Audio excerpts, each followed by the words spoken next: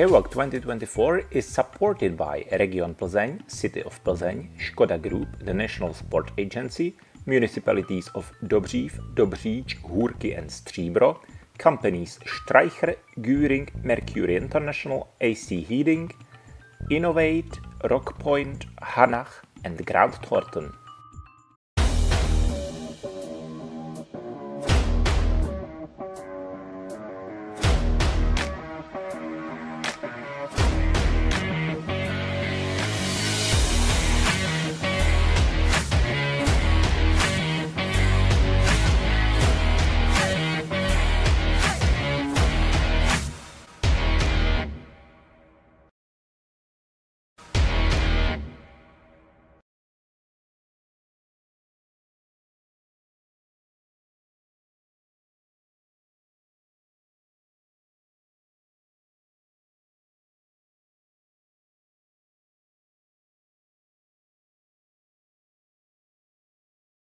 Hello and welcome back to the Junior World Orienteering Championships. Hello Dave. Hello Dan. So what do you expect from today's middle distance after 3 thrilling races, which we already saw before? I expect that we will prove that we were right with the variety of the terrains, because it's a 4th race and it will be 4 different terrain. It will be different race, definitely. It's a middle distance, so it will be technical one. But it will be very fast on the other side. There are flat parts, there are erosion gullies, there are little valleys or re-entrants. So I think it will be important to be fast, but to really pay attention where are you heading to and where are you running to. Yeah, we moved some 25 kilometers north from Plzeň. There is a lovely countryside and the arena is situated in Dobříč on a football pitch. And I think it's a really nice arena and really good terrain that awaits the athletes. I agree. I am really thrilled to see the fights for the medals during the middle distance. But first, let's ask some potential medal contenders. Okay, Henriette Radzikovsky, you won the gold medal in the middle distance last year in Romania. So what you expect from today's middle distance here in Plzeň? I think it's going to be a very, very tricky course. The map looks extremely difficult and the terrain is beautiful, but I know that it's going to be challenging. What will be your tactics for the race? I think stay calm, be prepared, and invest the time that is needed to find the controls. You already won a medal in the sprint distance, then a mistake in the long. So what are your expectations for the middle? I don't want to put too much pressure on myself, but I think I just have to give my best and see what I can aim for. Good luck and thank you. Thank you so much. So you are the best from the last year's middle distance starting this year. Does it help you to be confident on middle? And what is your expectations this year? Yeah, of course it's some confidence from that, but yeah, a lot have changed from last year, both more for myself, but of course it's some other boys that have been quite better this year as well. But yeah, I think that the middle distance will be really fun. The terrain looks quite fast and I think that will suit me quite well, so I'm hoping for a good results, but yeah, there will be some small margins, so it will be exciting and I'm hoping for the best. As this year's JWOC is in Czechia, we have decided to teach you some useful Czech words and vice versa. Learn Czech with Dan and David, quickly and easily. Les. Forest. Les. Forest. Plzeňský les. A nice forest. Plzeňský les. A nice forest. Kentus. Not a very nice forest. Kentus. Not a very nice forest. Fekál. A forest that is difficult to run through and unpleasant for both body and mind. Fekál. A forest that is very difficult to run through and unpleasant for both body and mind. Okay, and now let's practice the whole sentence. Plzeňský les je pěkný les a ne žádný fekál. Pilsner forest is a very nice forest and not a forest that is difficult to run through and unpleasant for both body and mind. Now we will fly over the women's course. Already from the beginning, the women will run into a technical part. You will see from the videos later that the valleys and erosion gullies are very deep. It doesn't seem so from the map, so there is a lower visibility and it will be difficult to catch all the controls right from the first to fifth control.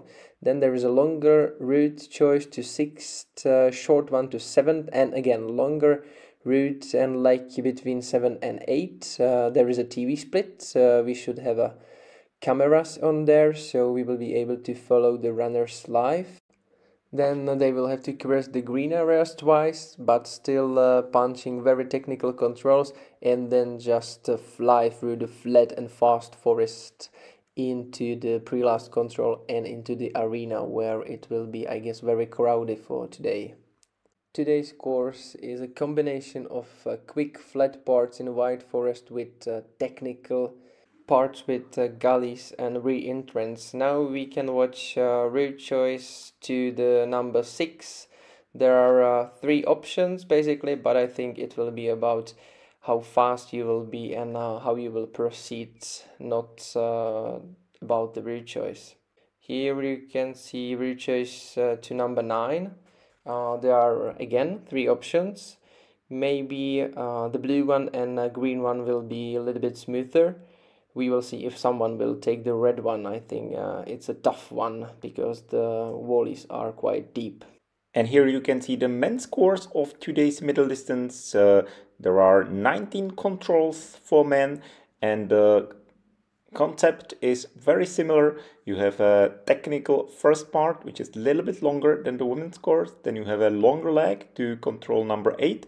There are 2 longer legs on this course. I think it's very good because runners need to change the pace here, and they need to think a little bit of maybe some micro route choices. Here you can see the technical loop between controls 8 and 12, and then the second longer leg to control number 13, where we have the TV split, and then again some technical part. And from control 16 they are climbing all the way to the arena. It's not a steep climb, but you are tired in the end, and we can maybe see some mistakes in the end when the runners will be tired already. So this is the middle distance for men. And now let's see some of the crucial legs. Here you can see the comparison of route choices on the longest leg to control number 8. You can see that the variants are very similar when we are talking about the length. And here you can see the comparison to control 13. This leg is the same for both men and women, but we are showing it for the men's course. And I think the green variant can be very fast because it avoids most of the deep erosion gullies, but also the straight one will be competitive. Wide forest areas close to the finish arena will be extremely fast, once again as on the long distance. But the key aspect of the middle distance will be re-entrance and erosion gullies. It doesn't seem so, but it's pretty deep here. But it's good to hit the right one. There are 3 basic ways how to do it today. The first option is that you are so good or lucky that you hit it exactly. Then you can run on purpose to the side, so you know you have to turn right and punch it. Or you don't pay attention, and then you get lost and don't know where to turn.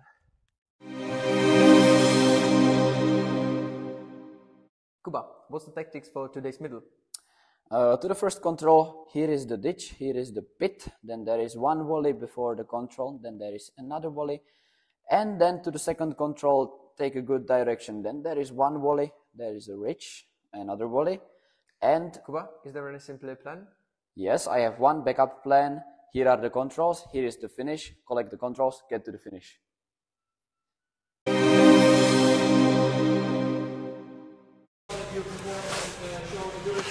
Hello everyone, welcome to Dobříč, welcome to JWOC 2024. We have a 4th day of these championships and 4th race. It is a middle distance. We are already almost 2 hours after the first starter, and we can tell you that currently at the lead is Eli Punto ahead of Evalina Ojanaho. 2 Finnish runners, probably the best ones, started in the first group, and we can see that they are leaving by margin ahead of Emma Emilsson. In men's class, current leading is Mattia Lataste from France. We had him finishing just few seconds before we started the stream. Then second place for Axel Bratt from Sweden, and third is Yoshi Schmidt. All 3 guys, and we know that also all 3 women did a clear race from what we know, and we are just waiting for one of the biggest stars of this championship so far. It's Lucia Dietrichova. She started extremely well. She's leading in the forest. Now she's running into 7th control, and we will follow her in her next steps towards the finish. Here you can see a start list on the background of the today's forest. It's mostly flat forest, but that's not the place where it will be decided.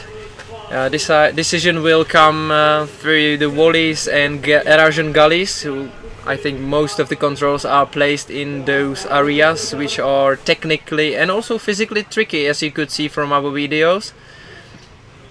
You can also see that in these flat parts, which are physically easier to run through, that there are blueberries, and blueberries make it a little bit tougher, especially in the last part of the race, where the runners are tired, and after some 25 minutes of running it can slow them down. Then what we could see so far before we start our streaming. Yeah, we saw really great performances by Finnish juniors Eli Punto and Evalina Ojanaho. They are now leading the women's class. Eli Punto is the first one, and Evalina Ojanaho is second. Emma Emilsson from Sweden is third. And we are really curious for Swedes, because they were not performing, I think, maybe as they expected. Now, during the start of the JWOC, of course, I mean, they have the bronze medal from the sprint relay, but otherwise the performances, maybe they expected more. So I expect a lot today from Swiss, because we all know that middle distance is usually their discipline on the JWOCs. Of course, last year we had a Swedish winner in a men's class, yeah, Hannes Mogensen. But unfortunately he can't be here this year, even though he is young enough.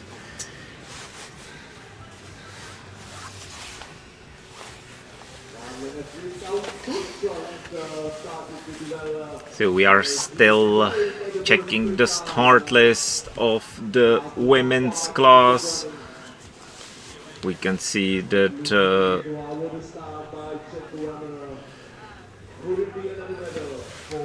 we have last start of women at 14:13, so we have a long way to go. And now the start list of men. Tomáš Urbánek was first into the forest. He was leading in the finish for quite a long time, but of course now Mattia Lataste taken his lead, and now we have one Frenchman, but now Lucia Dietrichova on the first TV split. So we can see first pictures from the forest. Quite many, let's say, middle contenders started really early. Unfortunately, we have no red group on JWOC,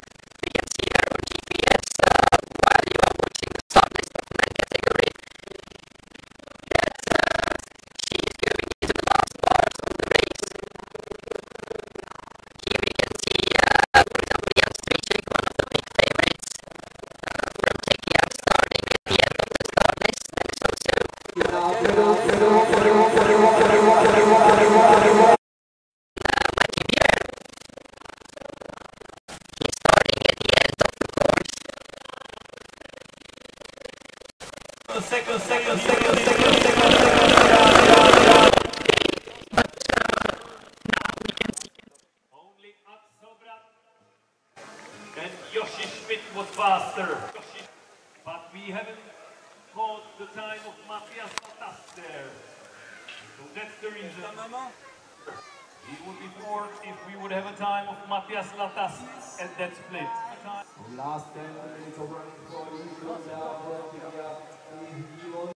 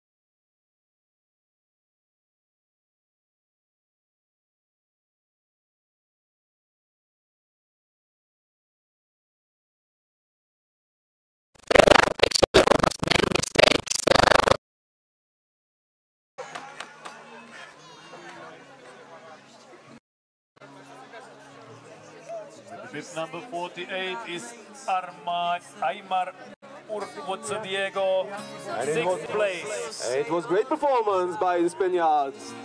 6th place, 2 minutes down to Matthias Latas. Just behind Tomáš Urbánek, who's currently still 5th place.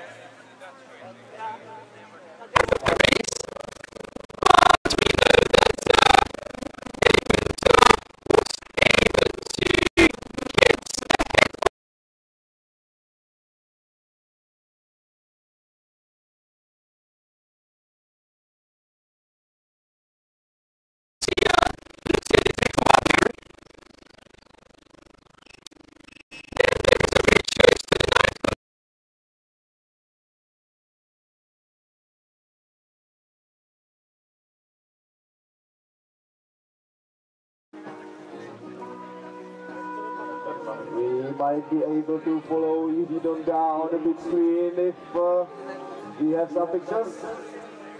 Maybe not. But we can see him now in our screen.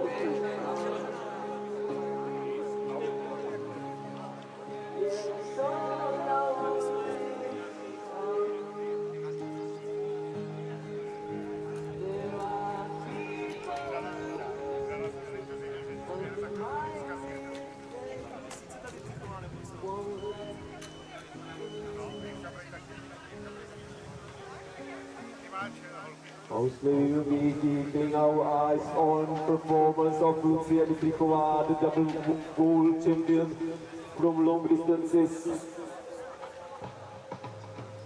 She had a superb start into the race, leading the race by more than 100 seconds ahead of Eli Punto and Evalina Oyanao.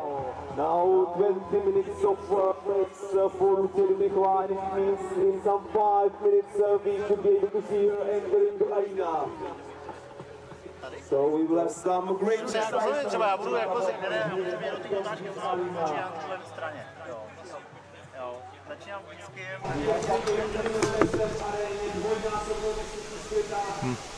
To se pravo. Ty vole.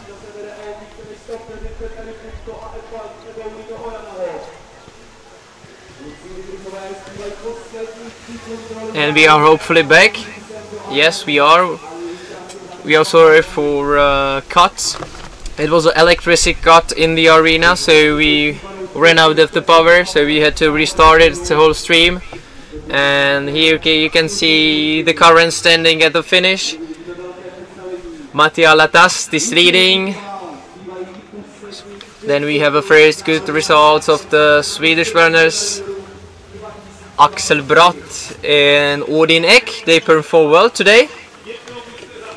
And as well as we could see at the standings of the women class, there are quite big margins in second top 10.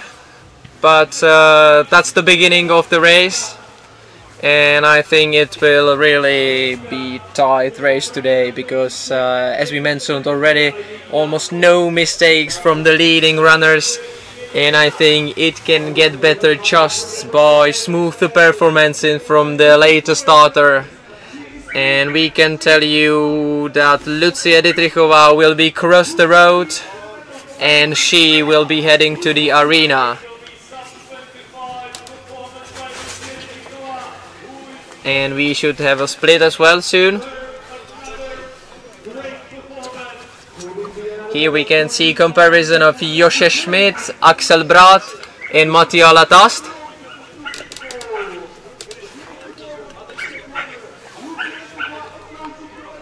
You could see that all of them took quite a straight route choice to the control number 8.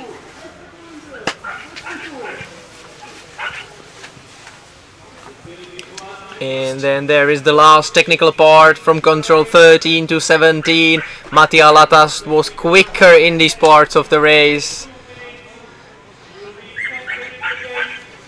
And now we are on the back of Lucia Dietrichova, and I think this is the last thicket, this is the last green area towards the pre-last control. And when Lucia Dietrichova punch it, then it will be the last control here in the arena and the last corridor towards the finish. Probably the biggest favorite, the gold medalist from the long distance, is now heading to the pre-last control. Yes, she sees it, she punch it.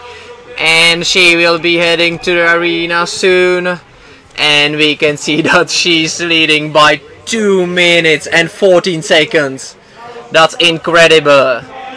She will be the first one who will manage to run under 25 minutes, and the lead will be huge, extremely huge for this tight technical race. Lucia will soon punch the last control here in the arena in Dobříč. Yes, she did, and she's leading by 2:13 ahead of Eli Punto and Evalina Ojanao. Maybe you can hear as well the home crowd cheering on Lucia because she performed well again. And we will see what it will be at the end of the day. But now it's clearly, that's incredible. It's incredible time. 24:12.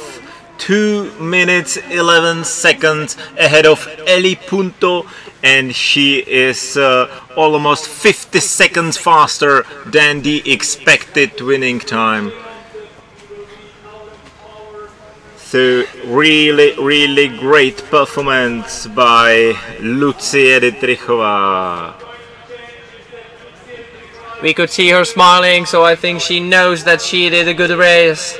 There were no mistakes at all, I think, at least no major mistakes. Readout of SI card, yes, thumbs up, and it looks good. And here we can see comparison of Lucia Dietrichova, Evi Olenaho and Eli Punto. She was already in the good lead towards the 8 control. She was a little bit above, but it looks better and more secure maybe. Then she passed quickly those 2 thickets, punch 9, 10, 11. Those volleys are very deep. It doesn't look so from the map, it's just one contour or 2 of them, but it's very deep and very tough at the end of the race, and you have to cross them at least 20 before. Yeah, smooth run towards the last control and then to the finish.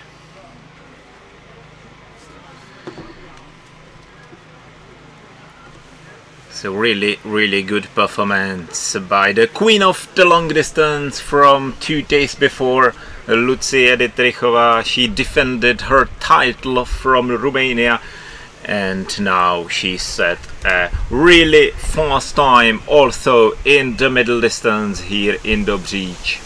Now we can follow Loic Berger. Loic Berger is live right now on GPS tracking, and we can see that he took the same route choice towards this control. It's a TV split, and he's doing the same way the Lucia Dietrichova did. Now we will see if he will manage to find the control quickly with no major problems. Now he will has to, Yes, we have Loic Berger already at TV split. 1936. She is probably a little bit behind. It was Mattia Latast. He was leading there. But it's second spot. 1 second ahead of Axel Braat. Currently second at the finish. And you can see how the volleys are deep. Yeah, they are extremely deep, very steep slopes of the volleys. And now we have a finish. And this is Jiří Donda. He performed really well in the long distance, taking 8th place. And now last meters for Jiří Donda. And he's 5th in the finish, 28, 27, 123 behind. And just 1 place in front of Tomáš Urbánek. Now we have interview.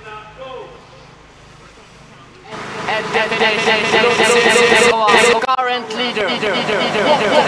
Good performance. You are leading by almost 3 minutes. What did you do in the forest?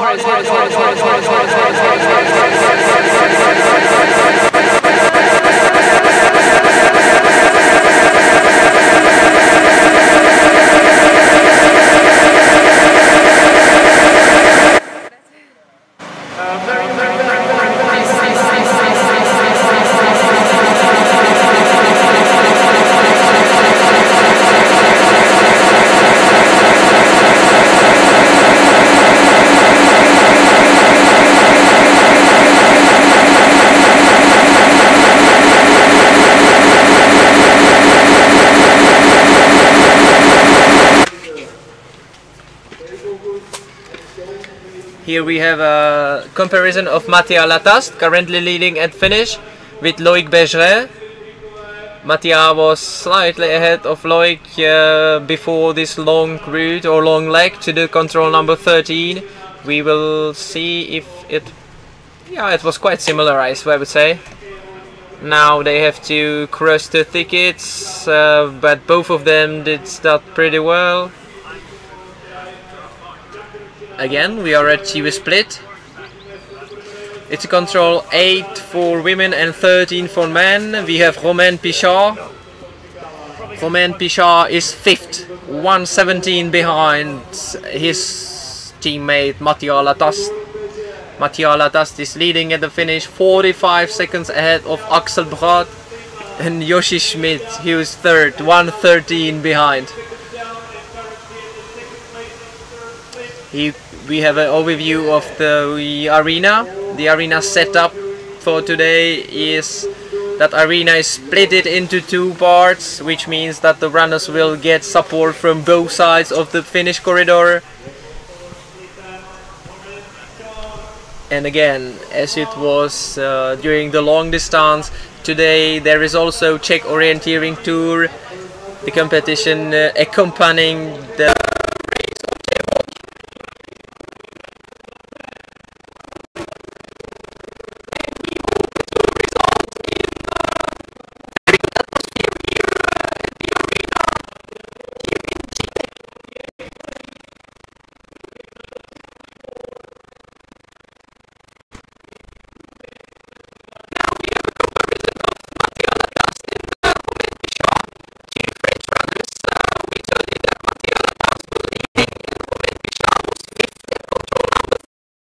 down to Matthias Matas in the first quick time. That's the control number 5. After the very mark at the beginning of the race.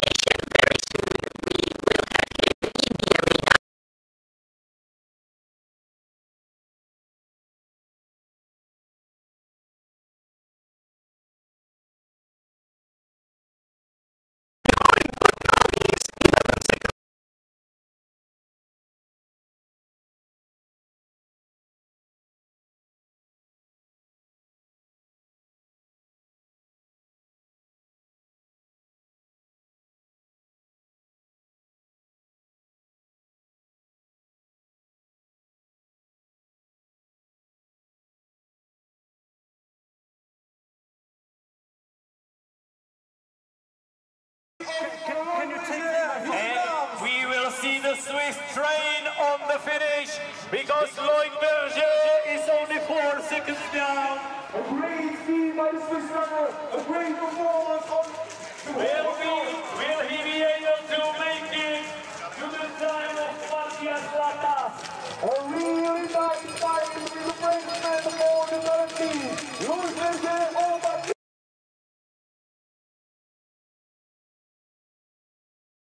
Loic Berger. 27-10, 6 seconds down to Matthias Ladas, who could still remain in leadership. It was very close. We see that Loic Berger, there was some hesitation or a mistake in the very beginning of the race as he was 54 seconds down in the first split. But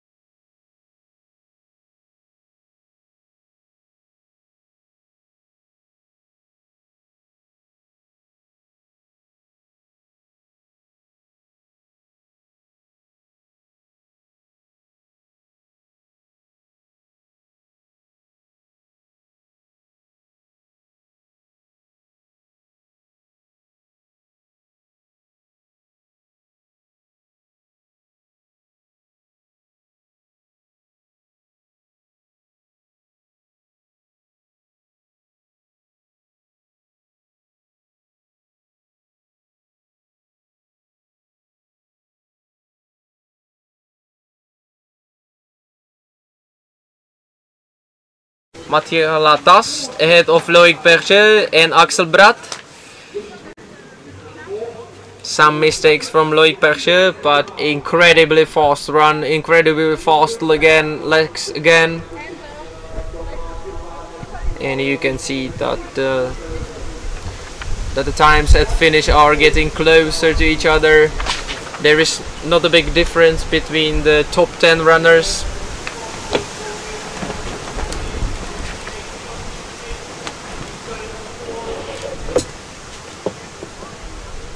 We are experiencing some strong wind here in the arena and strong wind as well here in our commentatory tent.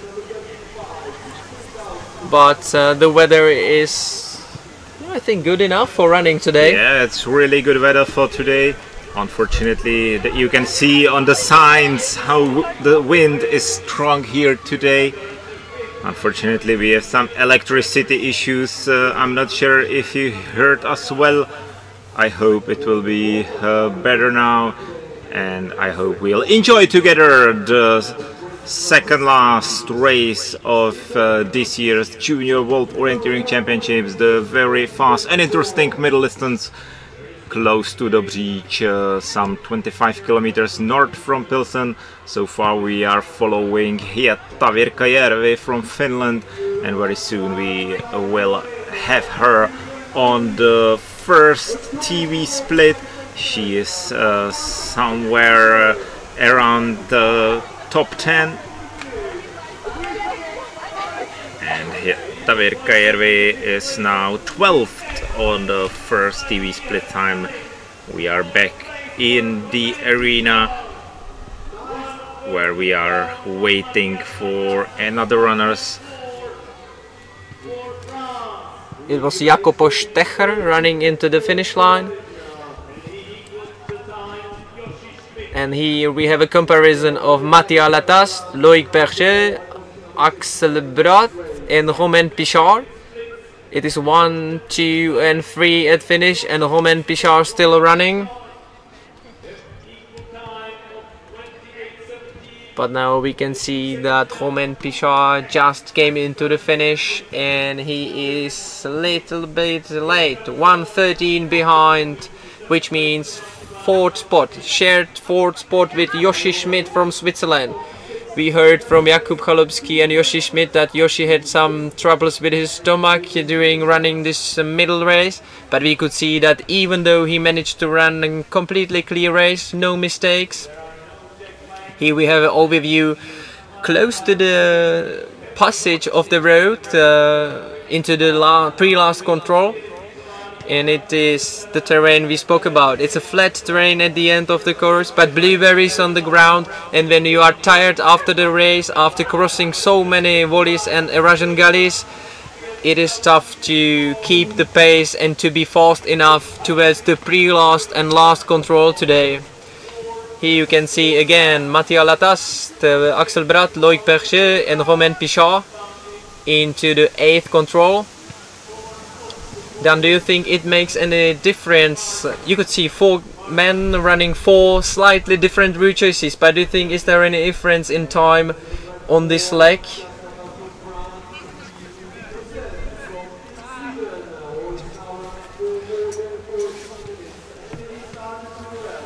Again, we have some looks into the arena.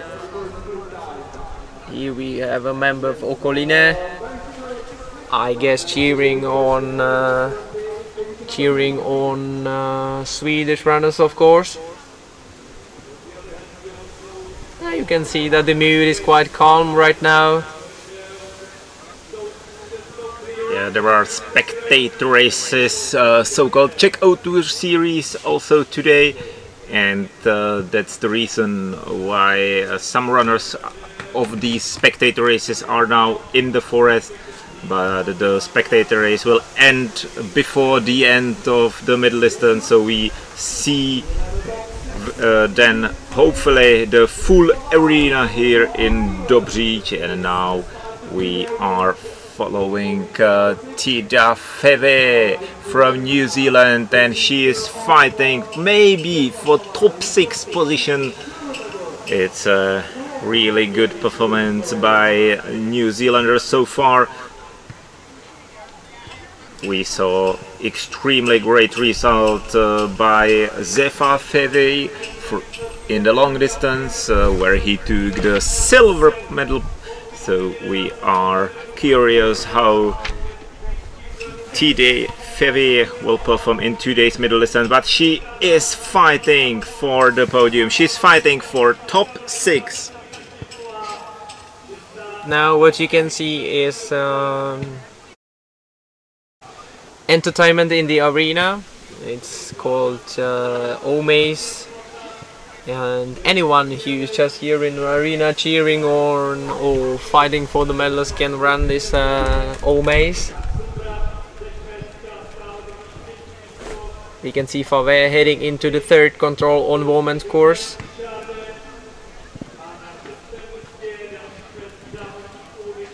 Even though it is a small depression and the control maybe is not that visible, or at least control flag is not that visible, it is still quite an easy control thanks to that fence close to the small depression.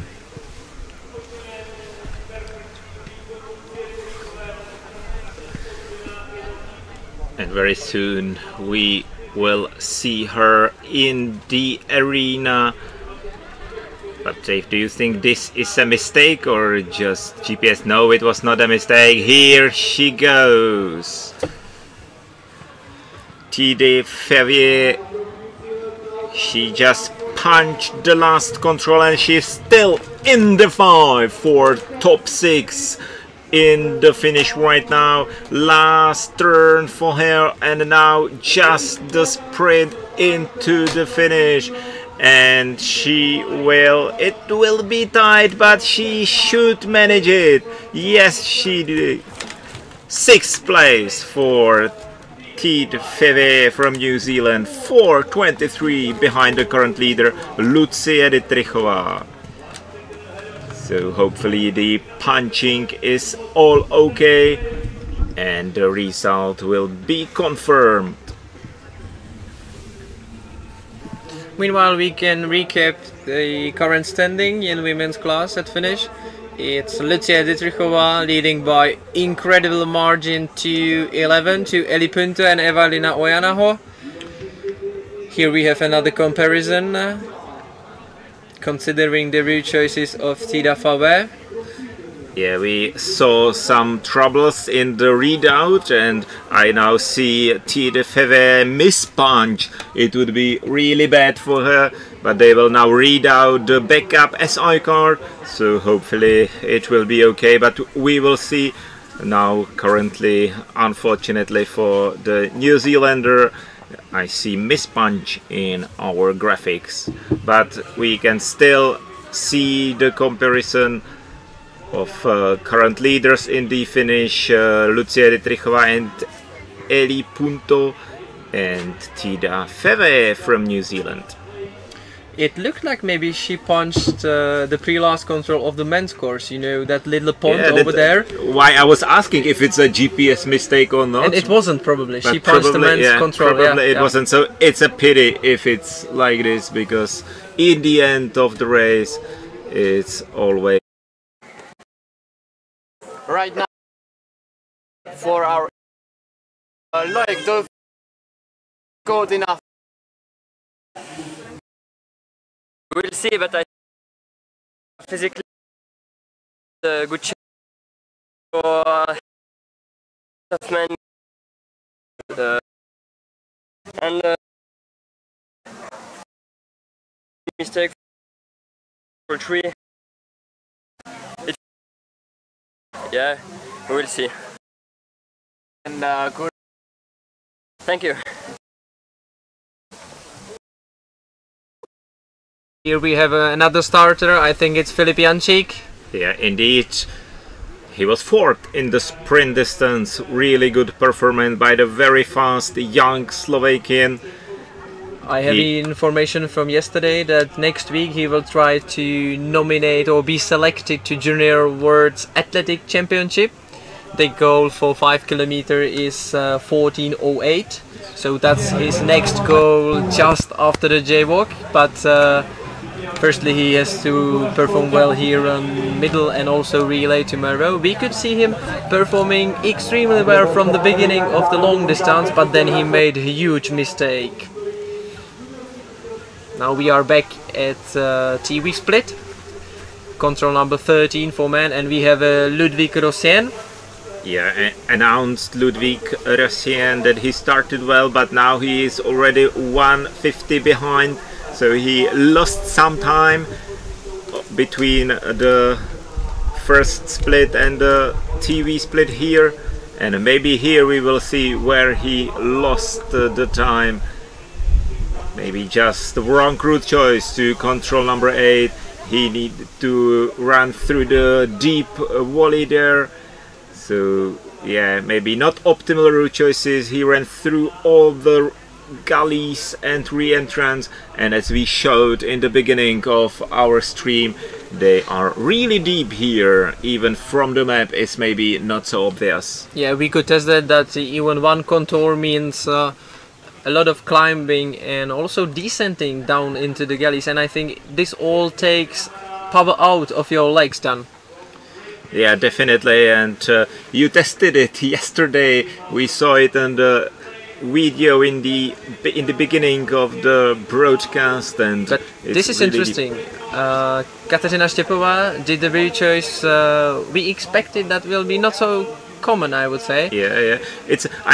It's maybe easy to take the route choice because you just follow the big valley down and then turn left, but it's quite far away from the optimal route choice. But now we can see a huge mistake by Marlene Fritz from Germany, and this is unfortunately big mistake for her, and she's out of the game today. I spoke about the gullies and volleys with Wojciech Kral, who was pre-runner of the course, but firstly we will recap again the current standing at the finish, and it's Lucia Dietrichova still leading by a big margin to Eli Punto and Evalina Ojanaho.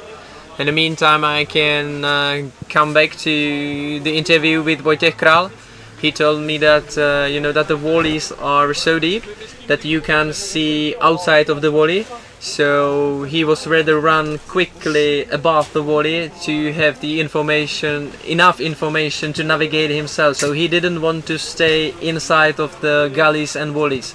And now we can follow Elia Gatman on his way on first TV split. He just punched the control 2:12 behind the current leader on that control, which is Mathieu Laton from France.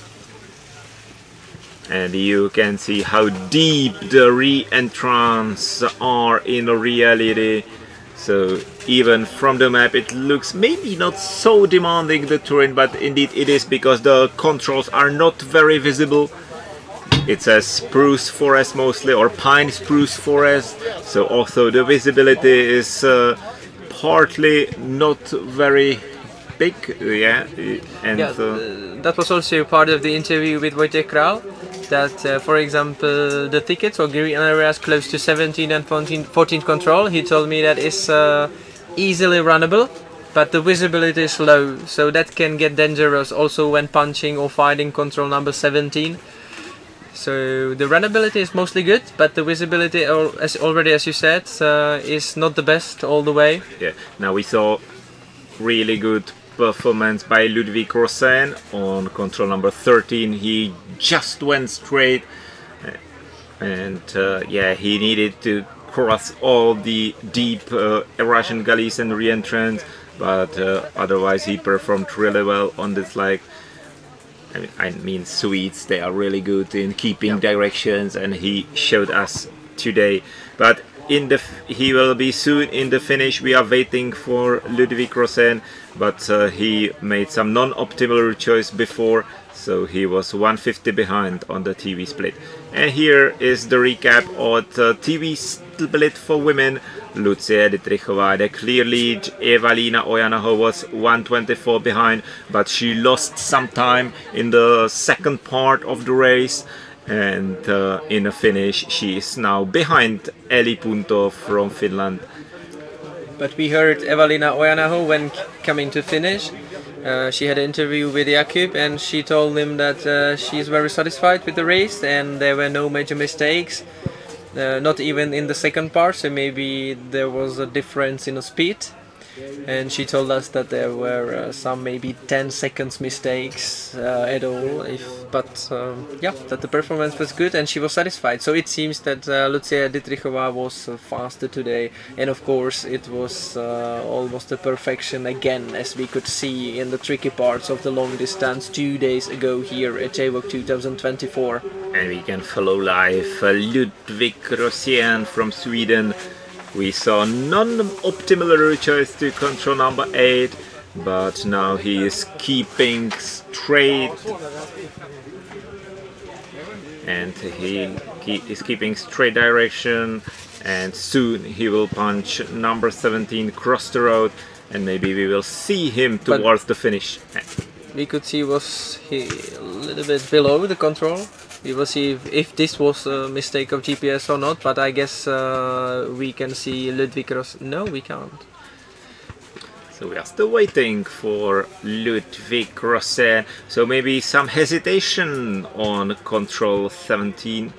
And that's the case of the thickets over there, close to the 17 control. That the runnability is good, so it allows you to run fast, but the visibility is worse. So it is difficult to spot the control, but here we have Ludwig Rosen. Ludwig Rosen is fighting for current top 10. And now you can see the blueberries on the ground, and that the surface is not the easiest one. It is flat, it is fast, but it is not easy after some 25 minutes of running. So we will see what will be the time of Ludwig Rosen in the finish. He will be soon in the arena. 2 more controls for Ludwig Rosen. There are 2 controls close to each other, one for men, the second for women. We saw maybe a mistake by Tida Feve on this control, but this is the men's control, that's okay. And here Tida Feve and her miss punch, it looks like she really punched the men's control, which is here on the small lake. Yes, indeed. And she missed the women's control number 13. then that's really a pity to miss second last control. I mean, this is easier for men because their control is first, so even them or women, they have to run alongside that control and pass this control, so it is easier to punch the first one you see. And Ludwig Rosen into the arena. Ludwig Rosen will be in top 10, currently 9 at the last control. We will see how fast he will be into the finish line, because he was just 1 second behind Tomáš Urbánek from Czechia. The home runner is currently 8. So now it depends to speed of Ludwig Rosen, if he will beat him or and if I he think will stay he 9. will not make it. He's 9, 3 seconds behind Tomáš Urbánek, 1:45 behind, and he is half a minute ahead of Almar Urquizu from Spain. He performed really good yesterday in the long distance. He was 10th, and he is 10th also now on the middle distance, but probably we are expecting still better times, so probably out of top 10 today. Yeah, definitely. And here we can see the comparison. Mathieu Latin, the current leader, Axel Bratt from Sweden, Loic Berger from Switzerland, and Ludwig Rosen.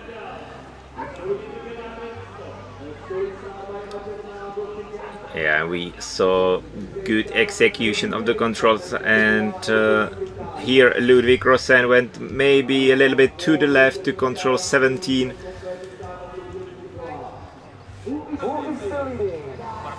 And coming back into the problematic, tricky control, the second last control for women's class. It's a small lake or depression with water and small depression quite close to each other, but I think it's more than 60 meters what is written in the rules, so it should be okay from this point of view for sure, but it's very tricky for the athletes because the contour features are quite similar. Yeah, and I mean, at the end of the course, I think everyone pushed hard towards the road, towards the finish, and I think most of the runners are very tired in this part, so it is easy to punch the control flag you see first. And as we told already, it is the men's control which is first in the way to the finish, and I think it won't happen to men that they will punch the women's control, but it can happen that the women's could punch the men's control, as we could see in case of Tida Favre. And now we are following Elia Gartmann from Switzerland, and last meters for the Swiss, and he is fighting for top 10 position. He is slower than Ludwig Rosen, but he should take top 10 position. Yes, it's 10th place for Elia Gartmann, 2:06 behind the leader Mathieu Latin. So I think soon we will have a first top 10 inside of 2 minutes. And I wouldn't be surprised if it will be even less at the end of the day. Another executions of the last loop, last technical two. We could see that Elia Gartmann was already behind, and I think performing well during this last loop. No problems with the pre-last control. So Mathieu Latin still in the lead in the finish, 6 seconds ahead of Loic Berger, and Axel Bratt in current bronze medal position, 45 seconds behind Mathieu Latin. Then we have Yoshi Schmidt, Romain Pichot, Udin Ek, and Jiří Donda and Tomáš Urbánek. We spoke about Filip Jančík, and he started really well on the first radio, but then he made huge mistake. This is really big mistake. And he's almost back on the start. I don't understand how he could pass the big road, big path, and go up there. And actually, if I remember that right, it's again 6th control. Yeah, yesterday he started extremely well and huge mistake on 6th control, and today the same. And look where he started from control number 7. this guy is really fast, really good at sprints, but maybe still lacking some technique in these technical disciplines as the middle distance. So you was talking about that he's preparing for 5K race next week, where he wants to run below 14:08, which is insane time. Tomáš Křivda, for example, the best Czech athlete, he ran 5K in 14:14, I think, 1 week ago. So Filip Jančík wants to run even faster next week, but in the middle distance maybe he started too fast. Yeah, he told us that he started 5 years ago with orienteering, so I think maybe he's lacking some routine and some technique which is needed to pass through the through whole course. I mean, because we can see some very light spots, very light moments on course, but we could see that there's always some blackouts during the race. It happened on long he's still man 18, so I think we can expect big things from that guy if he keeps to be an orienteer. But yeah, now comparison of two Finnish juniors, Eeva-Liina Ojanaho and Eli Punto. You can see that Eeva-Liina Ojanaho was leading on control number 9 and on the TV split, but then in the finish Eli Punto was actually faster than Ojanaho. So maybe now we will see what happened to Eeva-Liina Ojanaho in the very last part of the race. Right now we get a punch from Ingeborg Ruhl-Mosland. She started quite well, 7th spot at the first split. And here you can see how fast was Eli Punto in the uphill. Every meter she caught or saved some meters for Eeva-Liina, and there it's really fast in the end, but still it's in the uphills, and in blueberries you need to push really fast. And Eli Punto, she showed us already in the sprint distance how fast she is in the end of the course, and today again really fast ending of the course by Eli Punto from Finland, and she's still keeping the 2nd position in the finish. You can see that we are not the only major event which is organized right now. We have also Euro 24. Yeah, this looks like Sweden versus Sweden and Swedish training for Euro. I think Sweden did not qualify for Euro in football this year, but again, huge mistake by Filip Jančík on control number 6, and then again big mistake on control number 7. I think he missed the control number 7 and he's still looking for number 7 here. And yeah, big mistake again. It's the end of the fence, or a small clear, no, it's a small clearing close to the ending of the broken fence in the green area, and it's really green in this area here. And we saw 2 big mistakes of the young Slovakian on 6th and 7th control. Yesterday he made a huge mistake, or the day before yesterday on the long distance, of course, he made a huge mistake on 6th control, and today again, unfortunately for him. We have a split from Tamás Balatoni at the first split, and he is just 54 seconds behind, but it means 22nd spot, so it's getting tight, it's getting close. And we are again back into the arena. We can see this Omaze, the young runner in blue-white shirt. It looked like the son of our national team coach Jan Šediví. He was very fast. Yeah, definitely. And we have also punch by Sam Carrier from New Zealand on the first radio, and he is just 41 seconds behind Yoshi Schmidt, who was leading on that first split. So soon Sam Carrier to the TV split, or soon, it's still some 10 minutes, but really good start by him. And soon we will have Emma Cherna in the first TV split. She's now live. She chose the straight option, so she is now going through all the deep Russian gullies, but until she will be on the first TV split. We are back on start, and it's Iver Dalsentun from Norway. He was second in the sprint distance, and now he started again very fast also into the middle distance here in Dobříč.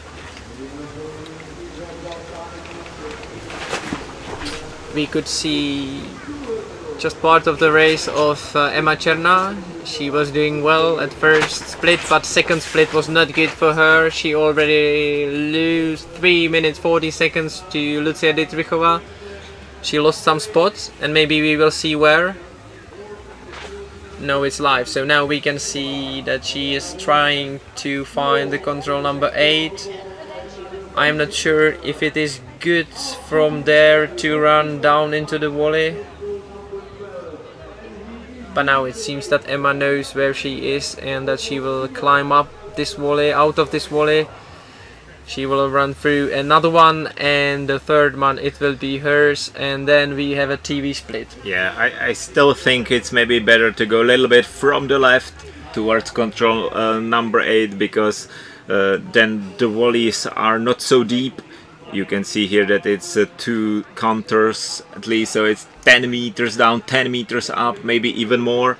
And we could see Lucia Dietrichova that she ran above the valleys, and yeah, she's leading by a huge margin, so I think that was a clever decision. Yeah, but here Emma Černá, we will see her intermediate time, and it's yeah, 3:38 behind, current place 13 on that TV split of Emma Černá. And you can see how deep the re-entrants are, and these are only by 1 counter in this area, so you can imagine how deep were those drawn by 2 counters where Emma Černá was crossing them. And here the GPS comparison, you can see straight options by Lucia Dietrichova and Eli Punto.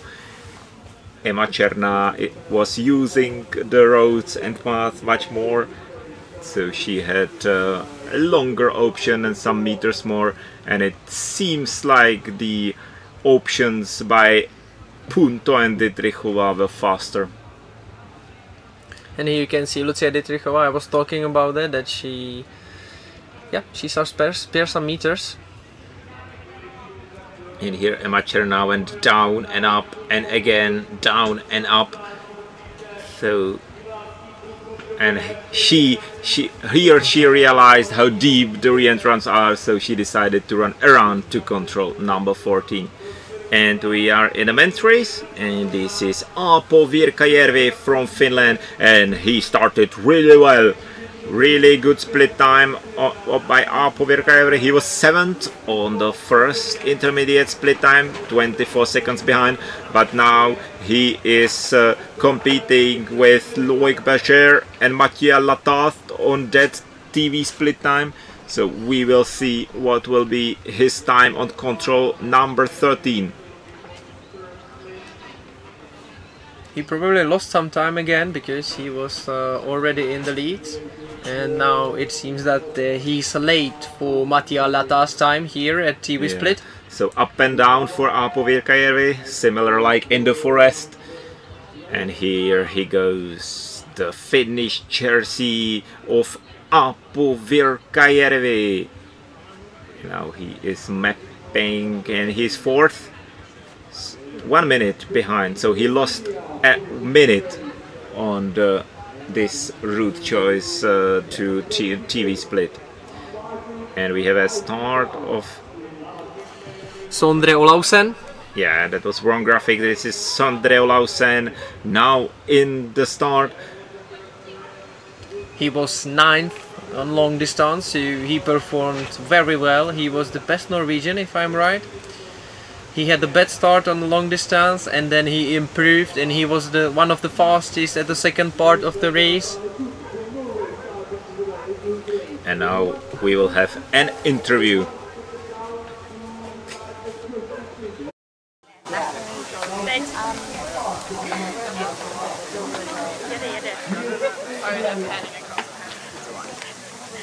Right now we have Erika from Australia at the finish. Tell us something about your race. How did you like it there in this forest?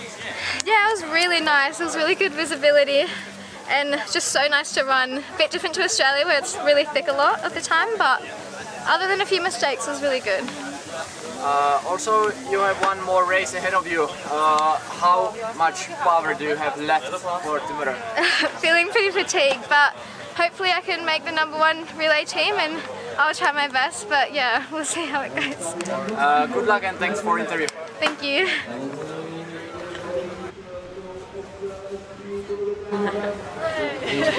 That was Erika Enderby from Australia.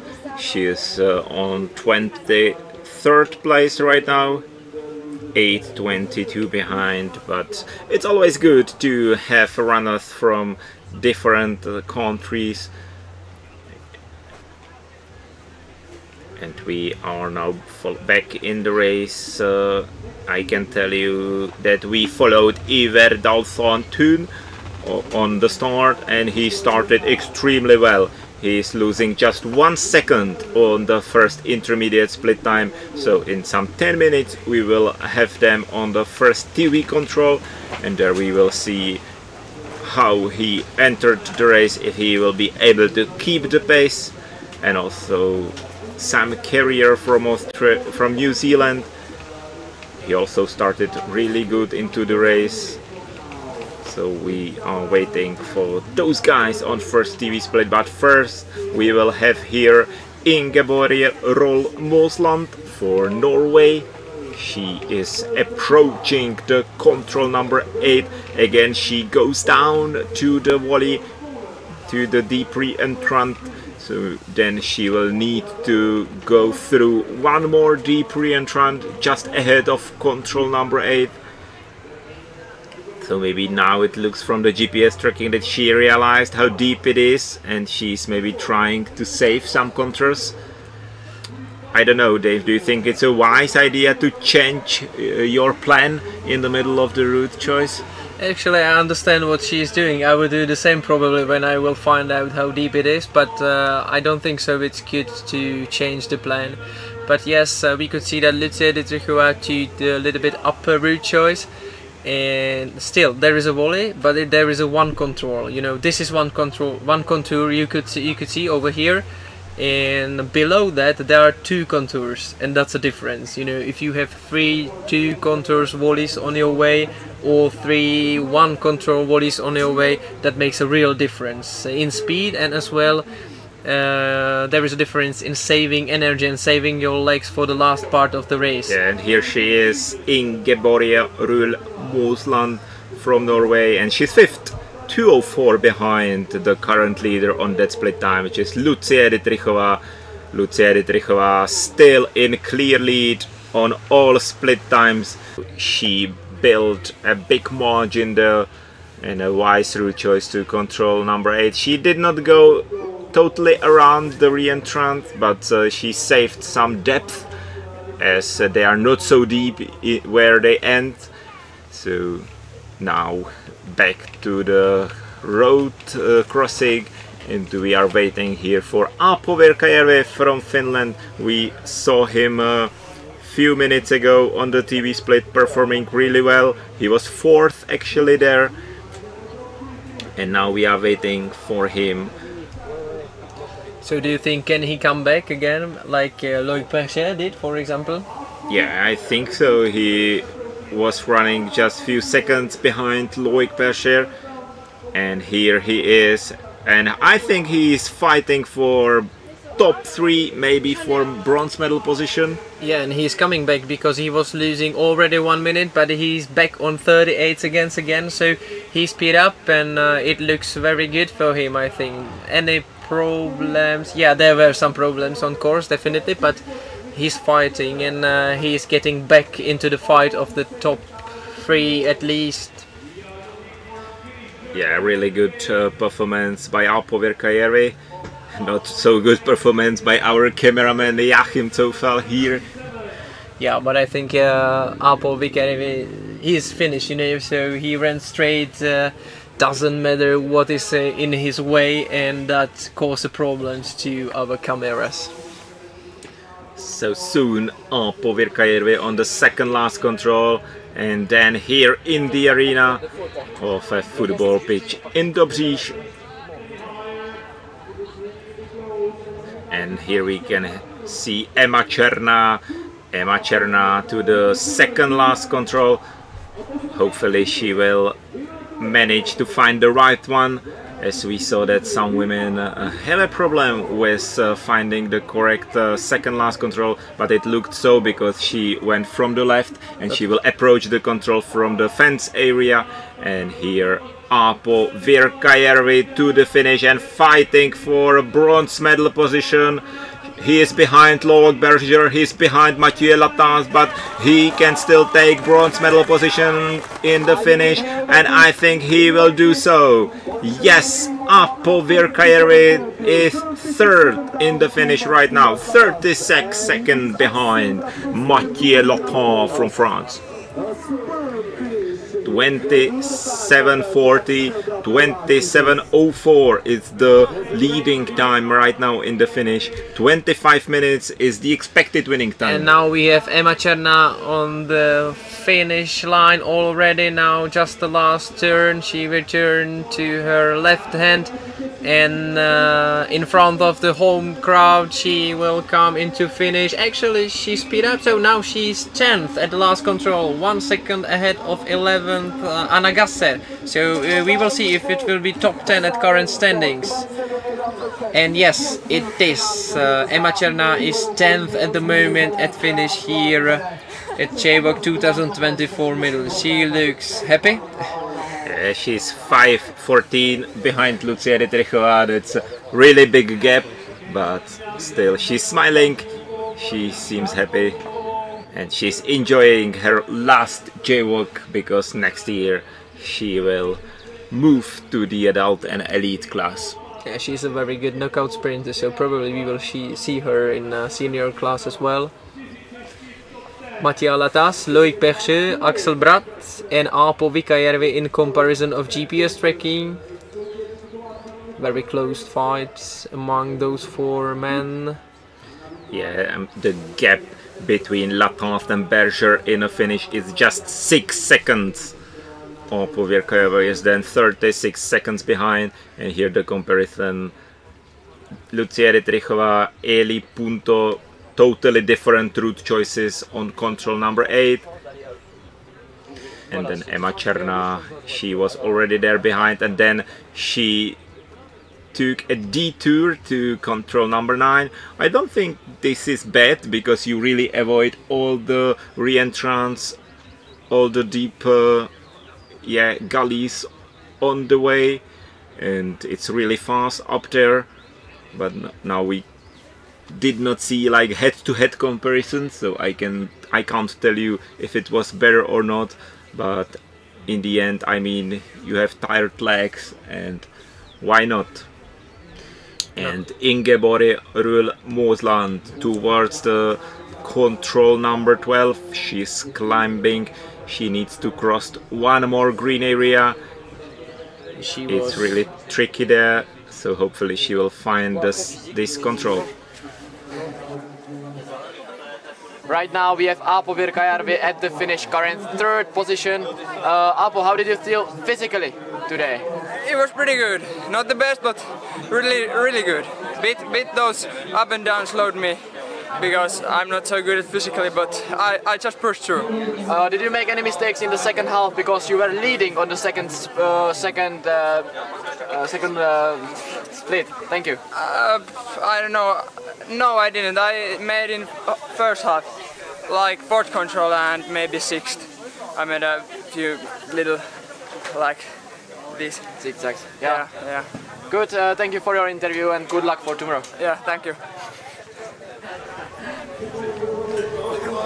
So that was Aapo Virkajärvi showing us how he missed some seconds in the beginning of the course, where he maybe ran too much around. But this is Ingeborg Rull-Mosland towards the finish. and we can tell you that she was 4th before the road crossing. She was 2:33 behind, so she is fighting. Actually, yeah, she could fight for 3rd place, but she will have to be faster than Evalina Ojanaho towards the finish from this part. We know that Evalina lost there some 30 seconds to Lucia Dietrichova. So maybe if Ingeborg Ruhl-Mosland will have the pace of Lucia, she can beat Evalina and change the leading 3. Because we have Lucia Dietrichova, Eli Punto and Evalina Ojanaho at 3 first spots for a very long time right now. We can see that Ingeborg Ruhl-Mosland, pardon, she is playing safe here, running alongside the fence around the clearing, which is, I think, the smoothest and probably the safest way how to punch the last control. Yeah, here it is. And you can see that there is a difference, you know, this control is inside of the thicket and the men's control is at the edge of the thicket, so you shouldn't really get confused over there, but it happened already once. And soon we will have Ingeborg Ruhl-Mosland here in the arena. Yes, here she is. She will punch the last control. Then some 80 meters to the turn. Then she will turn to the left. Another 50 meters towards the finish line. And she is fighting. Yes, she's fighting for the 3rd spot because she is just 2 seconds behind Evalina Ojanaho. And as I expected, maybe she matched the time of Lucia Dietrichova in this last part of the race. That's an impressive run. Really good performance by Ingeborg Ruhl-Mosland. And she's 3rd. Yes, she's 3rd. 2:27 behind Lucia Dietrichova and 1 second ahead of Evalina Ojanaho. So again, no medal for Evalina Ojanaho today, so she's still waiting for a medal at this year's Junior World Orienteering Championship. She has already some medals from Portugal, from Romania, also plenty of medals from European Youth Champs, but this year in Pilsen she's a little bit behind her teammate Eli Punto, who won the sprint distance and is performing really well at this year's JWOC. But I think it means a good chance for them into the relay tomorrow. Here we have a comparison again. Currently leading Lucia Dietrichova with Eli Punto and Ingeborg Ruhl-Mosland. You can see that Ingeborg was behind, but then in the last part of the race she was pretty quick. And she managed to beat Evalina Ojanaho towards the finish, and she took the current 3rd spot. But will someone beat Lucia Dietrichova? No one managed to do that the day before yesterday, and I'm not sure if anyone will be able to beat her today, because her margin to second Eli Punto is 2 minutes 11. But while watching Norwegian women's team, we have a punch from Alma Svennerit. Alma Svennerit is 3rd, just 17 seconds behind Lucia Dietrichova at 1st split, which means she started well, and that is important for her because she had a very bad start to the long distance. And now we are watching again Filip Jančík. What happened there? Probably another mistake.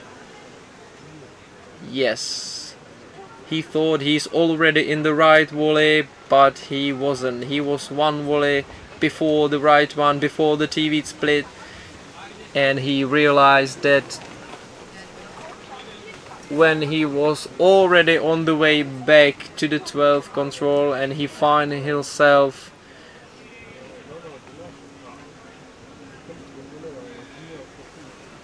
now you can see one of the options towards the 14th control. I think this was a smooth man.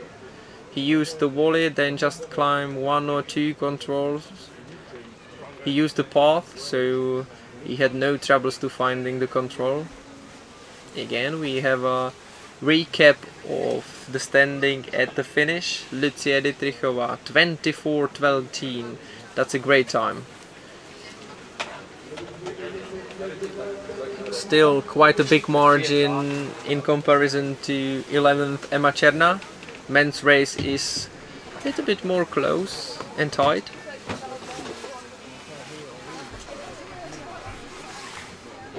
I can tell you that 10th Ludwig Rosen is losing just 1:45 to currently leading Mattia Latas.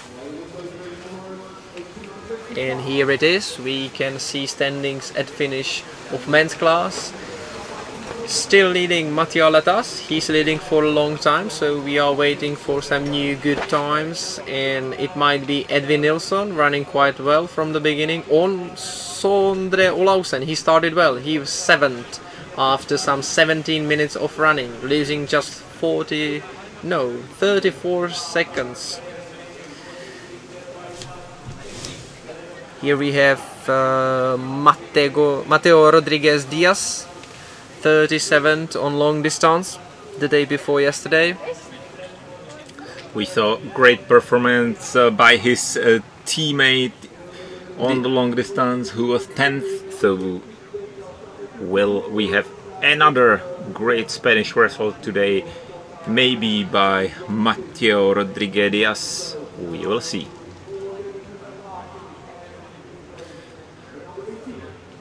You can see that from the start it is very fast for us there, but the visibility is not the best. Still some little spruces on the way.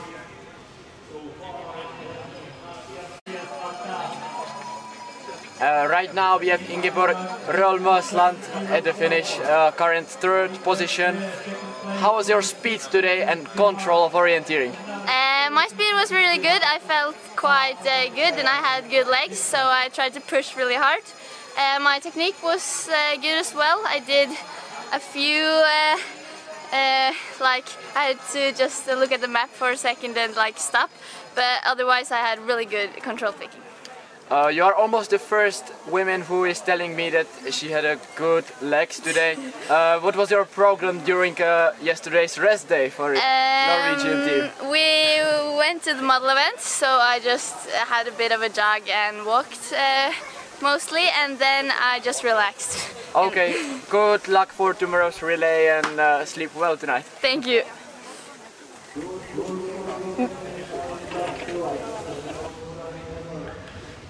Here we have Sondre Olausen. He started well. He was 7th after 17 minutes. We can see the real choice towards the 8th control. He took the straight one and he had no problems to finding 8th control. He played it safe to control number 10, but I think that's an okay option to do. Just run to the left on purpose, and then you know you just have to turn right on the edge of the volley, and you know that you will fall down to the control. This is Sondre on the way to 13th control, and there we have a Teva split, so I guess we will have Sondre soon here at this point of the race, and we will know more about his chances to getting into top 3 currently at finish. Here we can see that the visibility through the forest is very good. But the thing is, when running on the top, you are not able to see the control flags inside the gullies and valleys. It is too deep to... Yes, here is Sondre Olausen. He punched there. He's 9th. 1 minute 35 seconds behind. We haven't noticed any mistakes, so it means that he was maybe a little bit slower, or the rechoice maybe was not the ideal one. But it is how it is. Yeah, he's 9th, 1.5 minutes behind Mattia Latas. Here you can see how it looks like when you come from the wide, clear forest into the thicket. Yeah, this is control 17 on the men's course and control 12 on the women's course. What we saw a while ago. And here the comparison of Lucia Dietrichova, Eli Punto and Bucjavirak Cersheni from Hungary. We can see again the southern route choice to control number 9 by Hungarian, and then she ran, I think, too much through the green area to control number 12. Maybe she used the path, it was just a GPS mistake. But you can see that Lucia is in great shape because she's hitting the controls just straight, you know. She doesn't. We could see Ellie Punter. She took it a little bit to the left, then turn right, do it well, do it how it should be done to never miss the control. But Lucia is just running straight, and all the controls are found with no problems. Yeah, exactly. We saw it already during the long distance. She performed extremely well. She's really confident here. We were thinking if the Czech team will somehow manage the pressure, because the pressure on them is really high. But Lucia, even she is still young, and she still will compete on more JWOCs.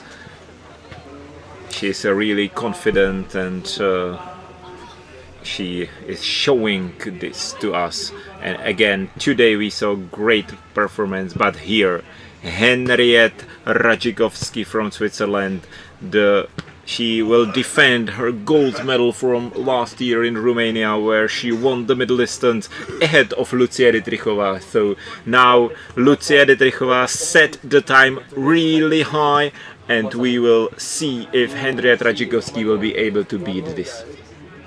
She's defending the goal. That's not an easy position to be right now, but we could hear from her before the broadcast or before the streaming, and it looks that she should be capable of matching Lucia Dietrichova, but we will see soon.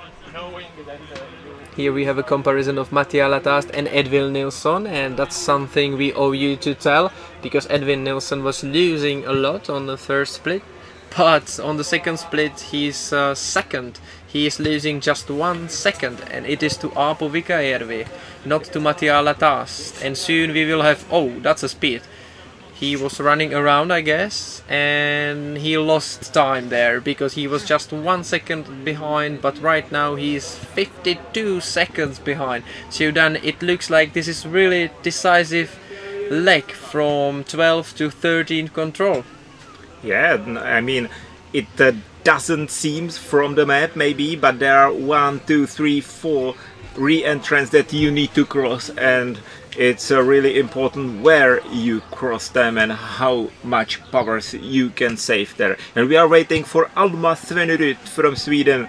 She has a bad luck at this JWOC. She made huge mistake in the end of the sprint. Then she made huge mistake already to the first control in the long distance, and now look at her GPS again. She's in totally wrong re-entrant, she's in totally wrong quali, and again Alma Svenerud without the medal.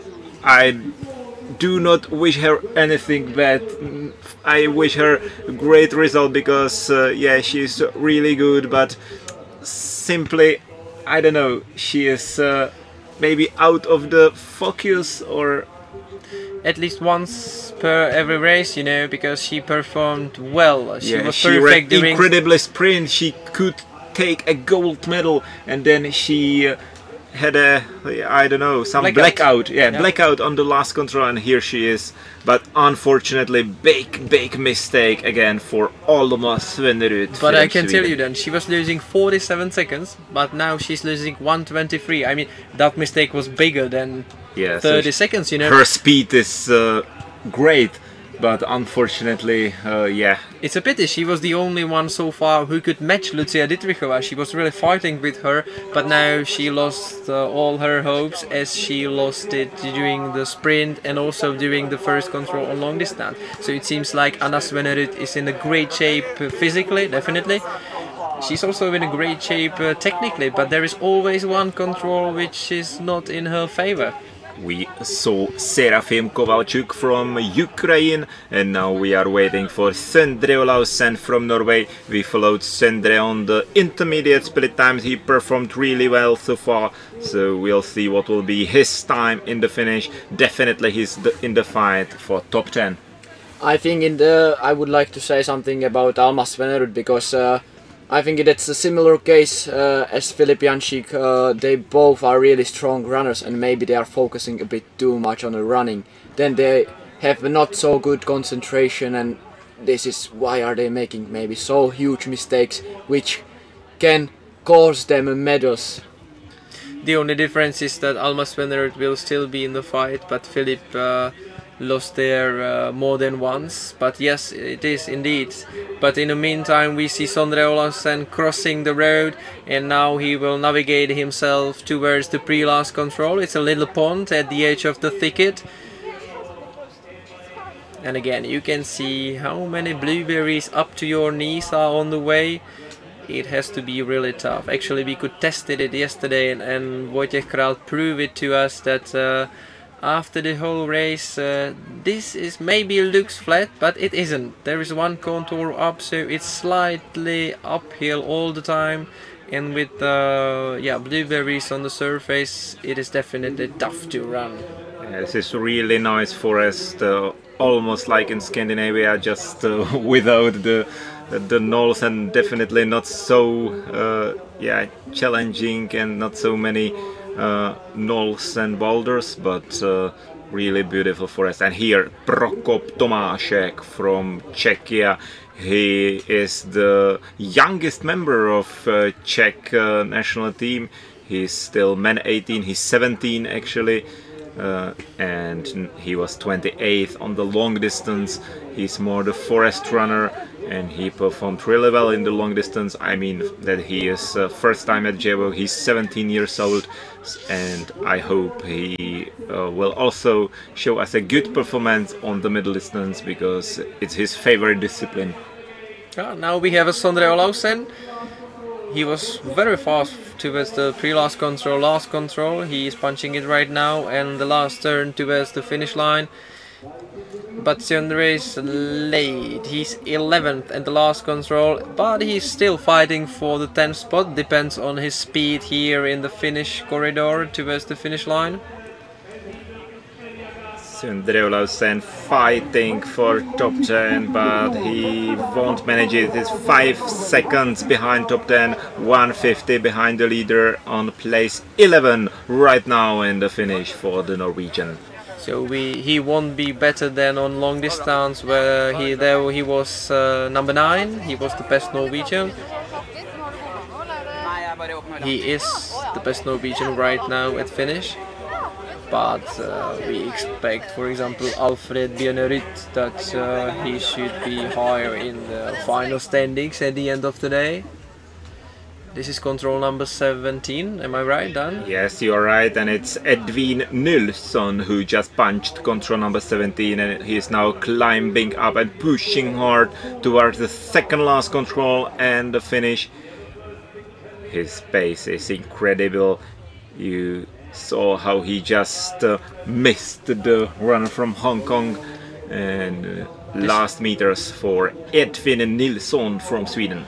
Actually, this looks fast. This looks faster than the runners before. We will see if Edwin will be able to fight for the 3rd spot. He was just 2 seconds behind Aapo Virkajärvi on the last split. Yeah, and exactly with the same time as his teammate Axelbrot. So, it will be very tight between Axelbrot and Edvin Nilsson. So he's now fighting for 4th place, but maybe also for top 3, because Aapo Virkajärvi was just 2 seconds ahead of him. So he is performing really well in the last part of the course. And soon he will punch the second last control. Here it is in a marshy area, and now just last meters for Edvin Nilsson, and very soon we will see him in the arena in Dobříč here. And he is fast, he's fast, the speed is good. He's already 5 seconds ahead of Aapo Virkajärvi. I wanted to say that there will be no medal position for Sweden, but Edvin Nilsson will manage it into top 3. He will take the bronze medal position currently at finish, because he punched the last control in time 27:13, just 29 seconds behind Mattia Latast. very strong running at the end of the course. He was one of the fastest here. Actually, he was much faster than currently leading Mattia Latas. So it will be well-deserved third spot for Edvin Nilsson from Sweden. Good performance by Edvin Nilsson, 32 seconds behind.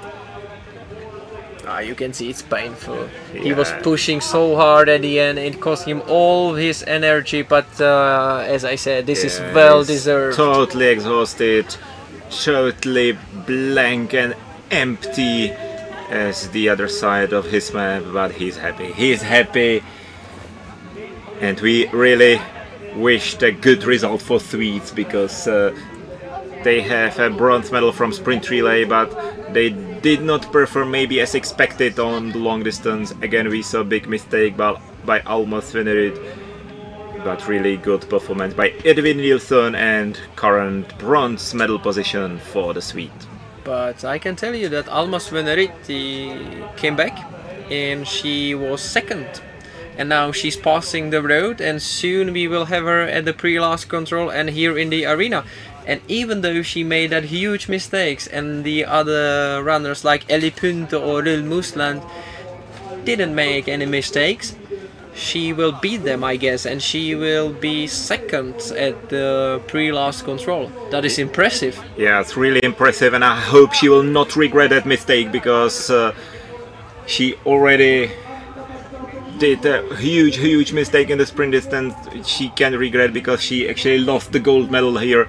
So even though she made such a big mistake, she's still in a fight for the silver medal right now. So fingers crossed for Alma Svennerud into the last meters that she will fight for the gold medal. She is not maybe taking the wise route choice, because now she will go just along the men's control. So let's hope she will not punch the men's control. We already saw some disqualifications on the second last control here. But here she is, Alma Svennerud, and no, this is the correct control, so no mispunch here for Alma Svennerud for sure, and she's pushing hard towards the finish. Soon we will have her in the arena with a really good time, even though she made a huge mistake on control number 8. She is still able to match the pace of Lucia Dietrichova. I think she will regret that mistake, because she's out of the fight for the gold medal. But she will take a clear second spot right now, so she really ran fast today again. Last turn for Alma Svennerud, and last meters for her at the medal distance in Junior World Orienteering Championships, and it will be clear silver medal position in the finish for Alma Svennerud.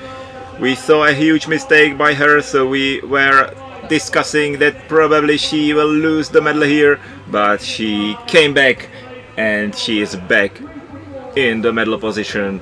So let's hope that she will stay there, but still many women will compete in this long race. She does not seem really happy, because she knows about it. She knows about this mistake. Now we will see it in the GPS tracking. We can see she was almost at the same time like Lucia Dietrichova, and then she ended up 2 re-entrants sooner to control number 8.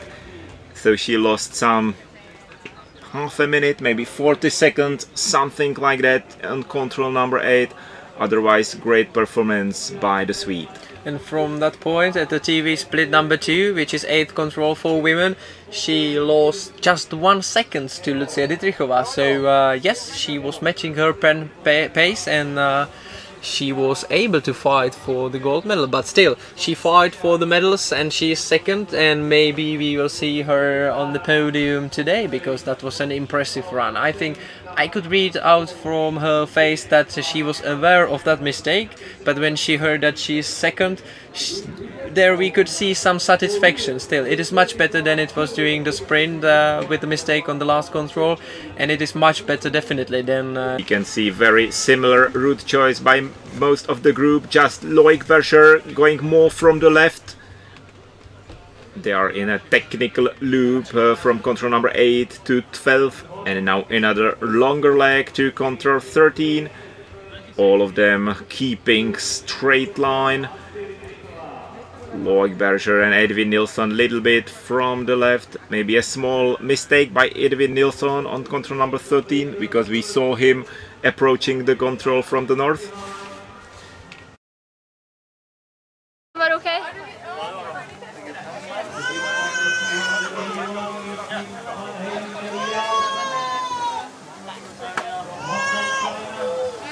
Right now we have Alma Svennerud at the finish, current second position. Alma, we saw you made one mistake in a volley. This area is tricky, we know it. What happened there? Yeah, I thought I were in the area where the control were supposed to sit, but I haven't run enough, so it was too early, and I got a bit stressed, but it wasn't too much, but too big to be in the top positions, but yeah. What was your plan to that control? Because we know that you made also some mistakes in the previous races similar to this one, but this one was smaller. Did you have a good plan for this route choice? I have been quite sad and not satisfied with the earlier races, so today my goal was to be able to run in the first team in the relay, so do a stable and safe race, so that was the plan. Good job, and I wish you good luck for tomorrow. Thank you. Thank you.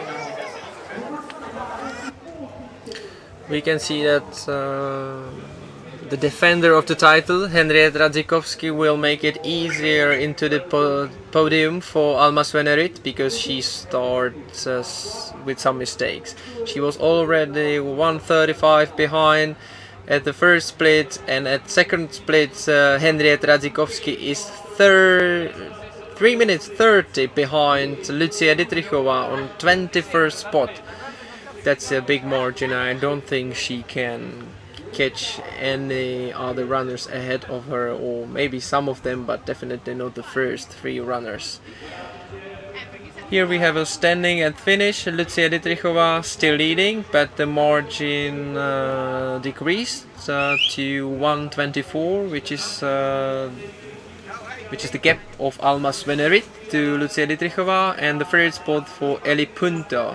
Ingeborg Ruhl-Musland is 4th, and Evalina Ojanaho is 5th. It's still a really good result by Kateřina Štěpová. She's still 7th in the finish, and she started 2nd into the forest. We were discussing that maybe the elephant tracks are more important in the middle distance, because it's a really fast race, and there are many runners running more or less straight in the same area. But still, even with the really early starting position, she was able to be now in a clear top 10 in the finish. And the same for Tomáš Urbánek. He started first into the forest today. He was first in the finish today, and still he is in top 10, 1:42 behind the current leader. And now we'll probably see what happened to Henriette Radzikowski. She missed 6 control. Yeah, she was further to the right, further to east, and then she realized where she is, but it cost her maybe some 30-40 seconds. Yeah, and it's always, I mean, you have this always in your head, it's in your mind, and it's then it's now really important to calm down and start to focus, because you still can manage to do a good result, as we saw by Alma Svennerud.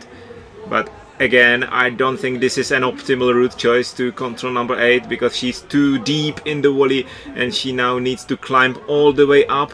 And I don't know if this is a GPS mistake or a real mistake, but she maybe hit the wrong re-entrant, so this looks clear. This looks clearly that she's climbing in different re-entrant, and this is risky. That's why we are always telling that probably the left route choice to control number 8 is much more safe. I completely understand this mistake, because she was on the path, you know, on the road, and then she got a little bit less focused on the direction, and she ran one contour down. Then she thought this is the first volley, okay, and in the second one I have to turn left, but she wasn't in the first volley, she was already down in the main volley.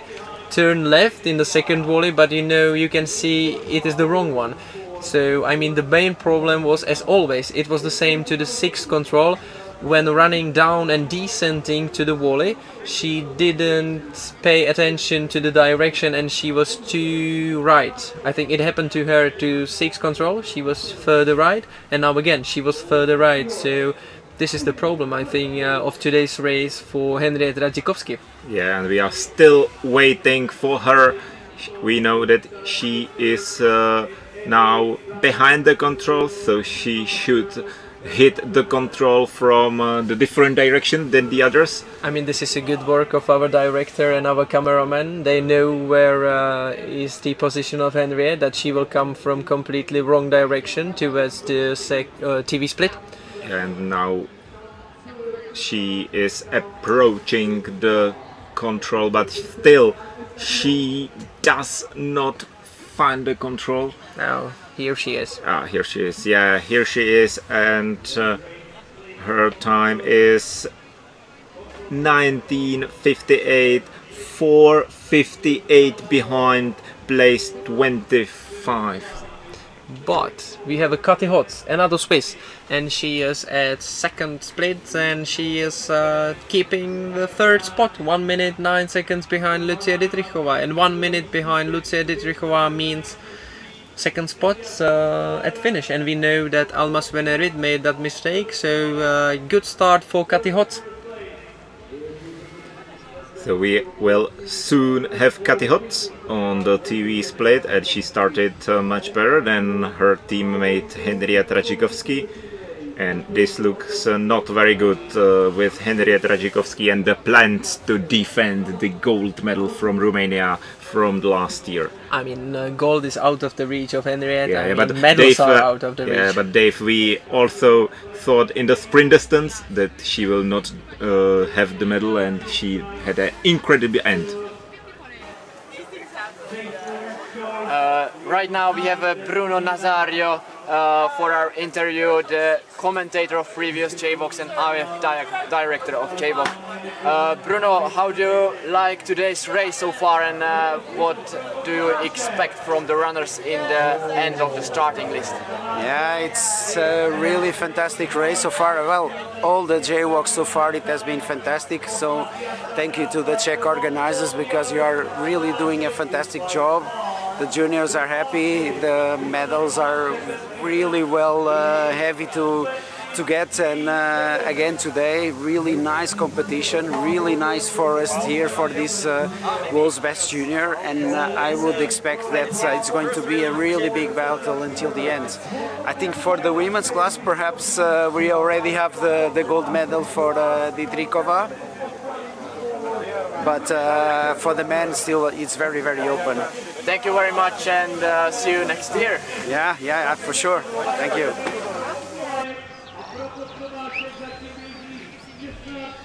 And now we can see the comparison of Alma Svenerud and Kati Hotz. And we are waiting for Kati Hotz on control number 8, and we can see that she have chosen the left variant to control number 8. We haven't seen it very often so far, but it's a really competitive route choice, I think. And here we have Kati Hotz. She punched the TV split. It was a wise decision to make it safe as possible towards this control. She avoided the mistake as Alma Svenerud did, and I mean Alma Svenerud is the biggest contender right now to Kati Hotz in a fight for silver medal, so that was a very good one. Yeah, really good performance by Kati Hotz so far. 1:56 behind, and very soon we will have also Rita Maramaroshi on that split time, and she's also performing well. 1:35 behind so far. But now we are following Prokop Tomášek, and he was the first. He was fastest at the last split, and now he's heading towards the TV control, towards the TV split, and we are thrilled to see what will be his time there. But yeah, he was first. He was 27 seconds ahead of the others, 23 seconds, pardon. So he had quite a good margin. I mean, 20 seconds in men's race today, it's a lot. So it looks good for Prokop Tomášek. Yeah, definitely. I mentioned this guy when we saw him on the start line.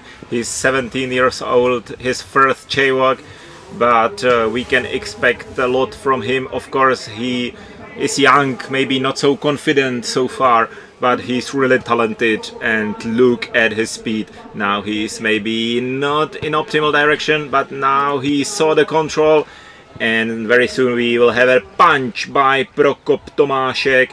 Now he is choosing his next direction, and he is second. Is it the graphics correct? So maybe he lost some time. Yes, indeed, he lost some time to Mathieu Latin, but the problem is that we have no punch from Mathieu Latin on the previous control, so we... But still, I mean, this is really decisive reaches, as we can see, and I still don't understand where is the problem, because we could see Prokop Tomášek doing well. Okay, small hesitation at the end, but it was like 3 or 4 seconds, and that was not just him. Most of the runners are like maybe 30 seconds faster or 30 seconds slower on this leg towards the 8 or 13 control, and we don't know where the difference starts, you know, where it is created when we watch the GPS. But very soon Rita Marmaroshi to that control. Prokop Tomášek second place, 38 seconds behind on that control in a men's class, and very soon we should see here Rita Marmaroshi again. She's maybe too much in right, that she will cross a deep re-entrant and then the second deep re-entrant, but she knows where she is and she's keeping the direction. That's also really important, and very soon we should see Rita Marmaroshi. She's also waiting for her first medal at this year's JWOC.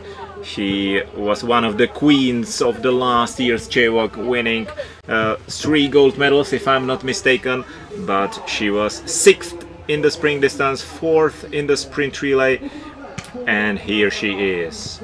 Rita Marmaroshi 1:26 behind, but still just 3 seconds behind Alma Svenerit on that control. So she's still in the fight, at least for silver medal today.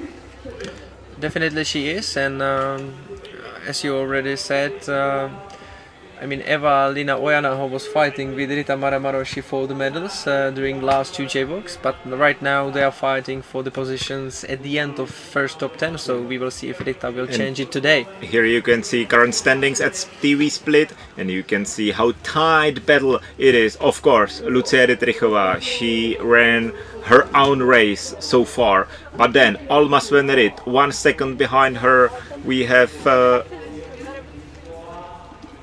and then Rita Marmaroshi just 2 seconds behind. So really tight battle so far. And back to the men's race, and we can see the comparison of Mathieu Latin, Loic Berger and Edwin Nilsson in the beginning, and we can see the mistake of Edwin Nilsson to the control number 1. So maybe this is the reason why he is not leading in the finish right now, and also the mistake to control number 2.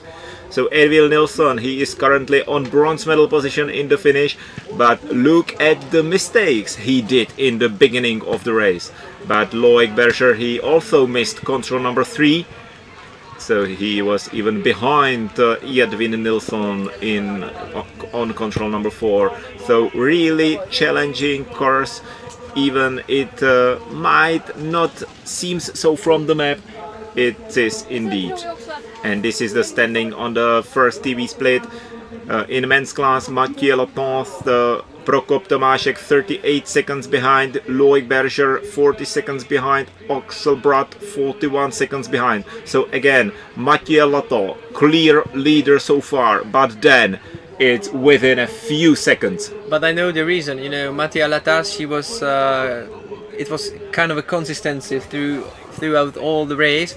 And when we check the splits of Loic Berger, Edwin Nilsson or Aapo Vikaevi, it's up and down, up and down, up and down, which means that they were maybe faster than Mattia Latast, but they were producing some errors and mistakes on the way towards the finish.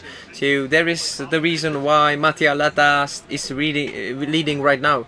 He was consistent and she avoided any bigger mistakes. Here we see the GPS tracking of Kati Hots. Kati Hots was fighting for the top spots in the beginning of the race, but she lost some time on that decisive leg towards the 8th control, and now she is fighting somewhere 2 minutes behind Lucia Dietrichova, and that means 3rd or 4th spot. Actually she was 7th, but she was losing just 12 seconds to Eli Punto, and 12 seconds to Eli Punto means 12 seconds to bronze medal position. And here she is, Kati Hots. Really good performance so far by the Swiss. She is now climbing towards the road crossing, and then the last meters of the race. Now the very last tricky control, where it's very important to read the control code carefully and punch the correct control. Especially for ladies it's harder because the men's control is first, and if they run a little bit from the right, from the white forest, they will probably see the men's controls first, so it's important not to punch it and continue to the correct control for women. Kati Hots was mispunched, disqualified on long distance, even though she will have 11th time. So she has definitely potential to reach the top 10, and she's proving that today because she is 5th at the moment, losing just 2 seconds to Eli Punto on the 3rd spot at finish here in the arena. And very soon we will have also Prokop Tomášek in the TV cameras. He punched the control 17.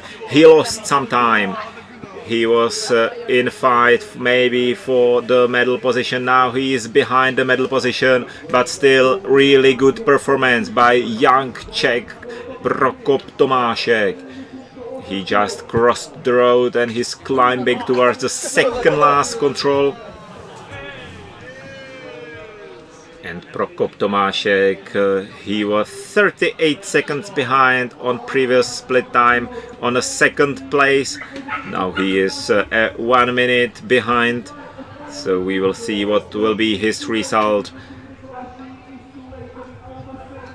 But Prokop Tomášek is fighting maybe for podium in current standings. But here Kati Hots, really good performance by Kati Hots, and she's fighting for the maybe bronze medal position right now. She is fighting with Eli Punto's time. Last turn for Kati Hots, and now very last meters of this year's middle distance in Junior World Orienteering Championships, and Kati Hots is 3rd. Bronze medal position for Kati Hots right now in the finish. 2:05 behind the leader Lucia Dietrichova, and more 40 seconds behind Alma Svenrud from Sweden.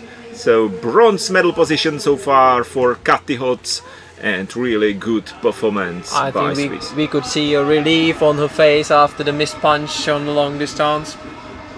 And here you can see that Kati Hots did the similar route choice to Alma Svenrud at the end, and we could see that she had as well almost the same pace as Alma Svenrud at the end. But now we have a Prokop Tomášek. You can hear it probably. There is many spectators cheering on Prokop while he is running for some top 6 position. Yes, indeed, he is 6th. He's 1 minute and 2 seconds behind Mattia Latast. Yeah, but he's happy, obviously. Maybe he lost some seconds in the very end, but as I said, he's 17 years old and he still has maybe 3 more JWOCs ahead of him. So great result by Prokop Tomášek so far. He's as the best Czech runner in the finish. He is faster than Jiří Donda, he's faster than Tomáš Urbánek, and now Rita Maramaroshi. We could see that she ran too far to the left from the control through the thicket, but probably it was on purpose, and it was the plan, because Rita didn't hesitate at all. She just turned right, punched the control, and now she continues to the pre-last control, and she was fourth. She was fourth at that control number 13, and she was 2 minutes 11 seconds behind, which means she's probably out of reach of the silver medal, which is currently in the hands of Alma Svenerud. But she is 2 seconds ahead of Kati Hots, and Kati Hots is currently on bronze medal position, so Rita Maramaroshi is at the moment in the fight for the medals. And Janka Mikeš, teammate of Rita Maramaroshi, on the TV split, and Janka Mikeš is 5th, 1:40 behind Lucia Rytrichova. So really good, another good start, and she's running very on similar time as Rita Maramaroshi. Yeah, another Hungarian fighting for the medal here on the medal distance. They will defend the gold in relay tomorrow, so I think they need to get some self-confidence in this terrain. We know that tomorrow's terrain is close to this arena, from the same arena, so it might be similar. But maybe we could see, yes, we saw a huge mistake by Janka Mikeš. So big mistake by Janka Mikeš, so this is the reason why she is 1:40 behind, but still in the fight for podium. 5th place so far in the TV split time. Even she did such a big mistake on control number 3. It's really not easy there. And meanwhile, Rita Maramaroshi punched the pre-last control, and she was 3 seconds behind Kati Hots. She lost some 4 seconds to Kati, and now it will be tough fight for the bronze medal position here at finish. Rita Maramaroshi, she is 2 seconds behind while we are watching comparison of Mikeš, Svenerud and Dytrichova. But now we are back to the arena, and we have Rita Maramaroshi heading into the finish. He's fighting for bronze medal position at the moment. This is not Rita Maramaroshi, but this is Rita. Here she is. She is coming into the finish, and we will wait for her time. Will she beat Kati Hots? No. She is 5 seconds behind, and it is another no medal competition, no medal race for Rita Maramaroshi, but another definitely top 10 race for Rita Maramaroshi here at JWOC 2024. Again, she looks really tired, even though the race is just for 25 minutes or 26-22 for Rita Maramaroshi. Still, it's extremely demanding. Here you can see the comparison of Maramaroshi, Svenerud and Dytrichova. Maramaroshi took the detour route choice to control number 9. She used the track here to save some energy. So, and a good execution of control number 13. And here we can see Niels Dalgaard from Denmark heading to the finish in a men's class. He just punched the control 14, and he's using the path towards the control 15. And Niels Dalgaard ran extremely well. But now the interview. Here we have Kati Hots for our interview. Kati, you are currently on the 3rd place. Rita Maramaroshi finished just behind you. How was your race, and how did you do in the deep volleys? Yeah, it was really tough and tricky as well to know exactly where the control is, especially in the valley parts. But I was really happy to make it through the loop at the very beginning without no mistakes, and then I knew, you know, I was in the flow and I should just push all the way to the end and focus, take one control after the other, and I'm really glad that it ended up going so well. Do you have still enough power for tomorrow's relay? Well, we'll see. I'm certainly really happy, and I think the recovery will go well, and then, yeah, everything's from the beginning again tomorrow, but I hope it will be good. I wish you good luck, and thanks for the interview. Thank you.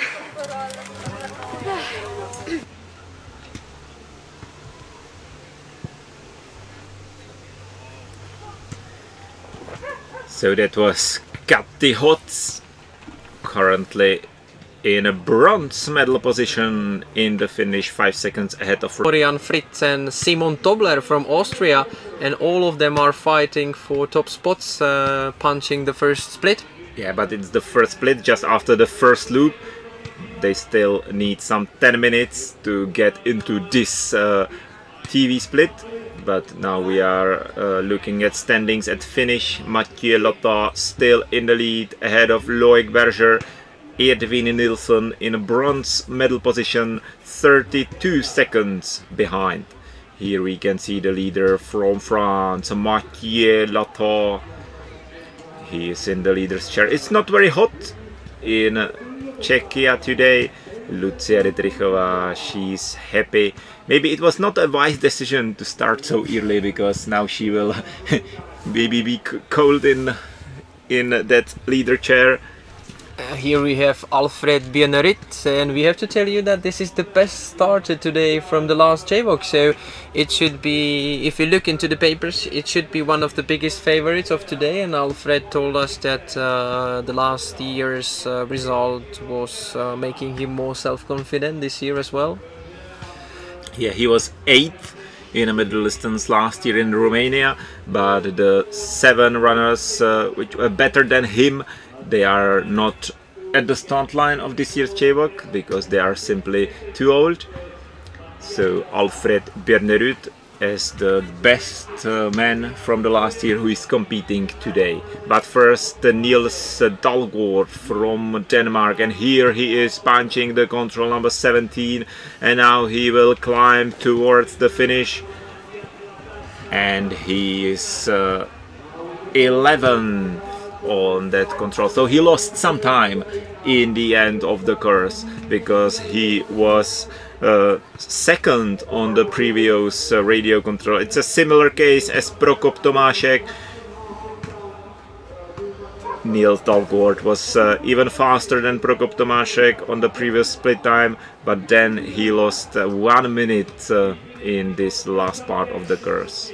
And this is is Janka Mikeš. Janka Mikeš, exactly. We will see her soon to the pre-last control, and he is running great. He is running great. She is 1:59 behind Lucia Dietrichova. It means 3rd spot. It means a gap of 12 seconds to Rita Maramaroshi. It means a gap 14 seconds to Kati Hots. So she is really fighting for a bronze medal right now. Yeah, really good performance by Janka Mikeš so far. Look at the speed, how she is flying through the beautiful forest here in Dobříč. It's really fast there, even in this light green area. Now it's important to punch the correct second last control, not to punch the men's control, and then just speed up to the finish. And she's still in the fight for the bronze medal position right now. This is the men's control. She just checked the code and she continues towards the correct control on the women's course. It's now in the left. I don't think she was able to see the number of the control. I think she is just in the control of his racing. Yeah, she was confident in what she is doing, and she is now heading into the finish, and she will be faster than her teammate Rita Maramaroshi. Or maybe we will see, but it's really tight. It's really tight with Rita Maramaroshi's time, but she is definitely in the battle for top 3. It's really tight there around Kati Hots, Rita Maramaroshi and Eli Punto. But Janka Mikeš, last meters for Hungarian. Now she needs to turn to the left. And a very last meters just straight towards the finish. Janka Mikeš is fighting for one of the medals, maybe. And I have no result from Janka Mikeš so far. Me neither. I don't have even splits from the pre-last and last control. But, so we will But we have Florian Fritzen Yeah, here. we'll be back again with the Janka Mikes time, but now Florian Fritzen, he was leading on the split time, but now unfortunately no splits, but probably it was also first or second best time on the TV control. Really good race by Florian Fritzen so far. And here the comparison of Lucia Dietrichova, Alma Svenerud and Janka Mikes. When we were talking about the black horses of today's race yesterday, we mentioned many times Florian Fritzen, that he is almost always in top 20 on JWOC, always in top 10 at JWOC, and that he has a great potential to reach the top spots also at JWOC here in Czechia, and he's proving that when he is probably leading or fighting at least for a medal currently in the forest. But still no splits, and we have to wait to see the result of Janka Mikes finishing some 2 minutes ago, and we have to wait to get a split of Florian Fritzen at TV split. So we are waiting for the confirmation of the result of Janka Mikes. In the meantime, we can follow Rachel Marxer from Switzerland. She is taking the wise route choice a little bit from the left, avoiding the big up and downs. Or now she is turning maybe down to the re-entrant. We will see. I think at this point, I think it's better to go straight, to hit the small path through the volley, and then go around the last re-entrant and hit the control.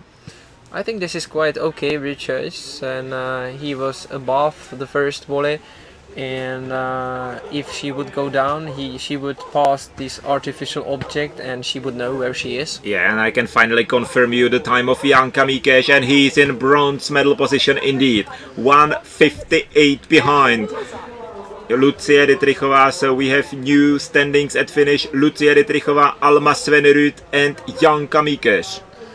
While we are waiting for Rachel Marxe, I can tell you that Florian Fritzen, we saw him at this TV split and he was second. He was just 18 seconds behind Mattia Latas, so still he is keeping the pace and he is going good in the forest. Florian Fritzen, the young Finn.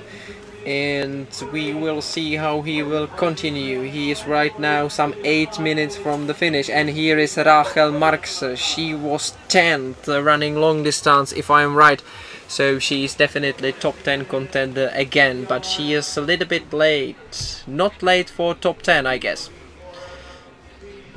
She is 11th, so yes, she's fighting for top 10 again. Here you can see overview of the arena today. We expect quite many spectators today. Again, Czech Orienteering Tour, the Ekopaning race is going on.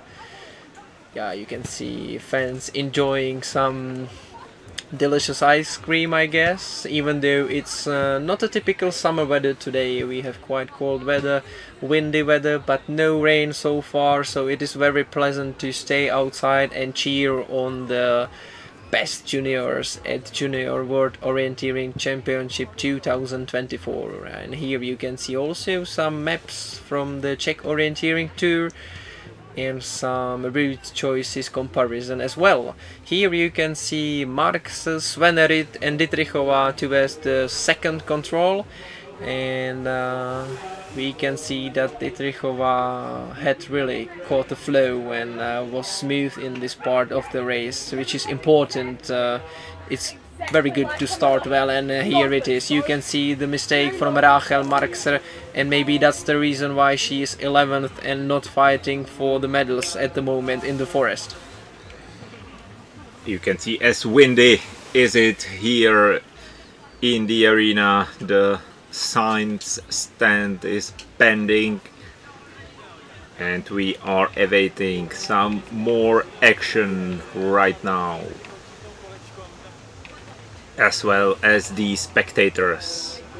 Lucia Dietrichova still in the lead ahead of Alma Svenerud, Janka Mikes in the clear bronze medal position, in men's class. Mathieu Latin still in the lead.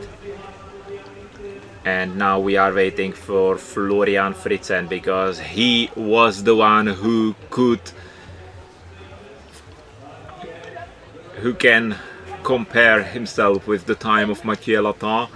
Florian Fritzen was leading on the previous split time, and then on the next one he was 18 seconds behind, but now he punched this Control 17 and he's again back, and the time is almost equal.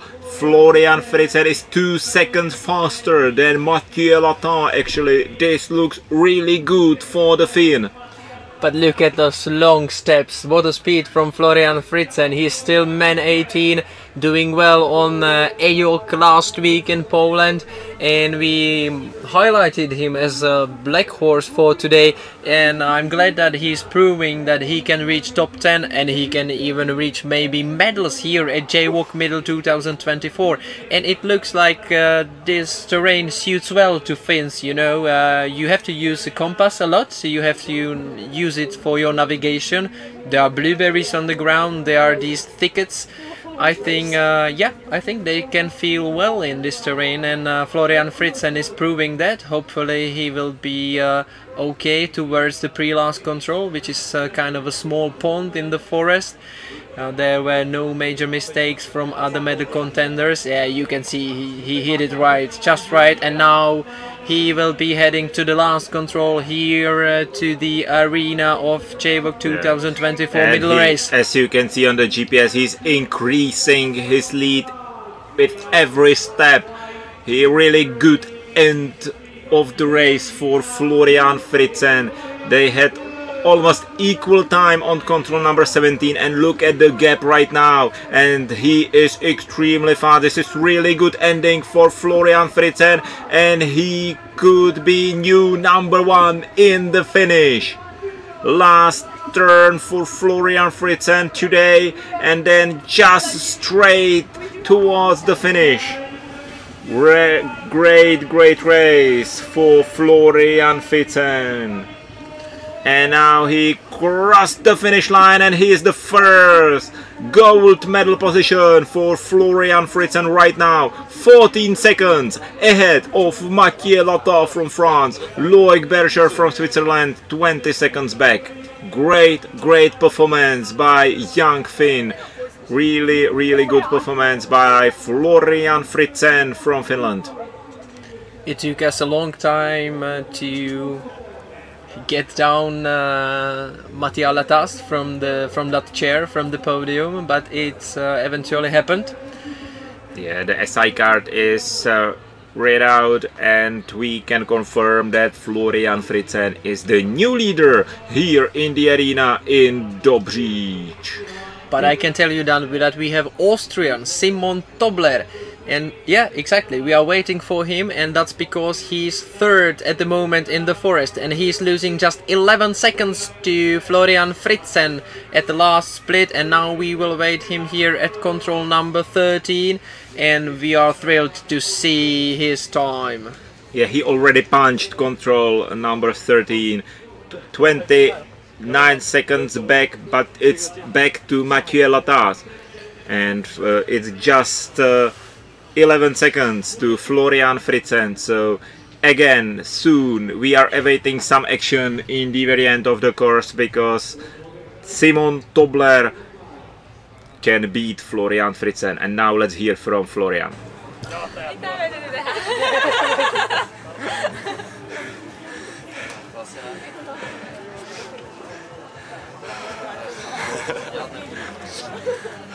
Right now, Florian Fritzen at the finish, the current leader. I see a smile on your face. How was the race for you? It went so well.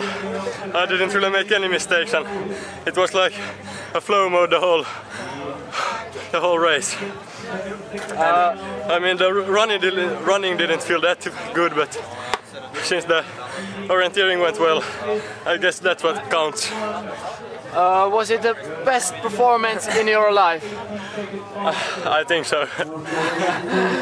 Great, thank you for your interview and congratulations. Thank you. the running didn't fit well to Florian Fritzen, but we could see that it looked well and it was fast. And here is his teammate Rauli Aho. I would just stop at the starting bib number of Florian Fritzen. He had starting bib 111, so I am curious if it will be number 1 at the end eventually of this race.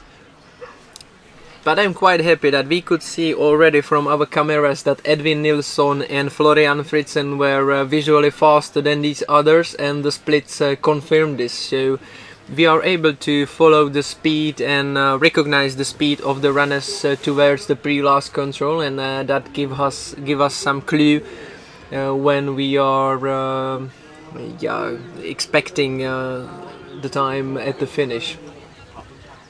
So the back of Rauli Aho, he just started on the course. Here we can see Kubik, the, let's say, our mascot of the JWOC Tour. And maybe we can reveal that yesterday it was Jan Picek, the director of World Cup last year and World Championship 2021. He was inside of this teddy bear. And this is interesting. It looked like a small mistake of Florian Fritzen. Maybe it was on purpose, because he said that he made no mistakes, but small hesitations on control number 6, but really good execution of the leg to control number 8. But we could see already before that this reaches towards the number, was it 5, yeah? Control number 5. When you take the volley and you go down and then you just climb up through the thicket towards the control, was not the slower one. So Florian Fritzen proved that again, that this is not a bad decision. All guys are running straight towards control 14. Then Loic Berger using the path to control 15, and now the climb back to the arena, and this is the place where Florian Fritzen overtook the lead, and he kept it until the finish line, and he is now in a gold medal position. And this is the comparison of current leader in the women's class, Lucia Dietrichova, compared to currently second Alma Svenerud and Zara Stewart from New Zealand. But I think the comparison should think about also Alva Bjerk, who started well, she's 7th, but Mattia Glerchen, she started very well, she's just 12 seconds behind Lucia Dietrichova on the first split, so it makes a medal contender definitely, at least for this race. And while we are following small hesitations of Zara Stewart on control number 6, her teammate Kaja Jorgensen started really good into the race, just 20 seconds behind Lucia Dietrichova on the first split time. But now let's wait for Sigrid Høyer Staugaard from Denmark on the TV control. She is performing well. She was on place 6 on previous control, and now we are waiting for her on control number 8 in the women's course. She was number 20 on the long distance the day before yesterday. She's the best Dane from the women's team, definitely. She was the best one coming here to JWOC, and she's proving that. She's the best one with the best results from Danish team. And here she goes, Sigrid Høyer Staugaard from Denmark. And she's 5th, 1:30 behind Lucia Dietrichova, but just 7 seconds behind Alma Svenerud, who is currently keeping the silver medal position. So definitely a medal contender from Denmark, Sigrid Høyer Staugaard. And this might be Simon Tobler, because he was running great and he is probably still running great race today. He is 7. He punched as a 7th man 53 seconds behind, and now he is heading into the pre-last control, and he is fighting for a great position, I would say, for him. He's fighting for top 10. So really good performance by the young Austrian Simon Tobler, just 53 seconds behind Florian Fritzen on that split time. He keeps the straight direction towards control number 18, and very soon we will have him in the arena here in Dobříč.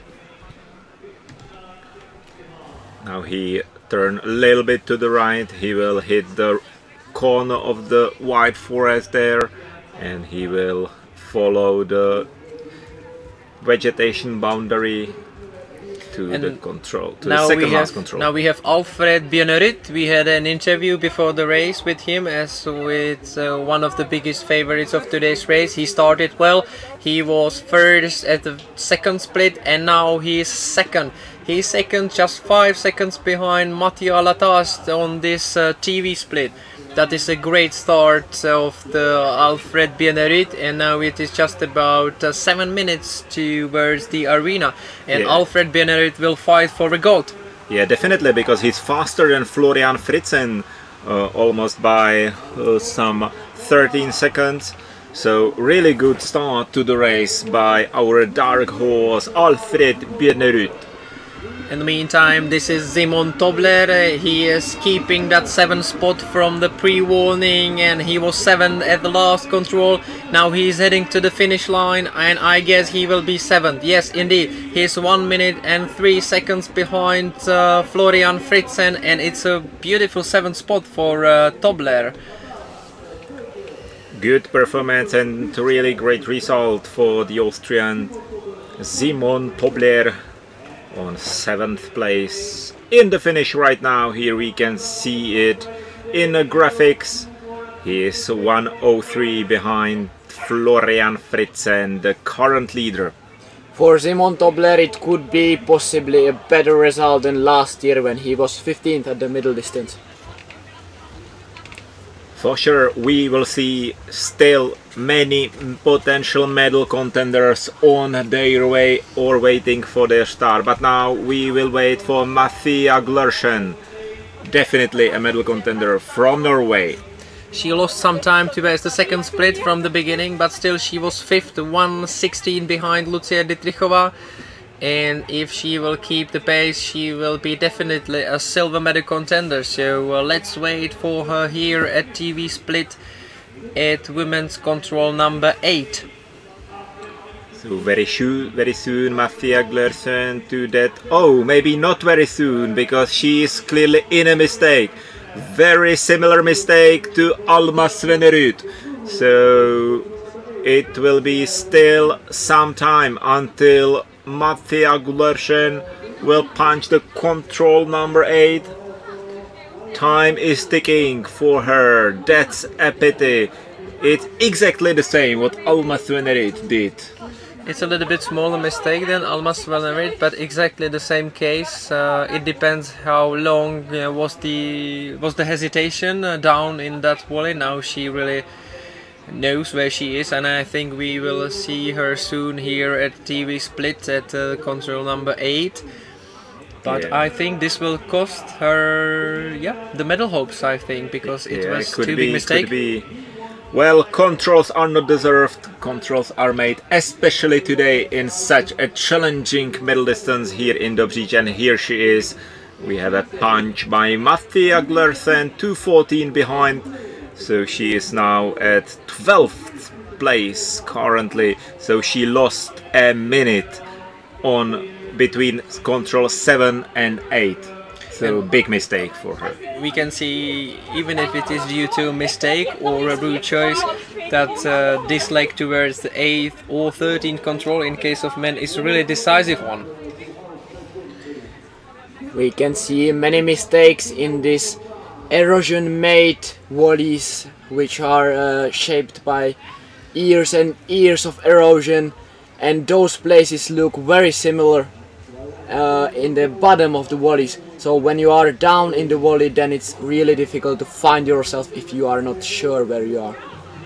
Exactly, and here we can see that there is this problem of running downhill descending to the first volley, and if you don't look onto your compass, it can cost you a lot. And it happened to Mattea Glerchen, it happened to Alma Svenerit, and in even bigger scale it happened to Henrietta Radzikowski, if you remember that mistake when she was totally lost too far to the right side.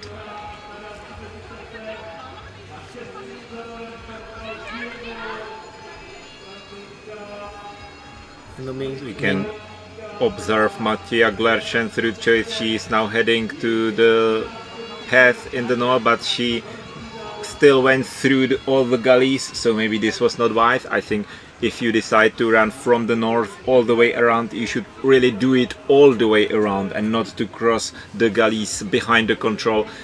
Recap of the standings at finish. Lucia Dietrichová still in a very clear lead, ahead of Alma Svenerud and Janka Mikes from Hungary.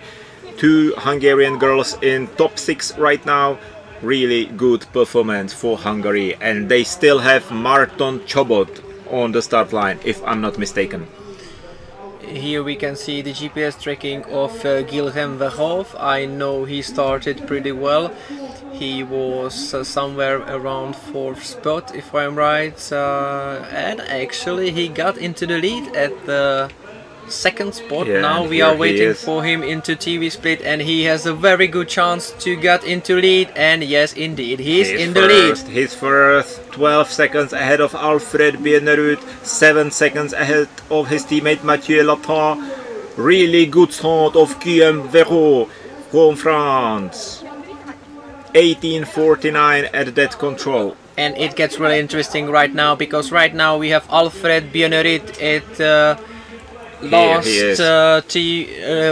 last split, and he was in the lead by margin of 14 seconds ahead of Florian Fritten. Now we are following Alfred towards the pre-last control at the edge of the little pond, which is at the edge of the thicket, and he will be then soon in the arena. And Alfred is proving that he is one of the biggest favorites of today, and he is running into the first position, or at least fighting with Florian Fritten from Finland for the first position. But we know that there is Guillaume Verreau starting behind him and proceeding really well as Alfred. And now we got the punch, and yes, he lost some time to Florian Fritten. Florian was extremely fast, we could saw that, but still he has a 7 seconds gap to Florian Fritten behind him, which means that he should be able to keep the leading. And here he is running through the gate into the football pitch. He will punch the last control. He is still in the lead by 9 seconds, so it looks good for Alfred Biernerud. Really good performance by the Norwegian Alfred Biernerud. Last turn for him and last meters for the Norwegian, and he should make it. I think he will make it. And yes, indeed, we have a new leader, Alfred Biernerud, 11 seconds faster than Florian Fritten. And he is really happy, that's for sure. It was our dark horse before the event. He was the best last year in the middle distance from all the starters today. And he confirms that middle distance is probably his favorite discipline. Alfred Biernerud, Mathieu Latin and Florian Fritten. This is the best trio in the finish right now, and here you can see the comparison. It was really tight race. Here you can see where Mathieu Latin lost to Florian Fritten, and here you can see the speed of Florian Fritten and Alfred Biernerud in the very end of the course. And very soon we will have also Guillaume Verreau. So now it starts to be a drama. That's what we like. And that's what we like on Junior World Championships. In the meanwhile, we are back in the women's race and we are waiting for Kaja Jorgensen from New Zealand. She started really well into the race. She was faster than Janka Mikes on the previous split time. And we are waiting for her punch on that control. This is not. Yeah, it is. It is Kaja Jørgensen, 2:09 behind. And she is 12th right now, so she lost some more than 40 seconds. So now she is behind Janka Mikeš, 29 seconds behind Janka Mikeš. So we will see if she can make something with this in the very end of the course. But still a really good performance by Kaja Jørgensen, the daughter of a famous orienteer. She is a New Zealander, but she is quite often in Europe. And she is performing really well so far. Here you can see the route choice of Kaja Jørgensen to control number 6. She took the right route choice using the path. It was maybe a little bit slower than the direct route choice of Dietrichova, but it was quite clear route choice, like when talking about the map. It's quite clear and obvious there. And we can see that all the ladies are performing the route choice to control number 9 almost direct. And now Eliaren. We are following him because he was 11th at the last split, and he should be very soon at TV split. But he is too late. You can see it also on the GPS tracking. But still, he is a top 10 contender at the moment, and we will see him soon. Yes, here he is, and he should be some 1:15 behind. Now he's hesitating. No, he sees the control, and it will be somewhere around 12 spot. It is 12 spot exactly, 1:16 behind, and here you can see how deep it is. It is maybe 10 or 12 meters high. And when you have to run through that 20-30 times during a day, during the race, it really takes the power out of your leg. And you could see it also on the face of Alfred Bienerit, and you could see it on the face of many runners. This is going to be interesting. The comparison of current leader Alfred Bienerit with Florian Fritzen, who is second right now, and with Guillaume Verreau from France. And Guillaume was faster on the TV split, and now we can see he lost some time to Bienerit, but he's still in the fight for one of the medals. This is really good performance by Guillaume Verreau. He was a big favorite for the sprints, but he did not manage to win a medal in the sprint distance. He was 6th in the sprint distance, and here he goes. He is extremely fast. Hopefully he will not repeat his mistake from the last part of the race, of the sprint race, where he will turn totally to the right side. But it looks good for him. I think he has a good direction towards the pre-last control. This little pond on the edge of the thicket. He really knows what he's doing. He's running to the right side. Now he will take the he will take the edge of the thicket, and now just he will look into the left side where he's doing that exactly. Little hesitation. He's awaiting the control. It's like, come on, where it is. And here it is. Here is the little pond. He punches the control, and he is heading extremely quickly towards the last control in the corner of the football pitch here in the arena of JWOC 2024 middle. And we can tell you that he is third. He is late even for Florian Fritzen, but he is just 11 seconds behind Alfred Bienerit, who is currently leading at finish. So it is a very tight fight, and it looks like we will have top 3 runners within 10 or 15 seconds.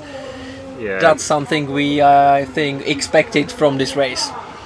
And it really confirms how fast Florian Fritzen ran in the very end.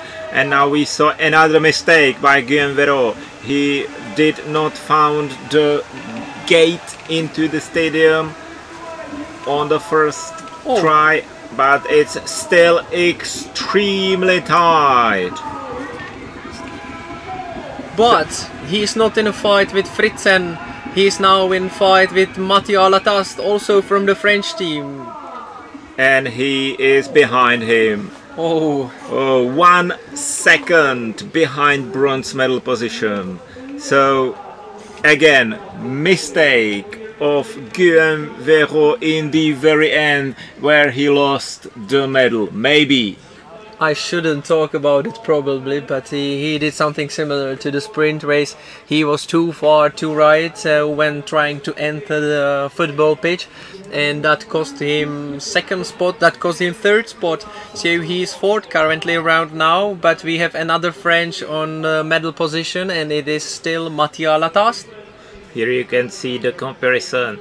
Mathieu Latast still in the lead on control number 14, and maybe even on control number 16, but there Mathieu lost some time and Alfred Bernerud over to the lead, and here it was equal with Florian Fritzen and Guillaume Véro, but here we will see the mistake of Véro. He was too in the right, there is an uncrossable fence, so he needed to find the gap, and he lost a current medal position. No.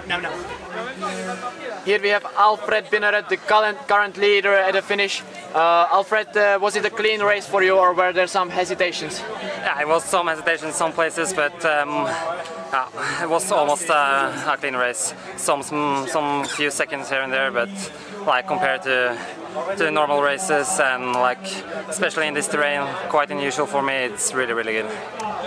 What was your tactic? Did you plan the route choices more like going straight all the time, or did you think also about some running around the wallies? It was some micro route choices that I had to take care of, but mostly I've been running just straight, and it felt quite good. I think I maybe ran a bit too many times up and downs in those alleys, but it was pretty good. How does your legs feel right now before the last race? Yeah, I think they are there they are supposed to be, so I don't think the physics will be the most important tomorrow. Thank you and good luck for tomorrow. Thank you. We could hear from Alfred Bernerud that he maybe ran too many times through the wallies or through the bigger gullies, but still he's in the lead.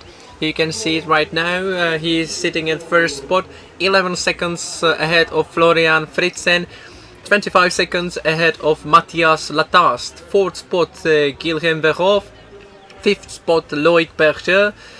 Edwin Nilsson, the best Swede right now, at finish 6 spots. Aapo Virkajärvi from Finland is 7, Axel Brott is 8, Simon Tobler from Austria is 9th. Here you can see 2 best Czech runners currently. Oh, I'm sorry, there was Prokop Tomaszek for sure in top 10. That was the one I didn't manage to read. But we still expect 2 best Czech runners, 2 biggest favorites always in the Czech team during this year to start. It is Jan Stříček and Daniel Bolehovský, so we expect them to be medal contenders today as they were during the long distance. Yeah, still at least 2 hours until the race. There are really many runners in Junior World Orienteering Championships. We have more than 170 men in the start list, and here we have the current leader Alfred Bernerud and Lucia Dietrichova.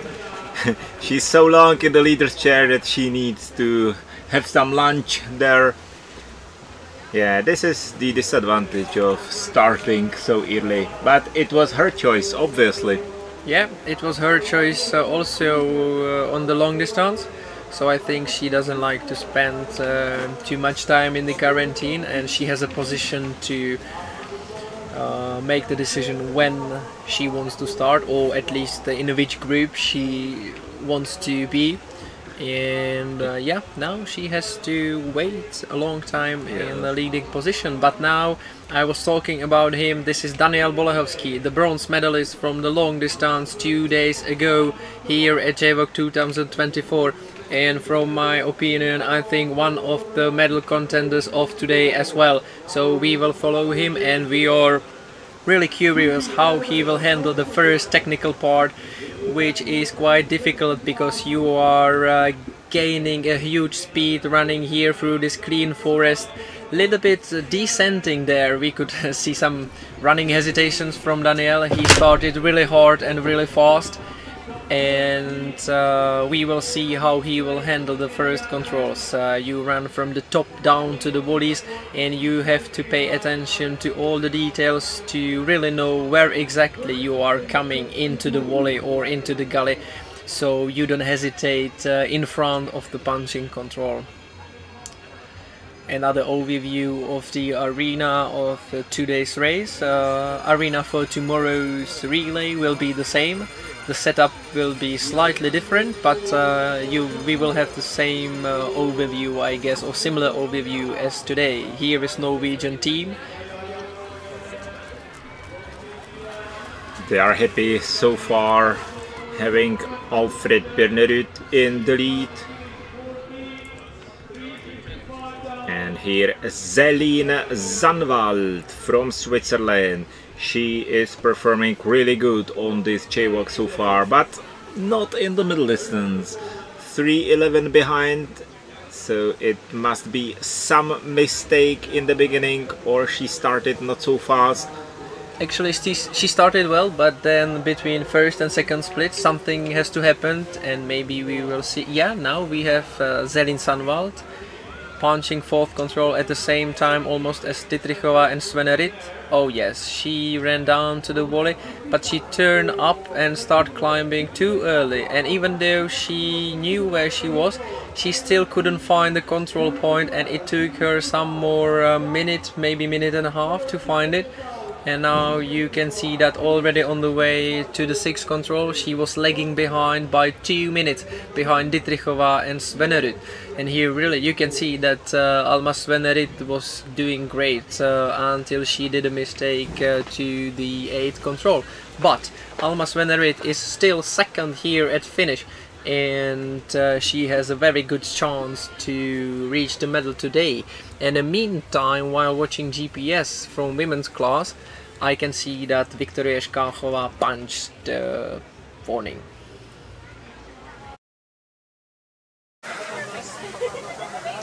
Right now we have Gilan Verov at the finish, the current 4th position. We saw you were leading on the splits in the beginning, but then somehow you lost the lead. What happened there? Yeah, at the beginning I was really fast. I think I did good controls, but in the middle of the race I don't know exactly why, but my compass was not so sharp, and I beginning to go down a little bit. So I lost 30 seconds on the 14, but after I've been quite fast in controls, and unfortunately just at the end I've not seen the entrance in the fence and lost almost 20 seconds. So a little bit disappointed for that, but I'm really happy for the other controls of the race. You have a really strong team at this JWOC. What are your expectations for tomorrow's relay? We hope for the medal, but I don't know. There's a lot of really good teams like Czech team, Swiss team, or although Norway, and all the other teams are really good. So we hope for a really good place, and I think we can do something like that. You are also in a really good shape. All of your teammates not here. You are showing a good speed in all races. Did you have some special altitude preparation or something like that? Yeah. First of all, we gone in Czechia this year in April, and although all the year we are training every day almost. And in the JWOC we try to hit really good. Yeah, thank you very much, and good luck for tomorrow. Thank you. Thank you. I will finish the sentence, and thanks for the graphics. I talk about Viktoria Shkachova. Right now heading into the TV split. She was 5th at the 2nd split. She was just 1 minute and 13 seconds behind Lucia Dietrichova, and now we will wait for her at control number 8. Now she's 40 seconds late, so it should be some 30 or 40 seconds until we see her here at control number 8. And we will see if she will lose something on this route choice. No!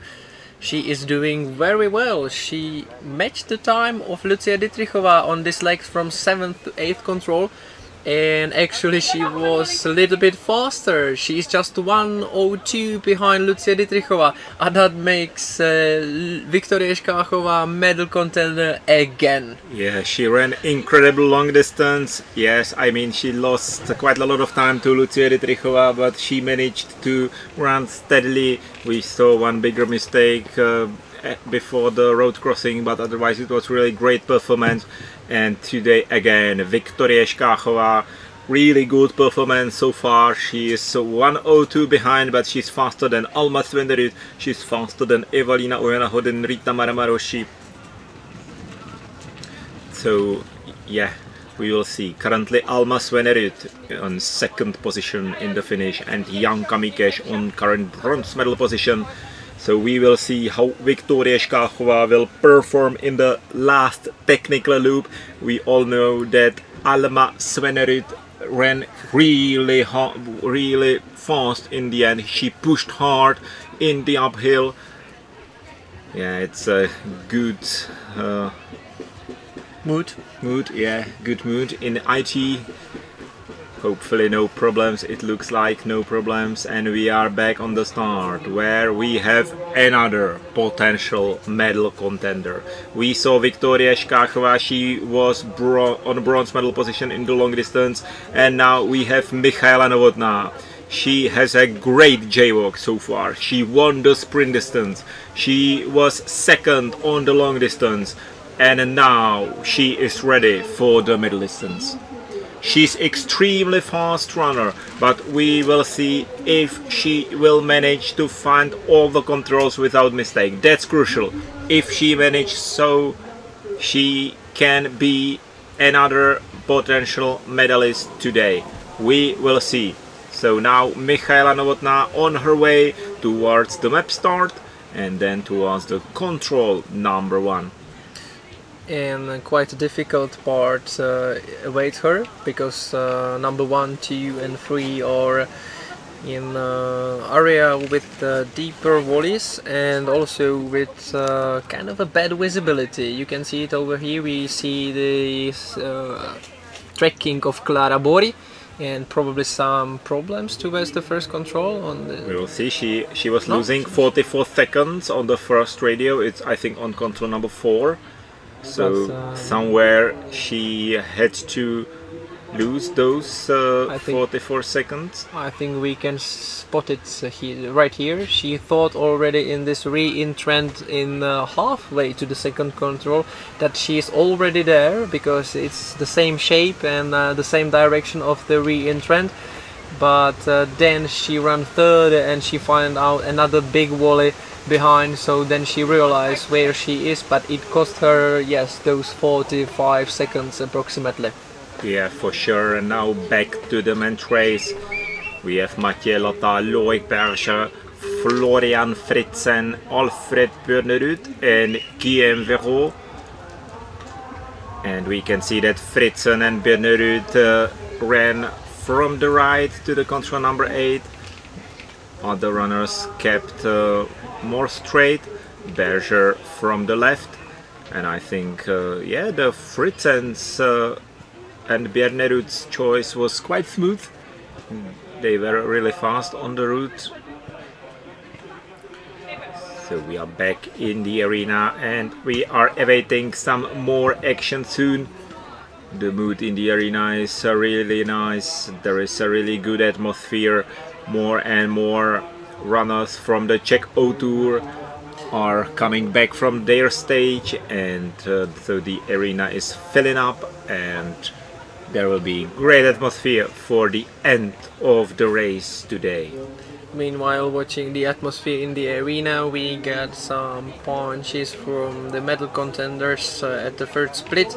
Not a good start for Daniel Bolechowski from Czechia. He's 31st, 50 seconds behind at first split.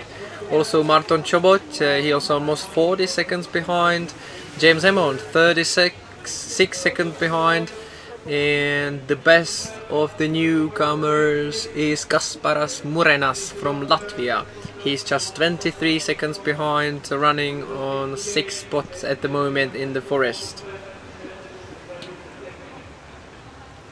So we will see if Daniel Bolechowski will be able to speed up and if he will be able to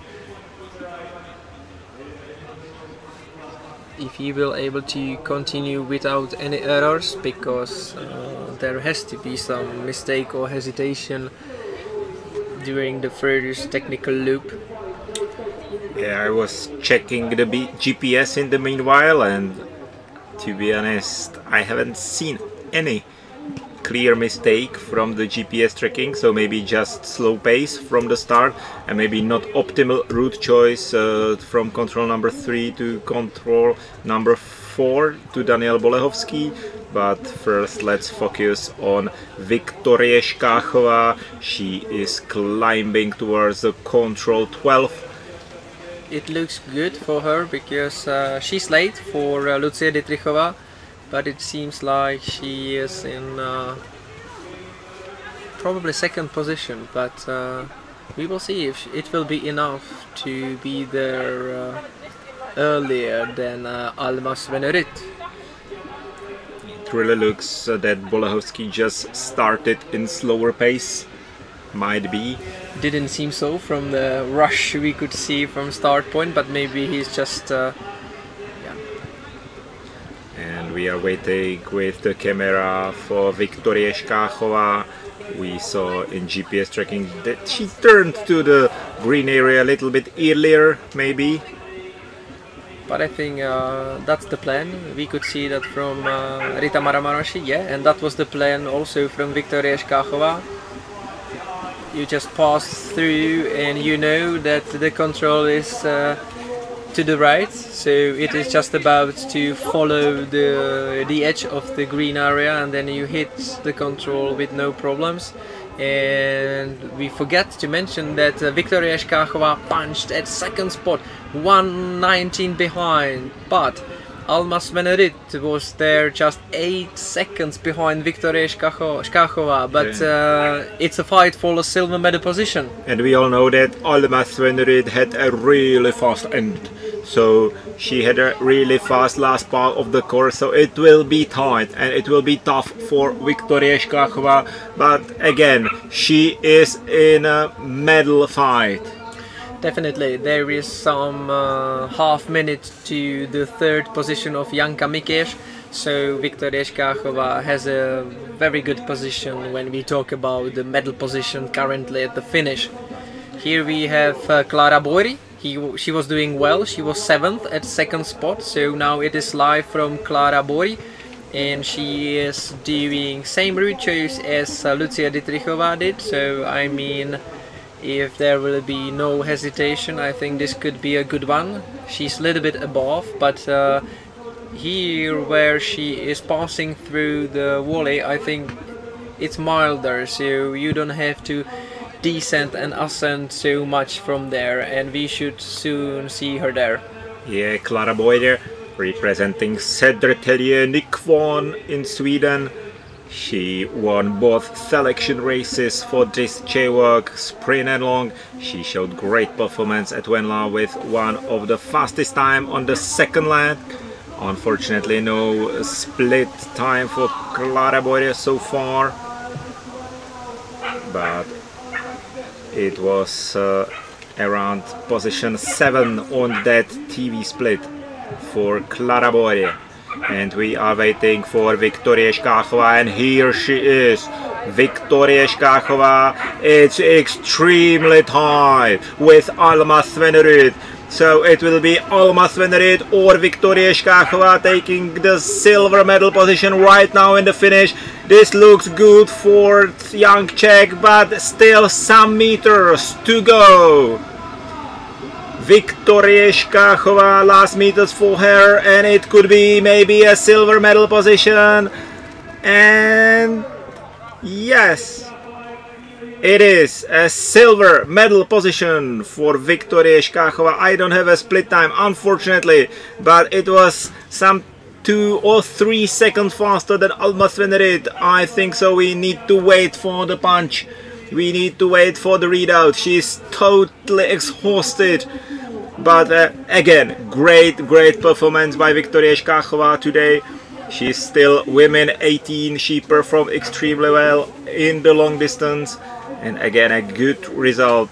Doesn't matter if this will be current silver or bronze medal position, but she can be satisfied with what she performed in the forest, and it's the silver medal position, 4 seconds ahead of Alma Svenerud. We have the same situation again after 2 days, you know. Right now Lucia Dietrichova is leading, second is Viktoria Shkachova, and we are waiting for Michaela Novotná. But she didn't start it well, she lost some 50 seconds towards the first split already, so she will have to push really hard and do the clean race to the next controls to be able to, I don't know, repeat the triple again. But anyway, first spot for Lucia Dietrichova, second for Viktoria Shkachova, 1:20 behind, and third spot for Alma Svenerud. So it still looks promising for Sweden to get some medal, some individual medal from this JWOC, because they had 1 bronze, but it's from sprint relay, and this is the last chance to get the individual medal this day of the middle race. And we were talking about Daniel Bolechowski. He was 49 seconds behind, but now he's just 12 seconds behind. He speeded up extremely. So soon Daniel Bolechowski to the TV split, but first maybe an interview with Viktoria Shkachova. We are waiting for her into the mixed zone. She is happy, I believe. She is happy, I believe. Maybe there were some small hesitations, but a really good performance. But this is really impressive, you know. This is the same case of, for example, Eva-Lina Ojanaho 2 years ago exactly. She is still women 18 and she's performing so well, at least in the forest. It's great. She was third at difficult, demanding long distance, and now she's second again.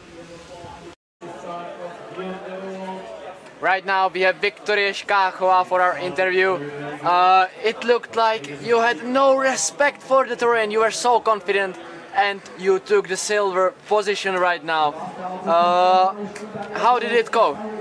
I think that in this type of forest there is nothing left than just be super confident, because otherwise you get lost just because you don't believe in yourself. So in this part it went good.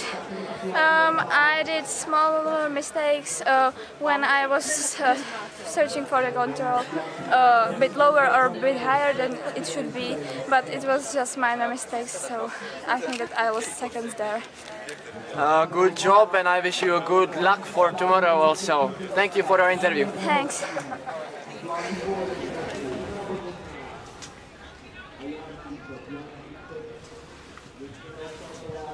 And we were talking about Daniel Bolechowski, that he was losing some 49 seconds on the first intermediate split, but then he speeded up, and we are waiting what will be his time on TV split at control number 13. He's approaching the control from the direct direction, so 2 more re-entrants to climb up. It seems he really knows what he's doing right now, because look at the GPS tracking. He just copying the line on this leg between those 2 controls, and we should have him here within the seconds at the TV split at the 13th control of this men's race. Yeah, he's already behind the time of Guillaume Véraud, who was leading at that control, and here he is, but he is too much to right now. He nailed the control, he nailed it, and Daniel Bolechowski continues his 5th right now, 26 seconds behind Guillaume Véraud, but in the finish Alfred Biernerud is in the lead, and it's only 14 seconds behind Alfred Biernerud, so it will be again dramatic until the very end. That's what we like. This is control 12 for women, 17 for men, and now we can recap the results. Current standing at finish. It's still Lucia Dietrichova. She's really leading for a long time. It's more than 2 hours right now. Here we can have a look also into top 20. There is Emma Emilsson, and a very good race for Kateřina Štěpová again. She was 15 at sprint and 28th on long distance, and now it looks like top 15 for again, or at least top 20. We are waiting for Klara Boire on control number 12. She just needs to cross this dense green area, but she exactly knows where she is right now. There is this feeding point for animals, and Klara Boire soon out of the green area, out of the thicket, and then just to cross the road, and she will be heading towards the finish. And here she is, Klara Boire. She was sure what she is doing, because she didn't run into the left side, as we could see it from Viktoria Škáchová or Rita Maramaroshi, and she performed well. She just ran out of the thicket directly at the spot where the control is. And we will follow her for a while. She's crossing the road. I think the speed is good, and now she will run some 150-200 meters through the wide forest with the blueberries on the ground. Then she will hit into another thicket, just a light green, so it is quite runnable in there, and we will see if she will go towards the fence around the clearing. And I think to go there close to the fence makes it more secure when you don't want to get mispunched punching the men's control. Here we can see Klara Boire on GPS tracking. We also saw Animaki Hokkonen from Finland. She started ahead of Klara Boire. So she started 2 minutes ahead of Klara Boire. So she is somewhere in top 25 maybe, but Klara Boire fighting for top 10 position, not very far behind Eli Punto and Rita Maramaroshi right now. We have the arena look, and we can tell you that right now Marton Chobot came into arena. This Hungarian performing well on sprint, performing well on long distance, losing medal just at the end of the course. He is right now at 8th spot, just 1 minute and 10 seconds behind Alfred Bienerit. So you have to be very close to Alfred Bienerit to get the medal. And here is Klara Boire into the finish. She punched the last control, and now she is heading towards the finish line, and she is doing well. It will definitely be a top 10 position, and we have to wait some more 10 seconds until we get her into the finish line. And when she will cross it, we will know more about her current position. But I think this is a good step into top 10 of today's race. And yes, it is Klara Boire, 7th place, 2:11 behind Lucia Dietrichova, and it's a good potential to ending up in top 10 today. Yeah, he threw away her map immediately after finishing, so it looks like she is unhappy with her performance, maybe, but still clear top 10 position right now for Klara Boire. And soon we will have Michaela Novotná on the TV split, and here she is, and she's 2:11 behind. No, that's a graphics of Klara Boire. Michaela Novotná is 1:59 behind Lucia Dietrichova on this split. She is 12th, so not ideal start by Michaela Novotná into the race, but she's just 57 seconds slower than Viktoria Škáchová.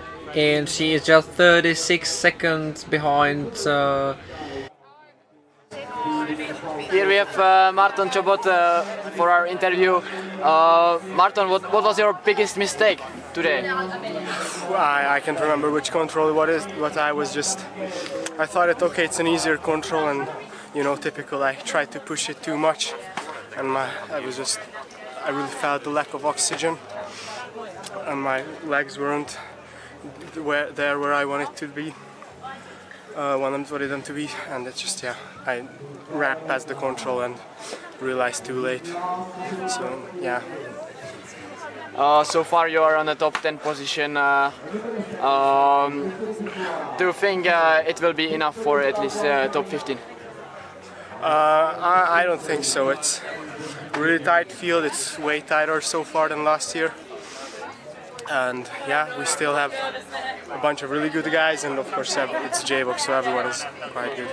Yeah, thank you very much and good luck for tomorrow. Thank you. Thanks.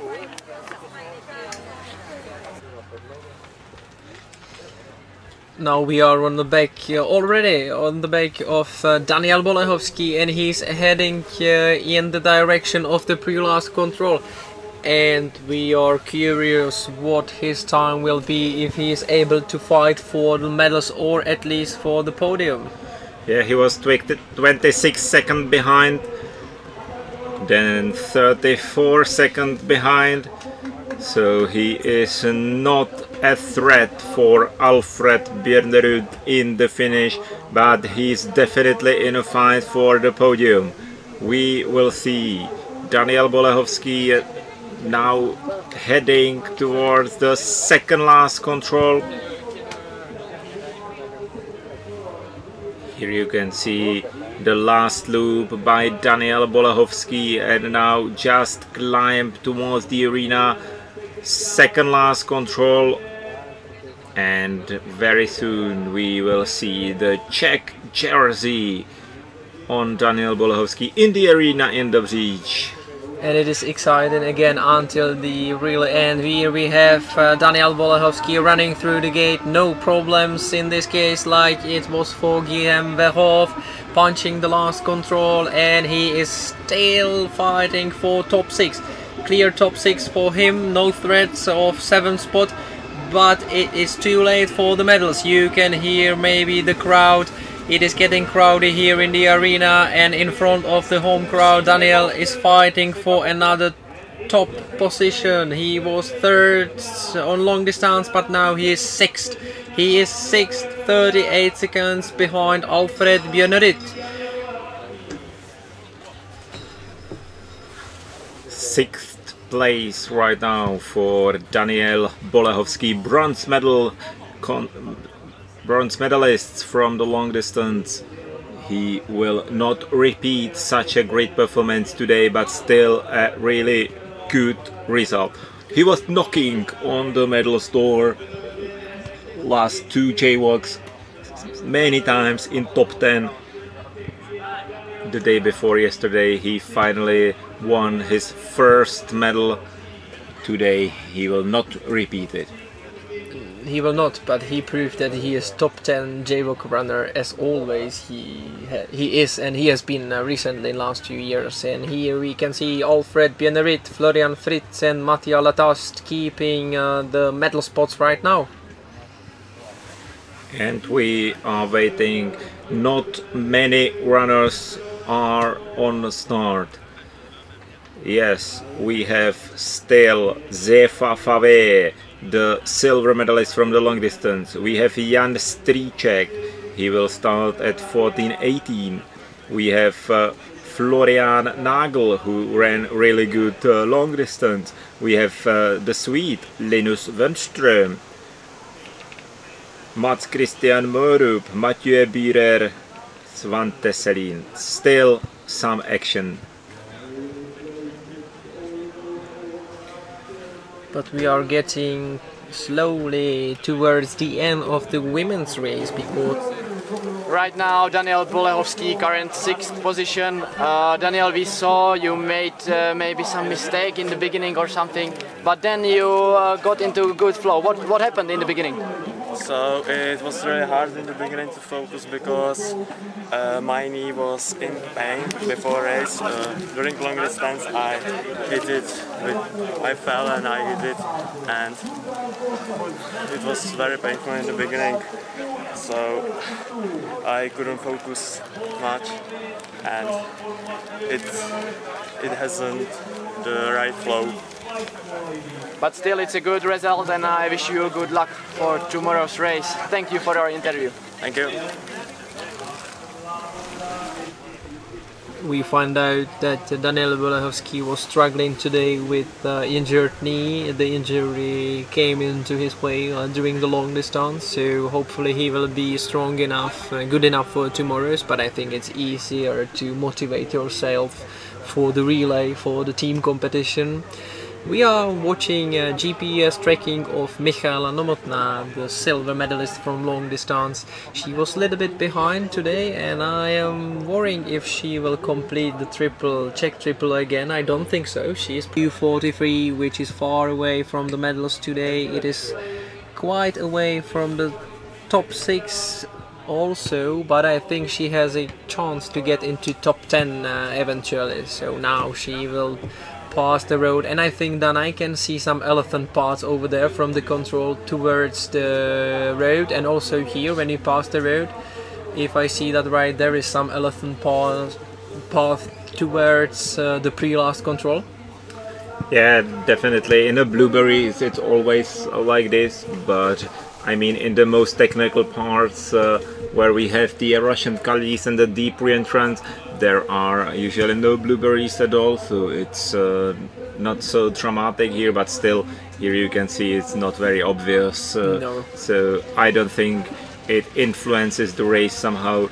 Still we have many early starters of today in the top positions, so I don't think that's a factor today. But here we follow Michaela Novotná towards the second last control. It looks like she will do the more safe variant.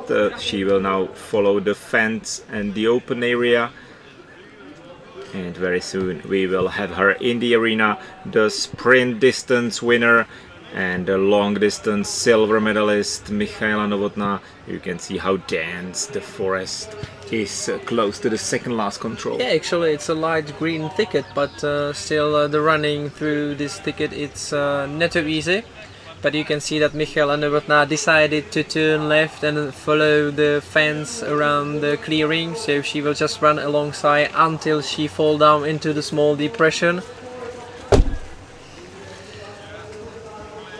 Here we can see the gates towards the arena. Actually, you have to do it right to come into the right position to run through the gate. We could see Kilhem Verhoef making mistake because he was too far to the right, and here she is. Here is Michaela Novotná, gold medalist from sprint, silver medalist from long distance, now fighting for another top 10 position. But she punched at 11 spots, so we will see if she will be fast enough to reach any spot or reach any place towards the finish. Yeah, I don't think she'll manage it to the top 10, because she was 10 seconds behind top 10 on the last control. Even she is very fast, this will not be enough. So it will be 11th place for Michaela Novotná in the finish right now. Still a good result. I think she's still more sprint and long distance runner that suits her, because she's really fast. She can do the stable achievement throughout the course, but still the middle distance is really technical.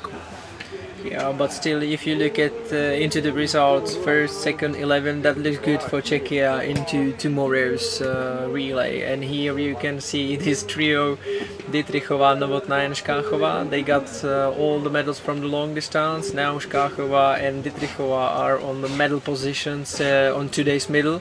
Yeah, I think maybe this was not a good idea by Novotná to go down, because it's much faster to run straight to control number 4, and so she lost some time here also to control number 5. Down there it's green, and it's always not very fast to run along the stream. It can be bushy here.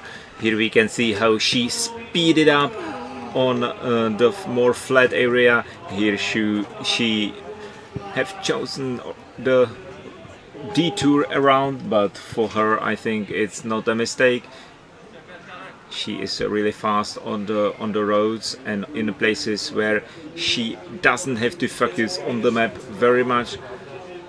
We could see some small hesitations towards the control number 10, but it seems to me that she was just yeah, maybe less self-confident while attacking the controls than the first two girls. Yeah, and this is current top 10 in the finish. Lucie Dietrichová still leading ahead of Viktorie Škáchová. Alma Svenryd from Sweden on third place right now, just ahead of Janka Mikes from Hungary, Kati Hoc from Switzerland and Rita Maramaroshi from Hungary. Michaela Novotná just behind top 10 and ahead of her teammate Kateřina Štěpová. We can see three Norwegians in second 10 of this race, Mathea Glersen, Anna Takstol and Heidi Kristina Sebjörnsson. Here we have another Czech runners, Hanna Witkova and Emma Černá. So this is a good race for Czech women again, all of them in top 30 if I'm right. And here we have Sondre Olausen and also Thun and also Björn Rydt, of course. He's leading the race right now and I think he has good hopes to win the race, but we still have some very strong names to start. Zefa Fave, Jan Stříček, they already started a few minutes ago. Then we have Linus Wenström, Mats Christian Morip and of course Matthew Bierer starting as a third last today. So still some action and drama awaits us in the meantime. We can enjoy the great atmosphere in the arena here in Dobříč. It's a really beautiful arena here. And we will see. What about ladies? I can tell you, Dave, I can't see many runners on the course who can still be a threat for Lucie Dietrichová. Now we follow Virna Pelika from Finland, but she did not start really well. She performed really good on the long distance. Now she's heading into... I don't know what she's doing. She missed the control. Yeah, okay. She missed she did something like you showed us in the video in the beginning of the stream, that she probably was in the right Russian gully, but she turned right instead of turning left. So it's always better to go on purpose to the right, so you know that you need to turn to the left when you enter the Russian gully, than to go there just on random. Virna Pelika was fourth, running long distance. That was a perfect result for her. But right now, I think just Elisa Goch-Iversen should be a threat to the medals right now. She was 17 running long 2 days ago, and she started just 4 minutes ago. So we believe she can still have some words, not the swords, but words in the game for the medals. Yeah, very soon we should have her punch on the first split time on control number 4, so we will know how she entered into this race and whether she will be a threat for Lucie Dietrichová or not. We can see maybe some hesitation from our cameras, but it's due to the fact that there is not much happening in the forest right now. We are waiting as well for some action in the forest, and we will get it, I believe, because this is Zefa Fave starting the middle distance race against just the shorts. So this is medal contender definitely again after the long distance silver medal. Lone Constance Pompe from Germany is heading the arena right now. In the meantime, she won the middle distance at the German Championships back in May. So for me it was one of the dark horses of today's race maybe, but she did not fulfill these expectations. She is now 5:51 behind on the control number 12. So probably it will be around place 35 or something like that. We could see Zefa starting very quickly.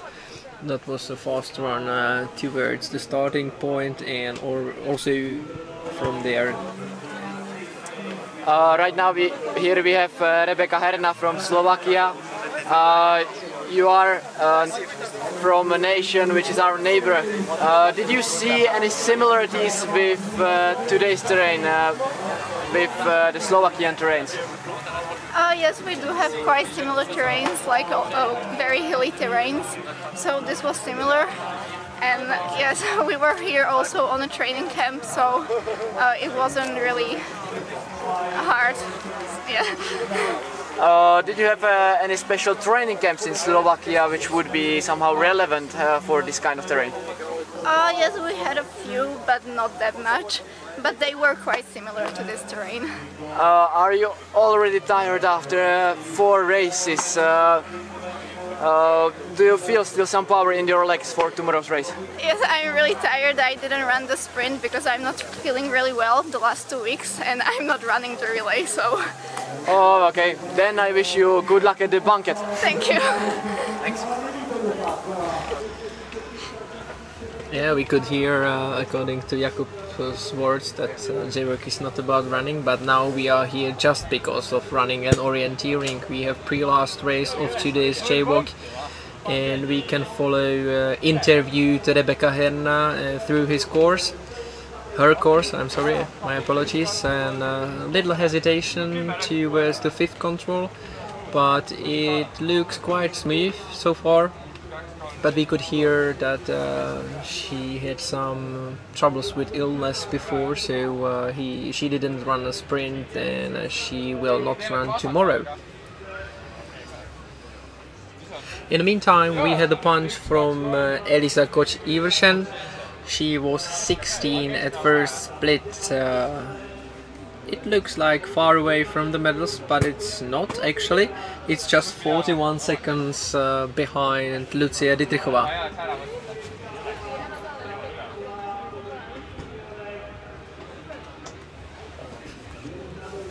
Very soon we should have Jan Stříček into the race, and we will await some new split times on the first TV split. In the meantime, we have Lorenzo Di Biasi from Italy into the finish. He is behind top 30 on place 32.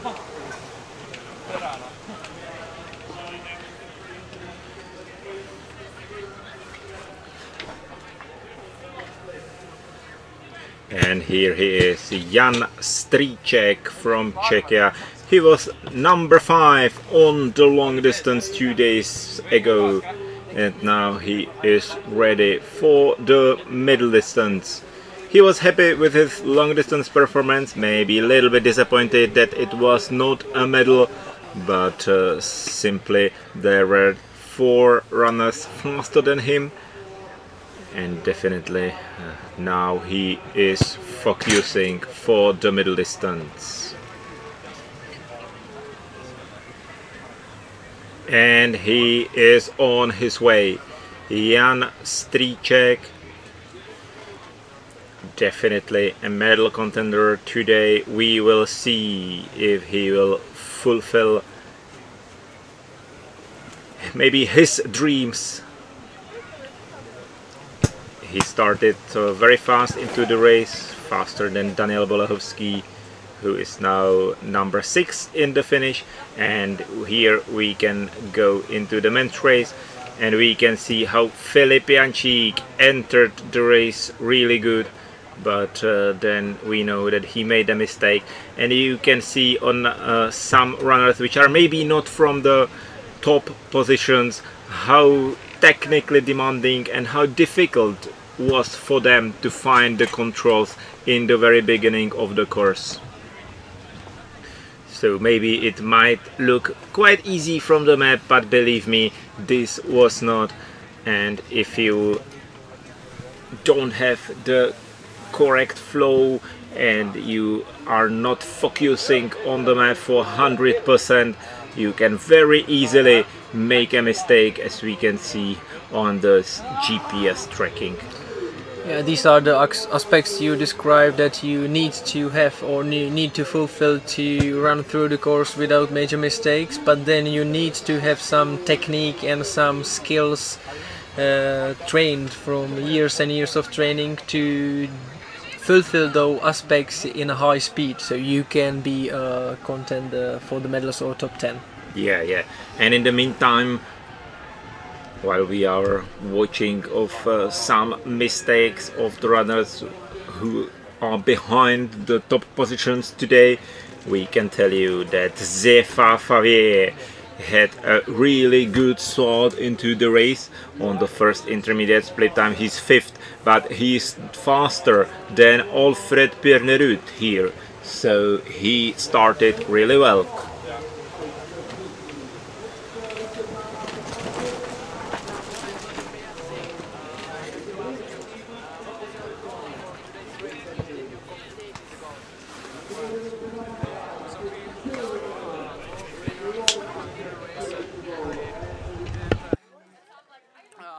A perfect race, but I'm quite happy. I did a couple of mistakes going up and down on the valleys, and I was aiming to go around every time.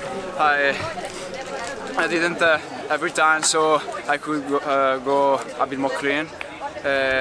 But I'm very happy with the race of today.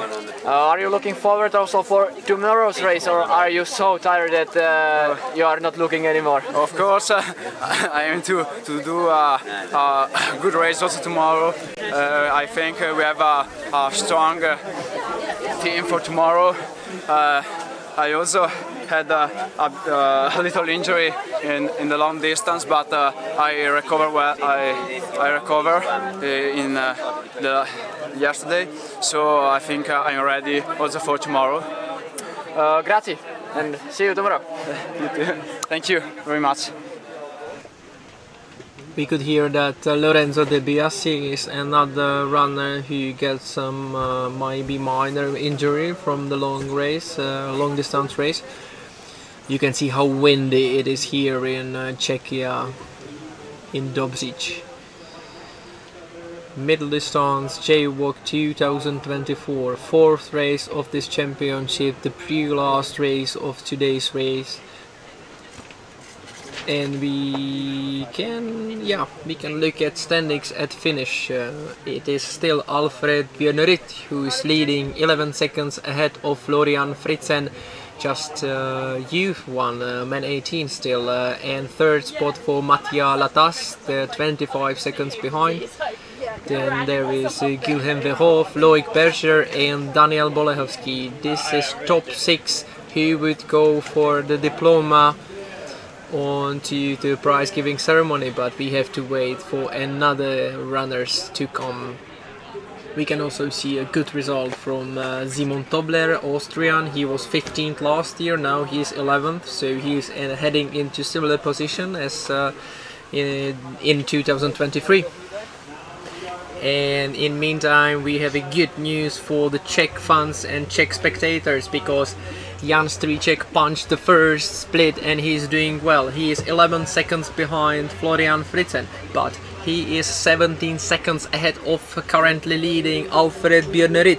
That means a very good start for Jan Stříček, and now we can see the comparison between Florian Fritzen and Alfred Björnerit, who are two best here at finish in the arena, and together there we can see Jan Stříček. Now he was highlighted, and we can see that he is somewhere between Florian Fritzen, who had a very good start, and Alfred Björnerit, who definitely had a great second part of the race.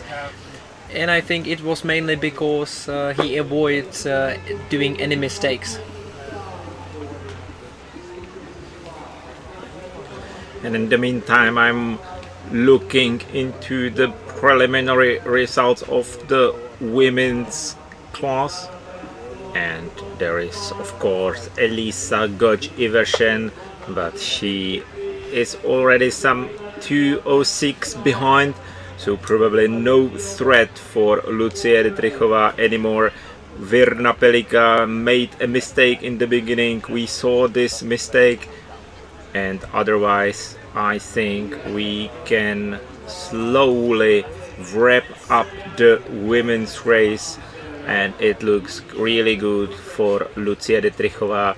And again we will have most probably Czech winner in the women's class in the JWOC individual race. After Michaela Novotná and Lucie Dietrichová the day before, it will be again Lucie Dietrichová in the middle distance.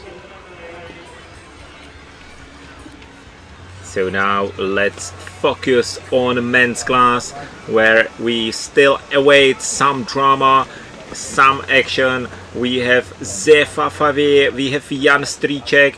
Both of them are now running and competing, and they are fighting for the podium. Here you can see the 4 minutes tail. This is not like live comparison, or this is live, but it's not a head-to-head comparison. This is the real position of the runners in the forest right now. Jan Stříček started 4 minutes behind Zefa Favie, and you can see that they ran really equal. Yes, but Jan Stříček is taking a slightly different route choice. You can see it right now. He will go alongside the line between the legs. It will be more straighter route choice, I would say. But we could see that the route choice of Zefa Favie is a very fast one, because the runners who took this route choice were very quickly into the 8th control. So I think Zefa Favie is doing very well. And soon we will have him to another intermediate. Yeah, but now we are waiting for Elisa Goch-Iversen. I think she is the last one who can somehow be in top positions in women's class. I now have a punch, but she's 2:27 behind Lucie Dietrichová, so probably no threat for Lucie Dietrichová in the battle for the gold medal. She is now on position 20 on this TV split, and I am looking into the results, and I can see anyone else who can somehow be a threat for Lucie Dietrichová. Not for Lucie Dietrichová, not for Viktoria Škáchová, and I don't think even for Alma Svennerit. I think we have a clear first trio of this race. It will be 2 Czechs and 1 Swede. But Elisa Goch-Iversen is 20, but just some 25 seconds behind top 10. So I think she can climb up some 10 spots at least into top 10 if she will do well in the rest of the race. And here you can see how behind is Elisa Goch-Iversen, behind Lucie Dietrichová, Alma Svennerit and Viktoria Škáchová. And you can see that Alma Svennerit was really competing with Lucie Dietrichová, but then she made a huge mistake to 8 control, and there is a place where Viktoria Škáchová get into the fight for the silver medal, and the fight was won by her because she's 4 seconds ahead of Alma Svennerit here at finish in the arena of today's medal race. Italian team watching the tight battles in front of the big screen here in the arena together with Team España. That's also nice aspect of the JWOC. It's not just about the top orienteering, it's also about friendship. I like these events for youngsters as European Youth Champs or Junior World Orienteering Championships. Yeah, here we can see Virka Järvi and Florian Fritzen, and Florian Fritzen, I think he will get nervous because there are many strong not many, but few strong runners who can beat him, I guess. So now he will be really nervous if he will manage to go into podium for a medal at the end of today's race. Yeah, and we have maybe another medal contender who now entered the battlefield. Gonzalo Ferrando from Spain. He's just 22 seconds behind on the first intermediate split. It's on the fourth control, so it's really early in the race, but still a good entrance and good first part of the race for the Spanish guy, and we saw really good performance by the Spanish in the long distance. So why not in the middle distance? Yeah, it was Diego Urquizu during the long race, and now it can be Gonzalo Ferrando, who is actually very good running in the forest. Now we can see 4 minutes tail of Zefa Faves trekking, so we could see that Jan Stříček is equal to him, I think. Yeah. Maybe he saw it when Zefa was crossing the re-entrant here. And again we have Kubik and the Camel. Yeah, I don't name his name. Yeah. It is Camel, and Camel is in coats of arms of the Pilsen, the host city of this year's JWOC 2024. Yeah, they are dancing together, and I think they are also looking forward to the end of today's race, and I think they will enjoy the thrilling atmosphere as well as we do. Yeah, exactly. The atmosphere here in Dobříč is really nice. I hope all are enjoying the thrilling middle distance. Now we have a small break until we will see another action. We are waiting for Zefa Faves, we are waiting for Jan Stříček, and we are waiting for the information how Mathieu Bührer will start his race. Mathieu Bührer is one of the last starters today. He already has 2 individual gold medals from this year's Junior World Orienteering Championships. And I have a bunch of Zefa Faves, and he is still in the battle for the medals. He has almost the same time as Alfred Bjørnerud on the previous control. And very soon we will have Zefa to the TV split. Yes, we should have him there in 1.5 minutes. So I think it is wise to wait here at control number 13 of Mason's race, and we soon should have him here into this TV split, and we soon should know if he is still a threat to Alfred Bjørnerud fighting for gold. When I check the GPS tracking, we can see that Zefa is on the way from 12th control to 13. He is taking a route choice above the main volleys. I think that's a good thing to do, even though we saw some quick performance running the red variant. I still think this is a good one, and Zefa so far always knew where he is, and now he will miss the volley to the right side, which I think is good for his speed and good for his legs, and I think he will. It's good that he will pass this volley ahead of him where the track is, so I think he should really find out where he exactly is, and then it should be much easier to attack the control number 13. And in the meantime we got a very good punch from Linus Wenström. He is 16 seconds behind at first split, and that is another good hope for Sweden. It looks for medal today. It looks for medal today for Alma Svennerud, of course, but in a men's class now Sweden is out of the medal positions, so we need to wait for Linus Wenström. But first Zefa Faves. Zefa Faves is here, and he is 33 seconds behind, so he lost some time, but he still is in the battle for the lead. He is some 20 seconds behind Alfred Bjørnerud, the current leader on that control, so he is still in top 6 position and in the battle for top 6. Here we have Wojciech Král, the Czech representant and the multiple winner of World Cup in the knockout sprint. Also a junior world champion from year 2007. Wojciech, how are you enjoying the atmosphere here in Pilsen, and what do you think about the Czech performances so far? Yeah, I think it's a very nice competition. I'm enjoying it very much, even though I came just yesterday. The previous races I saw only live on the stream. It was also dramatic and cool to watch. And about Czech performances, I'm surprised, but not so much. I knew they are good. Can you tell us about the JWOC? Did you bring some experiences from the JWOC in 2007 and the years when you were competing at the JWOCs? And did it help you in your career? Well, definitely. Definitely it was a chance to run against very good runners. At the time was Olaf Lundanes, the biggest star.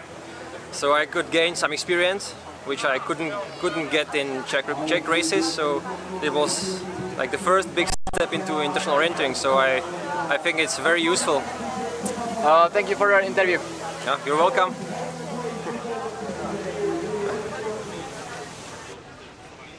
And that was an interview with Wojciech Král. He was injured, so he was unable to be selected for World Champs this year in Scotland, but I guess we will see him on the European Championship. But what is important right now, we have 4 minutes tail of Zefa Fave, and it looks very good for Jan Stříček, because it looks like he could be almost 1 minute ahead of Zefa at TV split. Before that we will watch Mats Christian Morup. He's actually, from our notes, he's like pre-last favorite into today's race, maybe third last favorite. There is still Mathieu Birer and Svante Selin started behind him. But we expect some good result as well from the Dane. He was number 24 on long distance, but this was Jan Stříček, and he is leading, and he has a quite a nice margin towards second at this split. It was Guillaume Verhoef, but he made a mistake towards the last control. So to Florian Fritzen and Alfred Björnerud is almost a 1 minute lead for Jan Stříček, and that is a huge if we take into account that it is just 1 minute between first and 10th spot right now. Really good beginning into the race by Jan Stříček. He is in 44 seconds lead at that split time, but now to the finish, and it's Elisa Götz Iversen from Norway. She's in the finish, and she is 16th in the end, so she lost even more time since the TV split, more than 1 minute. So she's 3:37 behind, and I think we can close the ladies competition for today. Lucie Dietrichová, clear winner of today again. Viktoria Škáchová second. So after the bronze from the long distance, now silver medal from the young Czech junior, and finally a medal for Alma Svenerud. Karlskrona UK runner from Sweden. She lost her medal in the sprint distance and also yesterday in long distance already in the very beginning, but now she is on the clear top 3 and bronze medal position. Janka Mikeš 4th, Kati Hotz 5th as the best Swiss runner, and Rita Maramaroš is 6th. 2 Hungarian runners and 2 Czech runners in top 6. And very soon we will have Zefa Fave on his way to control number 17. He was 7th on the TV split, 1:17 behind. So he lost some time from the beginning, but he is still running really good. So Zefa Fave, he needs to speed up, he needs to perform really well in the very end of the course. And very soon we will have Zefa Fave on this control point. I am just searching the New Zealand jersey by my eyes. Here he is, Zefa Fave running, and he's 3rd. He's just 14 seconds behind Alfred Björnerud. So exactly the same time as Florian Fritzen, and 4 seconds behind Guillaume Verhoef, but we know that Guillaume Verhoef lost some time in the very end. So this looks really good for Zefa Fave, and maybe another medal for him. But he's just 2 seconds ahead of Mathieu Latast, so it will be a very tough medal. And I don't know how it can end up. It can be first, it can be second, and it can be even fourth spot. So this will be very interesting to watch. So these last meters of Zefa Faves' race. He's running through the blueberries now. He will hit the thicket, and he will have to proceed very well to hit the pre-last control at the small pond on the edge of this thicket, on the other side, or on the other edge of this thicket, and then just rush into the finish. He has to find the gate, and then we will see if he will manage to come into medal position or not. Yeah, really good performance by Zefa Faves again. Now he will punch the second last control. Yes, here's the punch, and he continues towards the finish, and he is fourth now. So he lost one position to this control, but still he is in the tight battle for the medals, because there was Guillaume Viraud ahead of him, but we all know that Guillaume Viraud lost his position here because he did not find the gate into the stadium, but Zefa found it, and Zefa Faves, potential medal for him. He punched at third spot, yeah, exactly. He is faster than Guillaume Viraud thanks to the Guillaume Viraud's mistake. He's faster than Mathieu Latast, and now he's rushing into the finish line, and I think it will mean a bronze medal position for Zefa. So another chance of a medal after the long race the day before yesterday. Exactly 17 seconds behind, and it means bronze medal position right now, just 6 seconds out of silver medal of Florian Fritzen, but it looks good for Bienerit right now with the chances for medal. I know we were discussing that this race will be tight, and it's maybe even more tight than I expected. This is a drama, this is a great race, what we are following here in Dobříč, north from Pilsen, in the Junior World Orienteering Championships. Here you can see the comparison. And we are waiting for Jan Stříček. It will be a drama. Jan Stříček was leading on the TV split, and he still keeps the pace, and here he is. Last two controls for Jan Stříček, and he is performing extremely well. He is still in the battle for the victory, maybe, definitely for one of the medals. He is 1 minute faster. He was 1 minute faster almost on the previous TV split, and he still keeps the pace. Yes. Holy compass, this is a drama. Indeed it is, definitely. He is 1:06 ahead of Alfred Bienerit. His speed looks good. I think he's going very well. Look how straight it is. You know, he just didn't pass the thicket towards the White Forest. He just goes straight. He will soon punch the pre-last control. I don't expect any troubles for Jan Stříček here. And then we will have a punch. Oh, he fall into the pond. Yeah, but no hocus pocus, just full focus by Jan Stříček. And last meters for the Czech runner. This looks good. This looks good for Czechia, and maybe we will have a new gold medal position in the finish for another Czech guy. Jan Stříček is running really well. Now it's important to find the gate into the stadium. Yes, he found it, and we have the last meters of Jan Stříček. He just punched the last control, and he is in a clear lead. That's a 1 minute lead for Jan Stříček at last control. Now he will turn left. You can maybe hear the crowd. A home crowd is pushing him into the finish, and Jan Stříček will have a good chance of winning gold today, or at least it will be a gold medal position right now. Look at that's a soon celebration, I guess, but that was effective jump from the finish line. I haven't expected. Great performance by Jan Stříček. He was a little bit disappointed maybe that he was behind the medal in the long distance, but now this looks good for him. And what it will mean? What will it mean in the end of the day? Because we have Mathieu Bierer 2 minutes in the forest, so we will get the first split from him in 3 minutes, and then we will start the count. We will start the count for Jan Stříček. Here you can see the comparison of Stříček, Fritzen, Faveux and Bjernerud. You can see that Jan Stříček was in a clear lead already on control number 12, and he was increasing his lead step by step, running really well.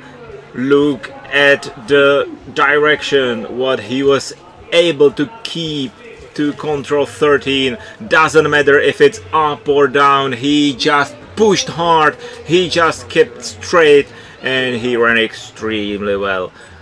Look at the performance, no hesitations at all, no mistakes at all by Jan Stříček, very clear race I think, and this is how you need to run the middle distance. Yeah, I think you need to be in very good condition to run like that, because Jan Stříček performed most of the legs, most of the reaches were straight, but that meant a lot of volleys and Russian gullies on the way towards the finish, so you need to have power for that. And this is the last starter and probably the last medal contender. It is Svante Selin. He is starting 14:46 and he will close today's race, so it will get exciting, even more exciting, with Mathieu Bierer running right now 4 minutes, and with Svante Selin heading into the forest and heading into the first technical part of the race. Great race so far here in Dobříč. Again, it looks really good for Czechia, but we will have also first individual medal for Sweden, and we will see. Will we have more medals for Sweden today? Svante Selin is on his way towards the first control. And Svante is the last chance for Swedish men, I think, today. We have Linus Wenström running well, but he is 9th right now, a little bit behind. And now let's hear from Jan Stříček.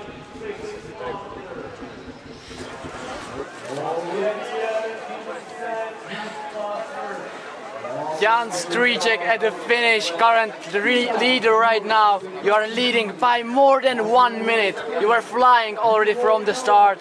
How were your legs today and how did you feel? My legs feel quite bad actually, because I don't know why, but yeah, it was quite bad. I don't know why. But the technical performance was quite good, and I guess I was strong in the uphills from the in the hills, and yeah. So that was the key point today, I guess. So that was my strong side today. But it looked like you were flying all the time, also to the finish line, as we saw that you are a showman. Also, how do you feel about tomorrow? We know that you have a really strong team, and what are your expectations? I hope for the win, of course, because you did it last year, and I think that we have proven that it's possible also for us, because all of us did a really great performance today and in long distance, so I think it's possible. I wish you good luck and thank you very much for your interview. Yeah, thank you so much too. I don't think it was bad, as Jan Stříček said. I think his legs were in very good shape, but at the end he admitted that he felt strong at the end, running up hills from the bottoms of the valleys and from the bottoms of bigger Russian gullies. But it will be not so easy for Jan Stříček, because we got the first punch from Mathieu Bierer. He started well. Actually, he is 9 seconds ahead of Jan Stříček, just 2 seconds behind current leader at the first control. So yeah, Mathieu Bierer is a few seconds ahead of Jan Stříček from the beginning of the race. So the biggest medal contender is running well so far. Yeah, the clear star of this year's JWOC, the same as Lucia Dietrichova in women.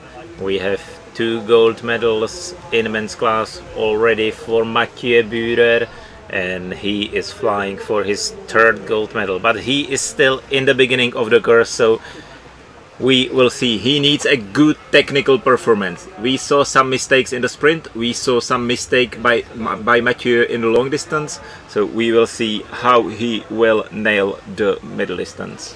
Here the recap of women's race, which is already closed, especially at least on the top positions. So clear gold for Lucie Dietrichová ahead of Viktorie Škáchová. Alma Srenerud on bronze medal position, then Janka Mikeš, Kati Hoc and Rita Maramaroshi. Eli Punto, Ingeborg Rull-Musland, Evelina Ojanaho and Sigrid Höjer-Staugård. This is the top 10 in the women's race. We can see Tille de Smoul from Belgium. She performed really well in sprint and long. Not so good performance today, but still a nice result for the Belgian runner. I think so. Now we have a replay of Clara Borie. And again we have a mispunch at control 13. That's the same mispunch as we saw from the New Zealander Tirda Feve, and unfortunately Clara Borie also mispunched this control. I think corsetter make it more difficult for women, but still we could see most of the women doing that well, and that you could, if you are in the control of your orienteering, you shouldn't hesitate, you shouldn't have a problem in that area. But I see only one mispunch in men's class. On the other side I see like 10 or more mispunches in women's class, so this is obvious. And that's the reason why we have a code controls. Of course, it happens to all of us once in opponent time, but this is not a good race to do such a mistake, to mispunch, you know. It's JWOC, and especially tomorrow it will be even more difficult. When you are running a team race, you have to really control the control codes to don't mispunch whole relay or whole team. Yeah, and we saw the tight battle in the beginning of the course between Bührer and Stříček. This will be dramatic. Mathieu Bührer is performing really well so far, and he is running equally as Jan Stříček, and we all know that Mathieu Bührer is extremely fast in the end of the course. This end of the course, of today's course, will definitely suit him, because it's an uphill from control 16. There are 2-3 controls, it's all the way up until the arena, so this will be a good end of the course for Mathieu Bührer.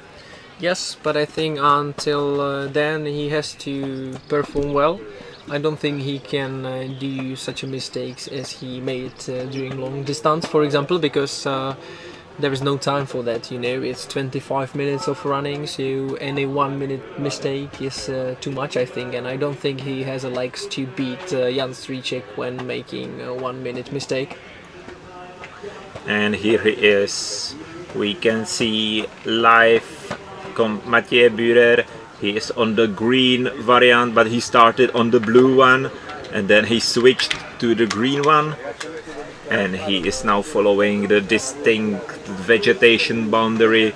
Now he will use one of the path going to the control number 11, and then he will just jump the re-entrance towards the control number 8. So this is a good performance so far by Mathieu Bührer. I think he will run around control number 11. It's going to be a good attack point, so he will know exactly where he is, and then he will just keep the direction. He will jump one re-entrant, the second re-entrant, and he will see the control number 8. Yeah, this is also good when you want to plan ahead. So he will know the control position when you are there in, I don't know, another 3 or 4 minutes. And this is Linus Wenström. He is losing time constantly. He is 2:21 behind right now, heading into the pre-last control. And Linus is position number 14, now crossing the road, but it looks to me that he does not have a speed of Florian Fritzen, for example, Alfred Björnerit or Jan Strycek. He is doing well, he will be top 15 I guess, but the speed is definitely lower than in case of Strycek, Björnerit and Fritzen, currently leading in the finish.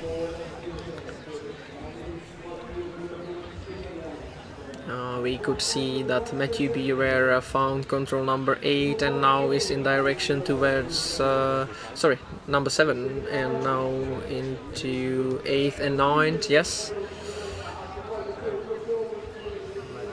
We are still following Linus Wenström. Now he will probably see the little pond with the control flag.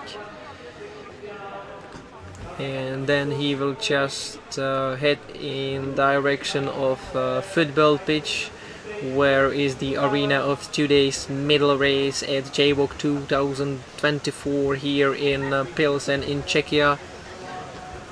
Yes, he punched at 14th spot, just 1 second ahead of home Czech Prokop Tomášek. So it will be fight for 14, 15 spots at the end. In the meantime, I can tell you that his teammate Svante Selin started his race really good. He's just 18 seconds behind and just 7 seconds behind Jan Strycek, the current leader. But first, Linus Wenström into the finish. It will be top 15 position for sure, maybe top 13, we will see. And he's 14th place for Linus Wenström from Sweden. 2:21 behind. I mean, it's very good information that Svante Selin started well. It's very good information for Sweden, but also for us, because he is the last starter, and this is Jakub, yeah, our expert, the Junior World Champion from last year. He's doing interviews for us and for IF Livestream. Here we can see Fritzen, Björnerit and Linus Wenström. But I can tell you that at the moment Matthew Bierer punched the 11th control with no trouble so far, and now heading towards the 12th control.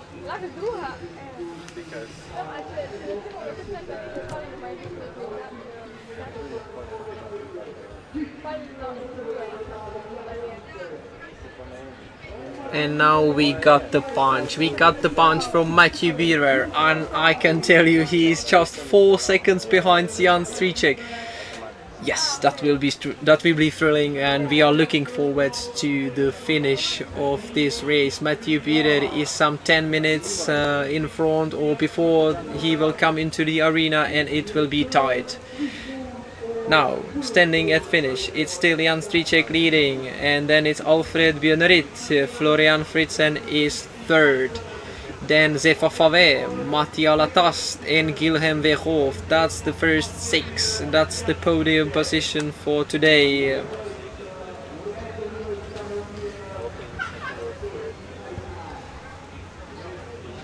You can see another French name in top 20, it's Romain Pichard. That's promising when we will talk about tomorrow's relay. Also another Czech, French and Swiss flags in top 30. Solid performance by Lithuanian Rimku Stautvidas. He was knocking on top 30, and here we can see Czech coach Pavel Košárek with Jan Strycek and Daniel Wolohovsky. Those two were the best on the long distance from Czech team. Those two will be the best again. Pavel Košárek was just showing Matthias Bierer performance to Jan Strycek, and he knows it will be tight. But this is Mats Christian Morup and he is not performing really well. Oh, this was a mistake on control number 10. He started 6 minutes ahead of Mathieu Birer, and again he turned into totally wrong re-entrant on the way to control 12, and now he is heading to the TV split.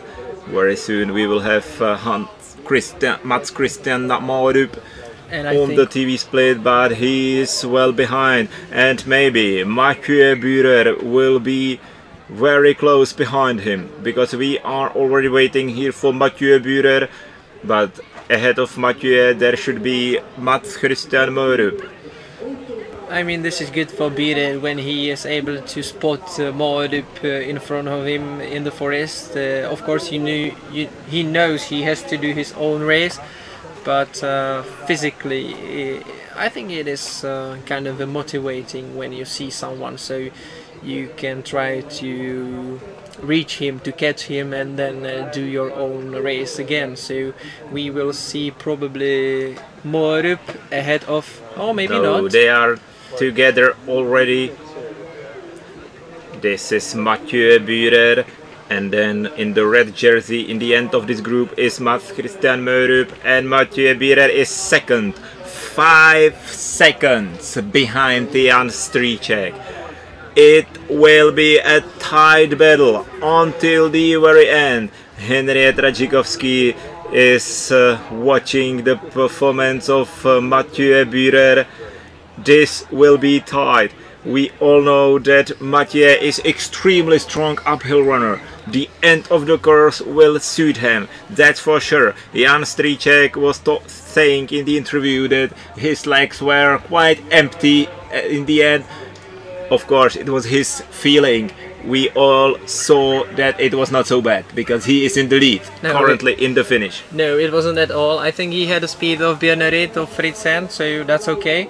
Actually, that's more than okay, but we know that probably Birer can be a little bit faster than those runners, so I think this looks good for Birer, and you mentioned that right, that there is an uphill in front of him, so I think that looks very good for Birer.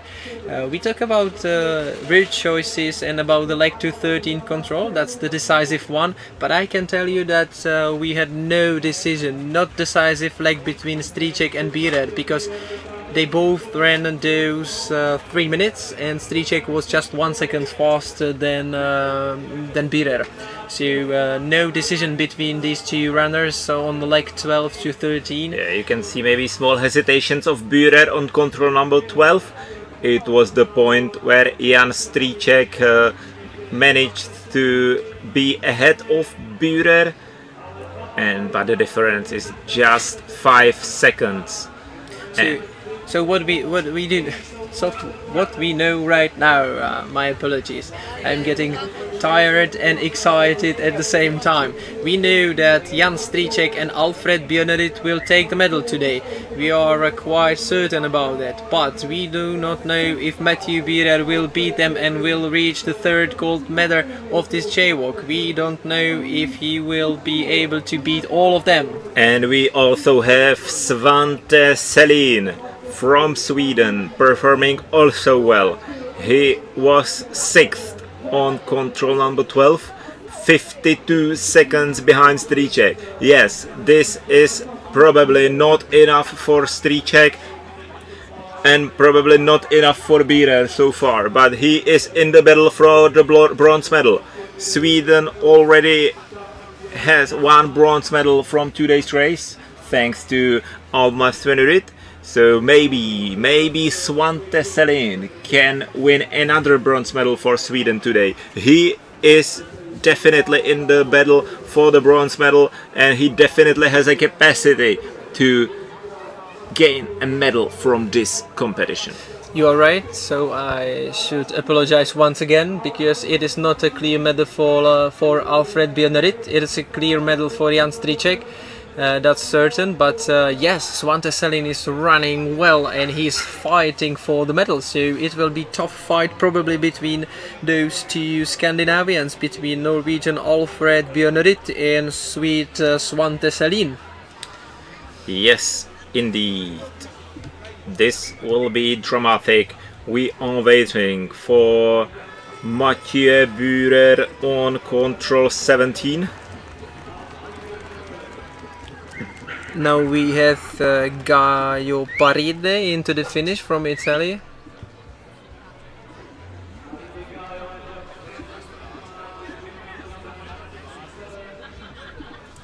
Mathieu Bührer is at control number 16, and now it will comes down. Now it will comes because now it is just climbing into the 17 and 18 control as well.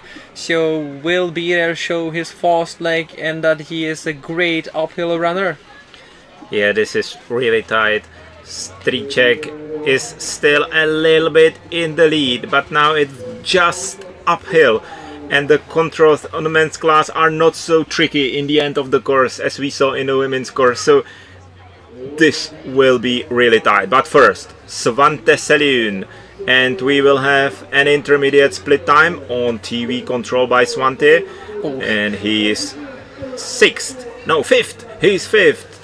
But what is 55 seconds behind. What is more important, yes, 55 seconds, but 1 second ahead of Alfred Björnerit. That will be tough fight, tough Scandinavian fight for the bronze medal.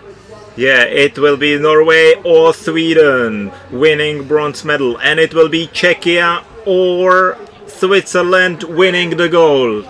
Mathieu Bührer. In a while, we will see Mathieu on control number 17, where we have a split time.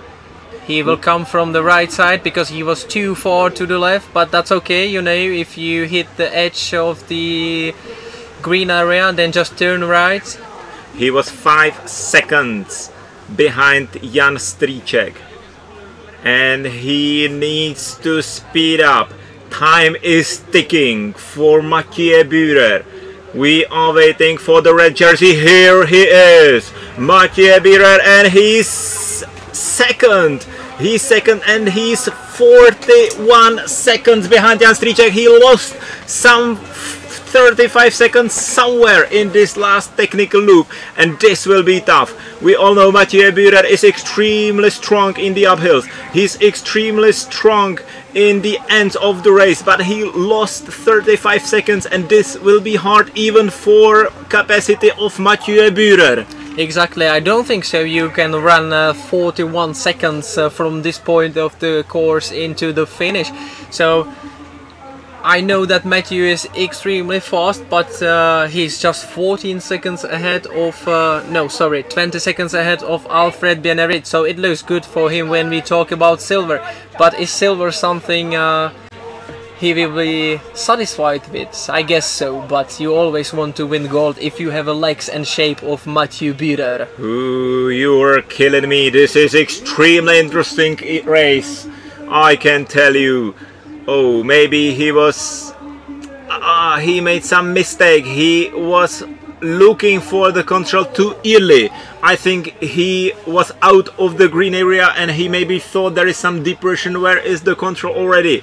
And maybe this is the place where Mathieu Bührer lost the gold medal today. It is, because right now he is at pre-warning and he's just 34 seconds behind, so he is running faster than Stříček. And look at him, he missed the gate, not like Guillaume Verhoef, but still missed it, and now he will punch the last control, and we know it will be late. It's 33 seconds behind Jan Stříček. But it is soon enough to beat Alfred Björnerit and come into the second position. Another great performance by Mathieu Bührer. There is no weak race out of those 4 races here at JWOC for Mathieu Bührer, and it will mean another individual medal for him. Another medal for Mathieu Bührer. This time it's silver medal, that's for sure. And Czechia can celebrate 2 gold medals today. Incredible. And it is actually 3 medals in total. It's gold, silver and another gold in men's category. So this is a total record if we count the medals for Czechia. So this is the most successful JWOC for Czechia so far. and still one race to go. That's incredible. That's just incredible. I somehow expected the medals in the long distance, but the middle distance is always tricky. The Scandinavians are so good in middle distance, but that Czechia will have 3 medals from the middle distance and 2 golds. That's incredible. But also Switzerland can be really satisfied. Mathieu Bührer is performing so well at this Junior World Orienteering Championships. Yes, and we will see him in good shape tomorrow as well. So I just did a count, and if I'm right, it is 9 medals for Czechia right now from this JWOC, and still tomorrow's race ahead. So that is extremely good performance from Czechs. But they are always fighting with Swiss and with Mathieu Bührer. Another medal for him. Now we will wait for Svante Selin. Yeah, he is in the a race fight. is not over. The race is not over.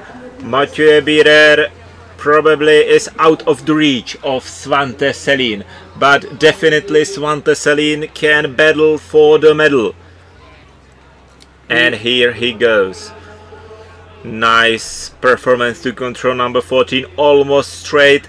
No hesitations at all at control 15. He punched control 16 and he is climbing. He is climbing towards the arena. We are waiting for the punch of Svante Selin on control 17, and this could be a bronze medal for Svante. Still is extremely tight, and here it is.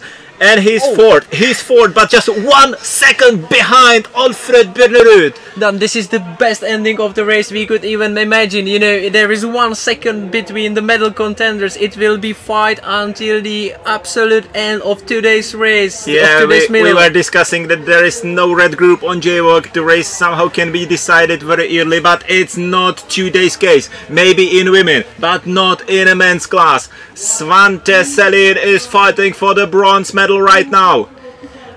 I don't think it was the best decision to go to the right, because now he will be a little bit further right, but he looks fast. I think he will use the road or path for a while, and then we will be curious what will be his time at pre-warning. Pre-warning is at control number 18, that little bushy pond we could see many times during this day. Svante Selin is 1 second behind Alfred Björnerud. This is back of Svante Selin. He is doing well. Yeah, he ran through the thicket. Now he is running towards the little pond where the pre-warning is. It is 18th control of today's race. He will find it very soon. Yeah, shortly. Here is their punch. We got the punch. And we got the fall. Black Hawk down, but just for a second. But it's so tight. It's so tight. He's on bronze medal position, back again. Wow. He's 1 second ahead. He was 1 second behind Alfred Björnerud, but right now he's 1 second ahead. That will be a tight and tough fight. He's down again. Ooh. Do you think this could mean that 1 second towards Alfred Björnerud? Definitely it can, but look at him. Look at Svante Selin. He is fighting. He's pushing hard. And this is extremely tight. Again, 1 second difference on the last control, but this time for Alfred Björnerud. So what about the time in the finish? The time is ticking for Svante Selin. He's fourth. 1 second. 1 second behind Alfred Björnerud. After 26 minutes and 40 seconds on course, just 1 second behind the medal. And then I'm pretty sure that was 2 falls he had on the control 18, and then that's definitely more than 2 seconds, you know, so we could see that the traction made a difference. Ooh, but that's also part of the game. You need to stay on your legs and on your feet. Yeah, you need to stay on your feet to be able to run, and that was not the case of Svante Selin. He fell 2 times on his way towards the last control, and there he probably lost the second that he needed to beat Alfred Björnerud. The only one who could afford not to stand on his feet was Jan Stříček when jumping through the finish line. He couldn't be certain, he couldn't be sure that he will win, but he was so confident. He was so confident that he performed well. But we can see once again a tough and tight fight between Björnerit and Celine. It was 1 second in favor for Björnerit, then Celine, then Björnerit, and it stayed like that. Yeah, Björnerit was 1 second ahead at the last control, and he managed to be 1 second ahead at the finish. Yeah. But every cloud has a silver lining. At least a bronze medal for Sweden by Alma Svinnerud. And fourth spot by Svante Selin. That's perfect race. It is within 1 minute to the winner of today's race, and which brings us to standings at finish. That's the final one, and it's Jan Stricek, Matthew Pirer, Alfred Björnerit on first 3 spots. Then it's Svante Selin, Florian Fritzen, Zefa Fave. That's the podium. Mathieu Lataste from France, Guillaume Verhoef, that's 7 and 8 spot. Loic Berger, he is 9th. And 10th spot for Daniel Bolechowski from Czechia. So 2 top 10 position, 1st and 10th for Czechia again in this middle race of JWOC 2024. Incredible race. Yeah, this dog looks bored. Maybe maybe he was not watching, because otherwise I can't imagine, because this was so thrilling. Yeah, that was exciting race. We expected to be so tight, and it was yeah, it was exciting from the beginning towards the end of the race.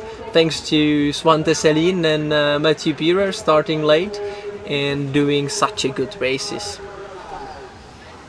Really, really great race today here in Dobříč. Still windy? 2 medals for Czechia in the women's class. Lucie Dietrichová, again dominant by Lucie Dietrichová. What a race for her. 1:20 ahead of Viktorie Škáchová and Alma Svinnerud in 3rd place. Then we have Janka Mikeš, Kati Hoc and Rita Maramaroshi, so 2 Hungarian girls in top 6. Then we have Eli Punto, Ingeborg Rulmosland and Evalina Ojanaho, and Sigrid Höjer-Staugard is closing up the top 10 today. Michaela Novotná, the sprint distance winner, is number 11 today, just ahead of Emma Emilson and Kateřina Štěpová. Rachel Marksel and Mathea Glershen is the number 15 today. The best British runner, Imogen Peters, place 17. Kaja Jorgensen from New Zealand, place 18. Really good performance by New Zealander. The best German result today, Julia Fritz. Right now that it is a tight race among Dietrichova, Svinnerud, and Škáchová is lagging a bit behind. But still you can see they are within 1 minute, so quite a tough fight. And here you can see Lucia Dietrichova, that she took it safely from above and hit the control with no major problems, maybe a little hesitation. Same for Viktoria Škáchová, but a big mistake from Svinnerud. But we can see that Svinnerud was fast enough and that she did a clear race except that one mistake. So she showed that after 2 big mistakes she has a good head and good mental strength into the relay as well. But we have interview right now.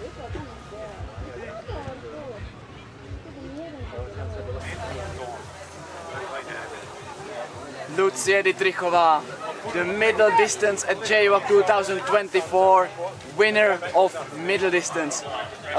Lucia, I need to ask you, where did you take such a big power for today's race? Actually, I don't know. Maybe it's because it's in the Czech Republic and the home terrains are beautiful and the all home fans are great. So probably there. And also I would like to ask you, do you still have enough power for also tomorrow, because your team is really, really strong?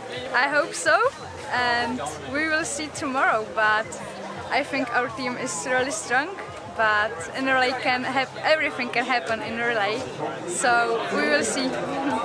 Thank you for your interview, and I wish you good sleep today in the night, because tomorrow it will be really, really big. Thank you very much. Thank you.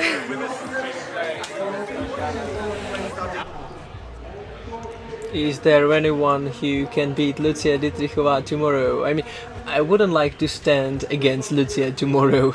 Yeah, definitely. But let's move to the men's class.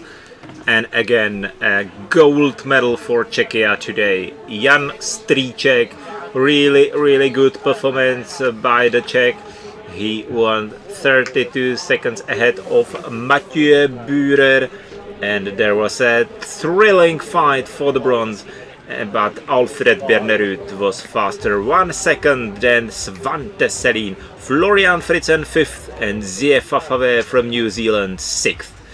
Then we had two French runners, Mathieu Lapar 7th and Guillaume Verreau 8th, Loic Berger 9th place, and Daniel Bolehovský 2nd Czech runner in top 10 on 10th position. We have quite a many Swedish runners in 2nd 10th of the result list. Edvin Nilsson 11th, Axel Bratt number 13 today, and Linus Wenström number 16. We can mention also 13th place of Marton Chobot from Hungary, again a good result from Hungarian, and we can also mention 17th position for Prokop Tomášek, the youngest Czech runner here, and he performed really well. Maybe he was lacking some powers in the end, but really good performance. And now the GPS comparison of 3 best men. We have Jan Strýček, Mathieu Bührer and Alfred Bernerud. All of them managed the first part really well. Here to control number 6 we can see different route choices from all of the runners. Maybe the Bührers from the right was slightly faster. And here we can see the direct route choice of Jan Strýček, Mathieu Bührer from the left, and Alfred Bernerud a little bit from the right. Then again, really went through the technical part without any issue. And here to control 12, a small hesitation of Mathieu Bührer. He was too low in the volley in the re-entrant, and Jan Strýček performed better on that route, and he took over the lead on control 12, and he was somehow increasing his lead. They all performed really well to control 13, running just straight.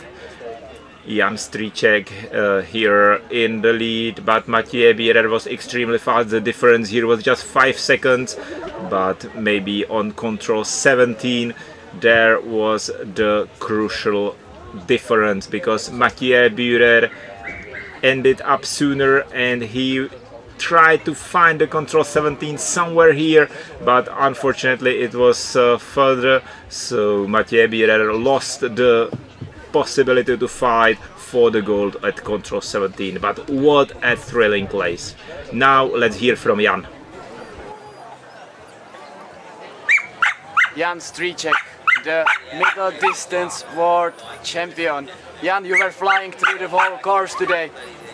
Did you have enough confidence today, or were you somehow nervous before the start? Tell us your emotions.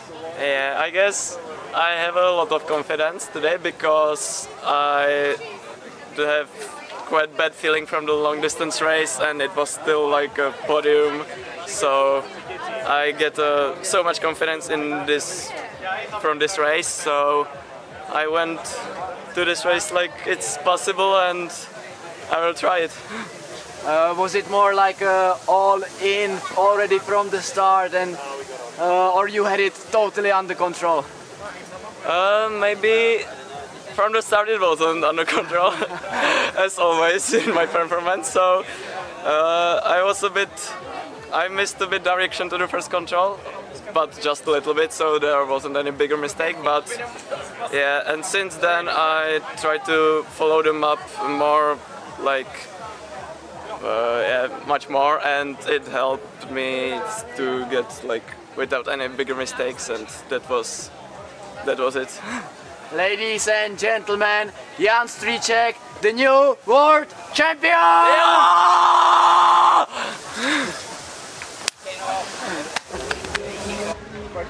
Yeah, this is like a relay changeover. Jan Stříček, the world champion from the last year's long distance, changed over to, Jakub Chaloupský, of course, the last year's long distance champion, changed over to Jan Stříček, the current world junior champion and the middle distance. So again, great performance for the home team, and very soon we will end our broadcast with flower ceremony of 3 best women and 3 best men in 2 days middle distance. We saw really great performances today. What we can take out of this race into tomorrow's relay, because we already told our spectators that the arena still will have the same setup, will be still the same, so I expect some similar terrain. Yeah, I think the terrain will be very similar. It will be also very fast and furious relay, but with some technical parts. Again, we can, I think, expect some re-entrants, some erosion gullies, and it will be maybe even more interesting in the group when the whole group is running. So to choose wisely the micro route choices, whether you will go through or you'll go around. And yeah, there probably will be also some more technical parts of the terrain, but there also will be a very fast part of the terrain. So I am really looking forward to see the relay tomorrow. So we can expect even more mistakes tomorrow, I guess, because when you will run in a group and then you will have a forking in these erosion galleys, I think, or I guess it will be much easier to run into not your forking to other guys or other girls forking tomorrow.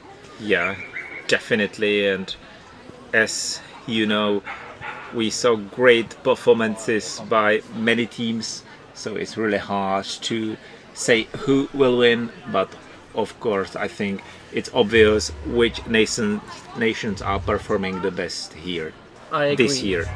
It is easy to say who is the favorite, but we can never know the result. It's a relay, so anything can happen. Of course, in women's class, the Czechia, they are incredible this year, but also Finland, also Norway, also Sweden with strong Alma Björnerud. She will be much more confident after today's race, I believe, tomorrow. So really, Sweden, of course, definitely a medal contender. We will see what about Hungary. Janka Mikes and Rita Maramaraci, both in top 6 today.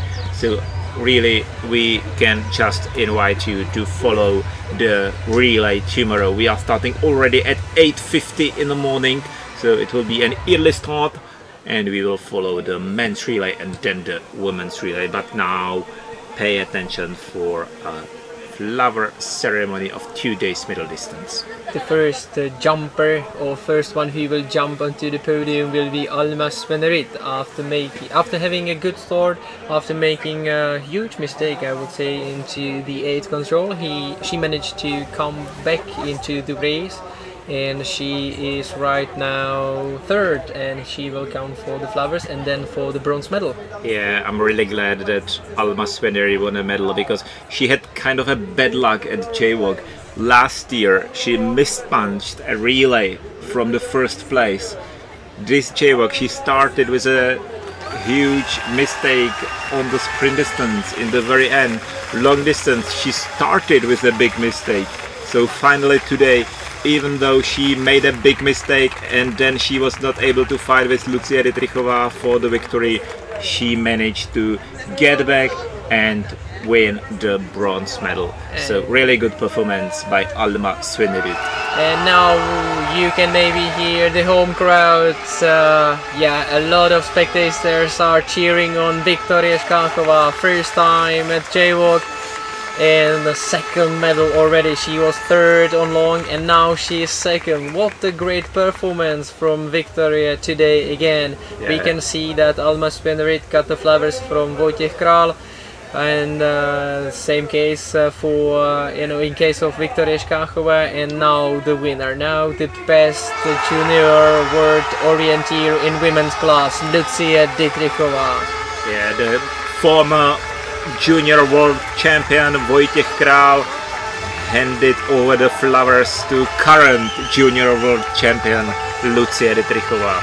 And it is amazing, Lucia was first on long last year, second on middle this year, last year, and third on long this year, and again gold medal from this year's middle. So can anyone beat Lucia Dietrichová in the forest? This is impressive. Yeah, and we will see tomorrow. It will really depend how big gap or a loss she will have before the last leg, but she is definitely a threat on the last leg. I'm really thrilled to see tomorrow's relay. There will be a big pressure on a home team. On the other side, they already have so many medals that yeah, they can be calm. And this is a nice one. This is a board where all the JWOC medalists put their signature. Nice memory for this year's JWOC. And in the meantime, the ladies are signing the board. We move to the flower ceremony of the men. We have more of a variation of nations here, because it's Norway, Switzerland and Czechia. And we have also different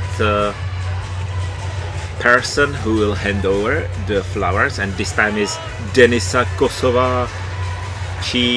I don't think she has a gold medal from the Junior World Orienteering Championships, but definitely she has silver, maybe a bronze as well. So also very good junior orienteer from the past, and current Czech national team member. She's still performing really well. She was selected for the World Championships in Scotland, and now she will award the best three men. Yep, and the first one who will be awarded will be Alfred Bjørnerit. It's a second medal, because he won with the Norwegian team the first race of this JWOC 2024. They won sprint relay. And after being one of the biggest favorites after last year's 8th spot, Alfred Bjørnerit managed to come into the finish on the 3rd place, so he ran into 3rd position for the bronze medal.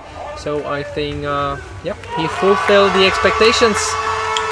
Really good performance by Alfred today. And we have to remind you that it was just 1 second ahead of Svante Selin. So Alfred Bjørnerit and Svante Selin made it so interesting and so thrilling until the very end. And we have a really good atmosphere here in Dobříč today. There are some 2,000 people in the arena. The competitors of the Czech O2 series, JWOC participants, organizers, all eyes are watching the podium. Yeah, and what can we expect from Jan Stříček? He jumped and fly through the line. We will see Matěj Bührer clear 2nd place, and now Jan Stříček and his jump for the medal. Yeah, that was nice, and I'm interested and curious if we will see him again tomorrow on the podium. Definitely he has a potential together with Daniel Bolechowski and probably Jiří Donda to do it, because there was Jakub Chalupsky of course last year, but the Czechia will be defending the gold medal from the last year. Yeah, let's hope that Daniel Bolechowski will be okay tomorrow, as we heard that he has some small injury. And it's a best invitation for tomorrow's relay. I would say men's are starting already at 9 AM. So it's a very early start tomorrow. We will be streaming from 8:50 tomorrow. And now enjoy the happy faces of best three men: Jan Stříček, Matěj Bührer and Alfred Bjørnerit. perfect race today. Nice courses, beautiful terrain, beautiful technical control points, and I think well-deserved medals for those three. And as you already mentioned, yes, be ready already 8:50 tomorrow. It's Saturday, so I think it's a good day to watch orienteering, watch the best junior orienteering. And I mean, yeah, we can expect another very tight race, and that it will be thrilling from the beginning to the very end, as it was today. Dave, thank you very much for today. We saw great, thrilling race, and tomorrow we'll be back. See you tomorrow. Bye bye.